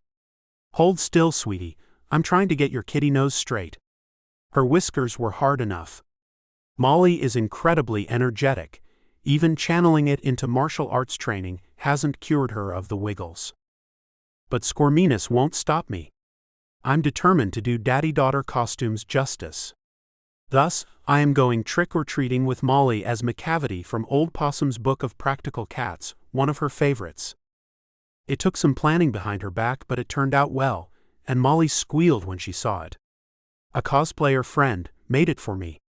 I'm dressed in a black Victorian evening suit, with a stripy orange tail hanging out between its coattails, a top hat with kitty ears, another robber mask, and white gloves. I drew the line at face paint. Woodstock is tiny, its houses scattered. Anyone who wants a real trick-or-treat haul in the eastern Catskills has to be willing to drive from town to town. That is more than fine with me. I love to drive, and I am hoping to take my sweet neighbor Emily with us. Emily is beautiful and kind, but she has no one. She's modest and hardworking as well, and Molly loves her. As for me, I'm starting to as well. If it wasn't for our huge age difference, I would love to pursue more than friendship with her. But that's not why I want to take her along tonight. It's a lot more complicated than that, actually. I want her with me because I'm trying to pry loose a giant smarmy blonde leech that has attached himself to her. Emily is young and big-hearted, but clearly traumatized and new to having money and a place to stay. The new boyfriend, James Somebody, has circled in on her like a shark smelling blood in the water. He's local and a little notorious, a slacker with half a job delivering bread on his bike 3 seasons and shoveling driveways 1. Like a lot of the spoiled sons of rich Woodstock residents, he lives on other people's money and only works so his mother doesn't know how much smoke he's buying. Woodstock is big on gossip, especially when there's dirt to sling around. James is the son of a Hollywood producer and his trophy wife. His rich dad stashes him here with his mom to keep them out of the spotlight. James, who lives with his mother, with whom he shares a forgettable last name between girlfriends, looks to be trying to make himself into a trophy husband. I hate gold diggers of either gender. It's one of the reasons I have never remarried. Molly deserves to have 2 parents, but at least my wealth allows me to stay at home for her, except when one of my businesses has an important meeting, of course. And now, thanks to Emily, I don't even have to worry about vetting a stranger to babysit Molly while I'm gone. I wish I could shake my growing desire to keep her. As easy as it would be to place the blame on anyone else, I can't say it's entirely Molly's fault that I started becoming attracted to my 19-year-old neighbor. She didn't mean to put the idea in my head when she told me I should marry Emily so she could stay and take care of both of us. She just likes Emily and wants to keep her too. Molly does not remember her mother, and I'm very glad about that. When we separated, Alicia said that going through with giving me a daughter was what had ruined our relationship. I don't fully understand her reasoning, but she complained that having a baby made her feel too old. I urged her to get counseling. I suspect to this day that it was postpartum depression. She simply wasn't like that before, wasn't like that when I fell in love with her. But Alicia was stubborn and too proud. She refused to acknowledge that she had a problem. I still remember the night she broke down and started shouting at me, while Molly wailed in her bassinet, still too tiny to have any idea what was going on. She hated me, she hated Molly, she hated being sore and having stretch marks, and she hated her life with us most of all. I demanded that she seek treatment before her behavior started endangering herself and our baby, and she just laughed at me. I ended up caring for Molly, while Alicia refused to bond with her. 3 months later, she simply drifted out of our lives. I woke up, she was gone, her things were gone, and our joint account had been cleaned out. I went a little crazy trying to find her. Her family wasn't cooperative, and the private investigators I hired turned up nothing. I had a newborn, and felt at the beginning that Molly needed her mother. But Alicia vanished for an entire year before resurfacing again, in an obituary. Persistence and a few bribes had gotten me the full police and coroner's reports. Molly's mother, whom I had loved for half my adult life, had been found semi-nude on a beach in Majorca. She had died out on the beach that lovely night, of what may have been a deliberate overdose of an illicit substance and medical-grade morphine. Further investigation indicated that she had spent the year and our money jet-setting around Europe, pursuing every pleasure she could get her hands on, unaccompanied by anyone regularly, and contacting no one from her old life. She had been hospitalized for 2 previous suicide attempts, one in London and one in Amsterdam. I've always shielded Molly from the truth about her mother. She only knows that her mother is dead. Not that she abandoned us and destroyed herself. And certainly not that I half blame myself for not taking steps to get Alicia into inpatient treatment before she disappeared. Since then I've left off dating, focusing on 2 things, raising my daughter and getting my head back together after learning the truth about Alicia. I don't rattle easy, but that genuinely haunts me. I didn't want to go into a new relationship dragging a lot of baggage, so I haven't even thought about it until recently. Then along came Emily. And now I think about it all the time. Seeing Emily bond with Molly, in a way that Alicia never could, makes it even harder not to imagine her as a permanent part of my life, of our lives. But Woodstock loves gossip, and I know what would happen if I actually made Emily that kind of offer. The idea of a rich billionaire marrying a girl half his age, who also happens to be his babysitter, would be tasty gossip fodder. I don't care what the local biddies think of me, but Emily and Molly would have to live with any fallout as well. To spare them, I've forced myself to avoid even the semblance of flirting. But I do care for Emily, and I do really want her. She's a good person, and she deserves to have people around her who care about her. Instead, she's sticking with that leech James, who is taking advantage of her inexperience and loneliness. It's the one thing about her that frustrates me, and I can't blame her for it. Her heart is too big, and she expects too little from others. Far less than I would give her if I had the chance. I rarely want to punch a guy in the face on the first meeting, but this James guy gets to me. I've had a close encounter with someone like him before. Just thinking of James pawing at Emily in public makes my back teeth ache. Emily may not be mine, but someone has to look after her. That may mean stepping in where James is concerned, so I'm always watchful. I don't want to get in her business unless invited, but I'll chuck all decorum out the window if he hurts her.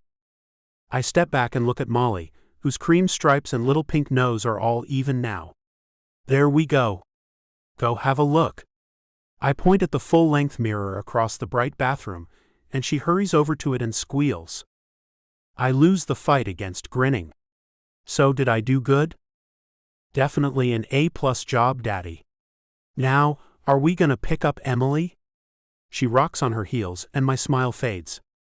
I'm a little worried that Emily's too caught up in James's web, and will let him keep her home. Let me call her and find out when. I don't want to presume, and end up putting both Emily and Molly at the center of a tense and awkward scene. I punch in Emily's number as we walk out of the bathroom toward the rambling Victorian mansion's giant living room. Both our Goldens sprawl out on the couch. I spent 2 good hours wearing them out by throwing balls and letting them run up and down the grassy slope that separates Emily's house from my own. Neither of them raises their head as we come in, but both start thumping their tails against the couch cushions. Molly goes over to pet them, while I wait for Emily to pick them up. It takes 3 rings. As I wait, I feel my blood pressure going up as I imagine her with James trying to answer the phone.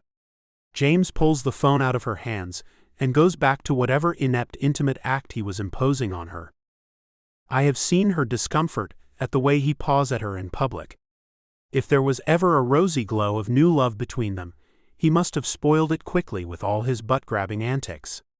My sister Catherine is still on permanent vacation in Majorca, recovering from the scars that her own version of James left her with. As for my brother, he's always been a version of James. When Emily finally picks up, all the air whooshes out of me in relief. Woo? Hey. It's Grant. Molly wants to know if you'll come trick-or-treating with us. Oh, hi. Her voice perks up at once and suddenly, I'm calm again, feeling a mix of warm fuzzies in my chest area and a tightening in my groin. Well, she starts, and I hear the sudden worried hesitation in her voice. I'd like to. I hear rustling in the background, and then a door opens. Who is it, babe? Says a young man's voice, and my eyes narrow in annoyance. My neighbor needs a hand taking his little girl trick-or-treating, she replies in a voice that sounds a touch too cheery. My smile goes lopsided at her small display of cunning.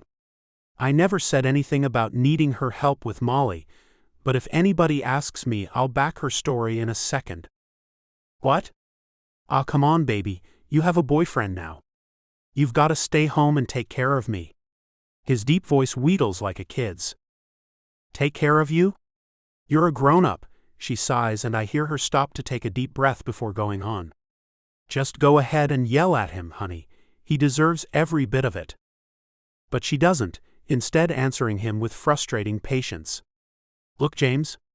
We already talked about this. You're going to your mom's tonight. She speaks slowly and carefully, as if to a child with a volatile temper, and my heart sinks. Screw that.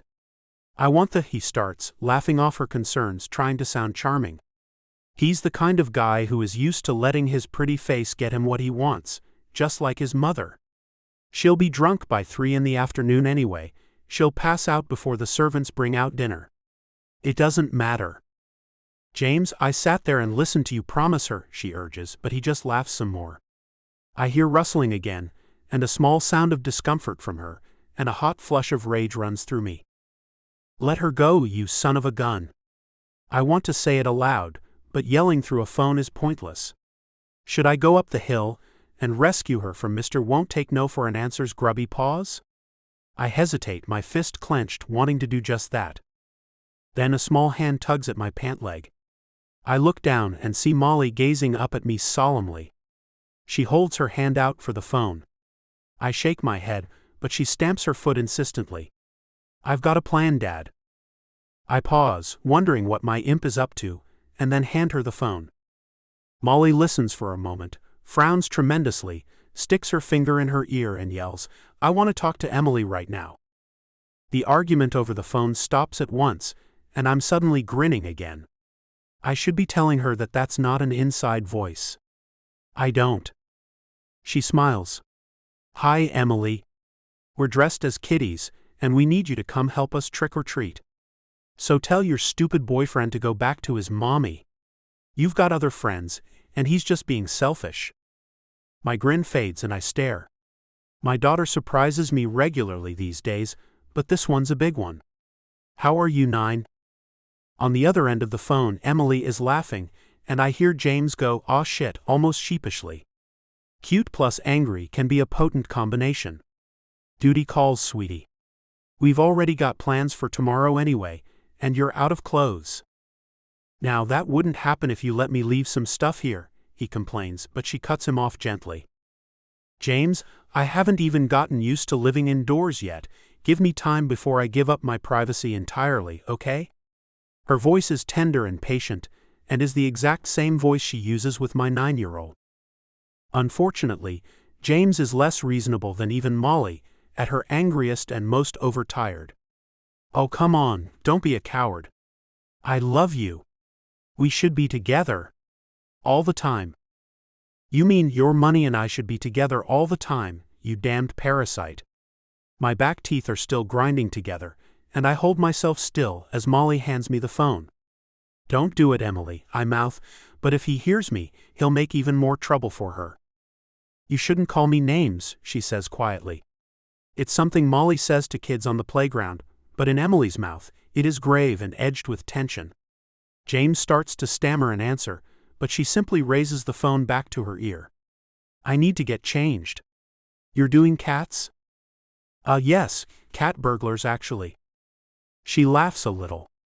That's cute. Pick me up in 15 minutes? I give Molly a thumbs up and snort as she bounces in place. Sounds good. See you then. She hangs up, cutting off James in the middle of a protest, and I tuck my phone away, chuckling. James 0, Emily, and people who actually care about her 1. So when do we pick her up? Molly asks, eyes bright with anticipation. We leave in 10 minutes, I announce cheerfully. Yay. She hugs me around my waist, and we sit down on the couch to pet the dogs as we wait. 12 minutes later, we pull up to the curb outside Emily's house. It's one of the other huge old Victorians dotting the woods around Woodstock. She's having the old house refurbished bit by bit while she lives in it. They're not going to finish by winter, but all rooms are livable, and some are already gorgeously restored.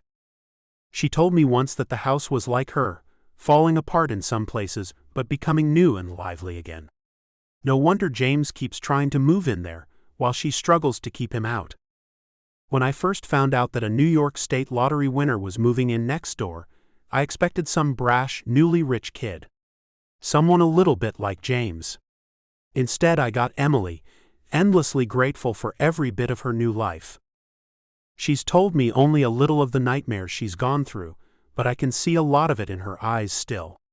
She has the haunted expression of someone who spent most of her life so isolated and starved for love that even crappy fake fast food romance like the kind James is offering feels good to her. The door bangs open seconds after I pull up, and I see James come stomping out. He doesn't seem to notice my white SUV, which has darkened windows. Hands shoved deep in his pockets, he turns the corner and walks quickly down the street, shoulders hunched against the deepening cold. I watch him, fighting the urge to laugh at him as he retreats back to his mother's house where he belongs. He disappears around the corner at the end of the street, and I sigh with relief. Well, that's one problem out of the way. Temporarily, anyway. Then the door opens again, and I look up, my heart lifting. Emily comes out, her strawberry blonde curls shining in the dying sunlight, a pink puffy overcoat not quite concealing her slim curves. She's not in costume, but as her soft sea blue eyes settle on my SUV and light up, I see she has a sparkly tipped cat teaser toy in her hand.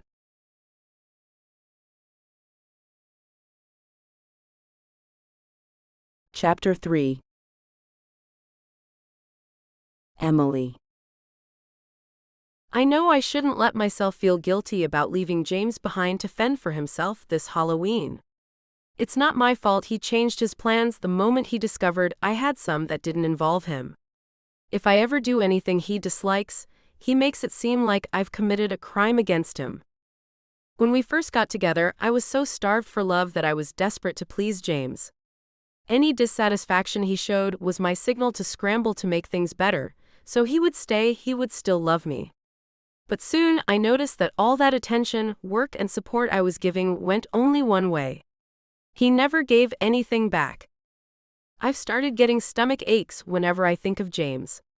He is still beautiful, he can still coax a smile from me, and he has tons of friends around town that he promises to introduce me to one day. But after months together, I keep looking at what he says he'll do and what he actually does, and I'm finally seeing the huge differences between the two. The problem is, the man I really want is too good for me. But right now, sitting next to him in his car as we drive around Ulster County looking for houses with welcoming lights, I can pretend that's not true. I can pretend that this is my family. All right, Daddy, don't forget to turn up the road ahead. If we don't get the big house at the top of the hill, you won't get your booze cordials. Molly is using a penlight to peer at a makeshift trick-or-treating map on the clipboard in front of her. Grant chuckles. Wouldn't want that. He sounds just a touch embarrassed, and I smile in the safe, warm dimness of the seat beside him. James doesn't understand that there's a difference between someone who has never been loved and one who has never loved.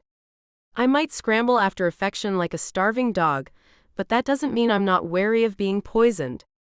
In the end, like the dog, I have to make a choice, take the risk or spend another night hungry. Without Grant around, I might have been desperate enough to cling to James. But right now, when no one is making demands on me aside from company and a bit of babysitting and car watching, I have something to hang on to besides him. Not just Grant, but the very idea of family, of closeness, of spending time out with people you love, and of holidays that mean something. I can't help but think back on all those desolate years in the group home, with not a single card on Christmas, and only dirty snow clinging to the windows and turkey loaf for dinner. I could never understand why nobody wanted me, but even foster parents would not take me. Instead, I was stuck trying to live peacefully in a place where the rejects go to live. But instead of being a violent kid, disabled, or too defiant to survive anywhere like a lot of the other kids at home, I was just shy and ordinary. I meant no harm to anyone. Yet even the craziest bullies left me alone once they found out about my past. I found out that I used to be called Ebony Christchurch. As difficult as it is to acknowledge, I sometimes wish I had known about my parents' tragic deaths before I grew up. That whole time, I had no idea why nobody wanted to adopt or even foster me. Now I know they were just afraid I would turn out like John and Ellen Christchurch, the biological parents I can't remember. One of the things I like most about Grant is that he knows but he doesn't care. He's told me more than once that it doesn't matter who my parents were, it only matters who I am. I have always tried to be kind, gentle, and thoughtful, not like my father. And not a worm like my mother either. So what's the haul look like so far? I ask Molly cheerfully, forcing my attention away from thoughts of my past. 2.5 bags, including 4 full-size Snickers. Molly declares proudly, and I hear Grant chuckle beside me. Definitely an improvement from last year, except that Mrs. Exeter is now doing fun-sized M&Ms down from full-size last year. Gonna have to downgrade her house. From her tone, she believes this to be a real pity. Then she flips back a few pages on her clipboard and actually marks a checklist. It's all I can do not to giggle when Molly gets going. She's precocious, smart, cute, and sometimes a bit of a pain in the butt, but she's 9 after all, and it's never that big of a problem. Grant has done a good job with her. Sometimes, when Molly begs me to stay longer, I wonder if she wouldn't do even better with a mother figure around. But I'm not her mom, I'm her babysitter. I've never had a mom myself, how could I possibly know how to be one anyway? You're very quiet, Grant says speculatively as we pull up at the next house. It's James's mom's mini mansion near the hilltop. My throat tightens. That's James's house, I start, and then go quiet as I realize I have no idea at all how to explain why I don't want us going near it. I'm not sure his mother is giving out candy. Might as well try. Molly chirps and opens the door, bounding out before Grant can follow. Hey, hold up. He looks back at me. Stay in the car where it's warm, I'll take care of this. I nod and he shuts the door, shutting out the chilly air. I sit back against the cushioned seat, sighing out all my air, and watch through the tinted window as he trots after his speedy daughter. She's knocking before he's halfway up the walk, and the door opens. James's tall, blonde mother, face so taut with plastic surgery that it looks stretched over a frame, appears with a pumpkin-colored bowl of candy. She smiles down at Molly, and then something happens that startles me so badly I don't know how to react. James pushes the door wide open, but shoves his mother out of the way as he grabs the candy bowl. He crouches down to address Molly, with a strangely determined look on his face. And he starts asking her questions. I can't tell what he's asking exactly, but between his expression and the quick way she takes a step back from him, I suspect it's pretty aggressive. His mother puts a hand on his shoulder and pleads half-audibly. He shrugs her off and keeps hammering Molly with questions as she backs up another step. Oh damn. She's a kid, what the hell is he doing? Horrified, I reach for the door, but Grant gets there before I can step outside. James looks up as Grant says something and his eyes widen. He scuttles backward through the door as if Grant took a swing at him. Molly points at him and laughs. His mother shoves him out of sight and comes forward with the candy bowl and an apologetic look. I sit back in the seat and close my eyes, sick to my stomach. My face is burning. Being associated with James in any way mortifies me right now, and I don't even know what he said. Oh my, what did he do? As they return to the car, James's mom stands at her door with her hands over her face. Molly is still giggling and Grant is seething. For a moment, used to being the scapegoat, I expected him to start yelling at me. Instead, as Molly snickers and buckles her seatbelt, he sighs. I should have listened when you tried to warn us about this house. Has James been jealous this whole time? He's speaking in as calm a voice as he can manage, but I hear the edge to it that his giggling daughter misses. Jealous? Oh no. Not this again. He's jealous of everyone I spend time with who isn't him, if that is what you mean. Not that kind of jealous. He turns a tight smile on me. He just interrogated Molly about the nature of our relationship. My heart pounds even harder. I'm blushing so hard it hurts. Am I allowed to hate James for this when he's the only one who has ever loved me to any degree? I'm sorry. I should have been more clear. Don't be sorry. It's just that times like this make me wonder why you're with him. He sounds far more worried than annoyed, and I have to fight back tears. It's times like this that make me wonder why I am too. Admitting it eases some of my confusion. We should talk about this. But not right now. He touches my arm and my lips tremble as I squeeze my eyes shut. Molly snorts as she goes back to sorting her loot. He's dumb. He kept asking me the same question over and over. I don't think he listens too well. No, he doesn't, I admit slowly. Really, he seems a little out of it sometimes. It's all the pot and cheap alcohol mixed with the crazy hours he keeps. I'm almost sure of it. Molly giggles again. He wanted to know if you were sleeping with Daddy. My mouth closes suddenly. Oh my. Grant nods, his jaw set. That's not the word he used, either. I go very cold inside. What did he say? End of sneak peek for The Orphan Next Door by Michelle Love and Alicia Starr. Thank you for listening to this preview of The Orphan Next Door, a single daddy next door romance audiobook. Please like and subscribe to support this channel, it helps more than you know.